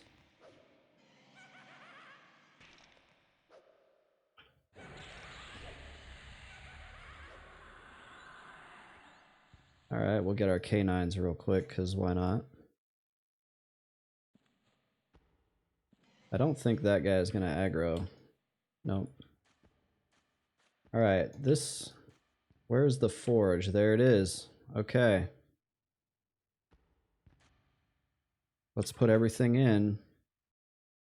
Jagged metal shard. The forge hammer. The sharp metal shard. And the dagger hilt. And then we're going to get AoE nuked by the overseer. There it is right there. Alright, 1, 2, 3. There it is. We got it. Alright, let's get out of here. Dude, what a perfect way to end the stream. Oh my gosh. I'll probably be a few minutes late picking up my girlfriend. I'm sure she'll understand. Neutral Rockets, I'm glad you were here for this. That was a big one. I know you've been asking about it quite a bit. But there it is, the visceral dagger. We'll look at it as soon as I get back to cab here. Oh, what amazing way to finish that out. Craven33, welcome to the stream and thank you. Yeah, look at that. Now if we get the shield from Kesora, we're going to look so cool. Fill off that interface. Fill off the overlay. There we go. Yeah. Look at that. You tell him, Mr. Best Friend. Super excited. Merry Christmas to me. Thank you, Neutral Rockets. Thanks, Craven. And it is a int +6, I think. Int +8. So now we're up to 130 int total. Awesome. Well, I do need to go. Thank you guys so much. That has been a huge goal on the stream for like a long time, is to get that dagger done, and we finally got it. So now we can move on to something new. And for those of you watching, thank you so much for your viewership. For my YouTube viewers later, thank you so much for watching and supporting the stream and the channel. I want to encourage you all to stay classic and have a good night.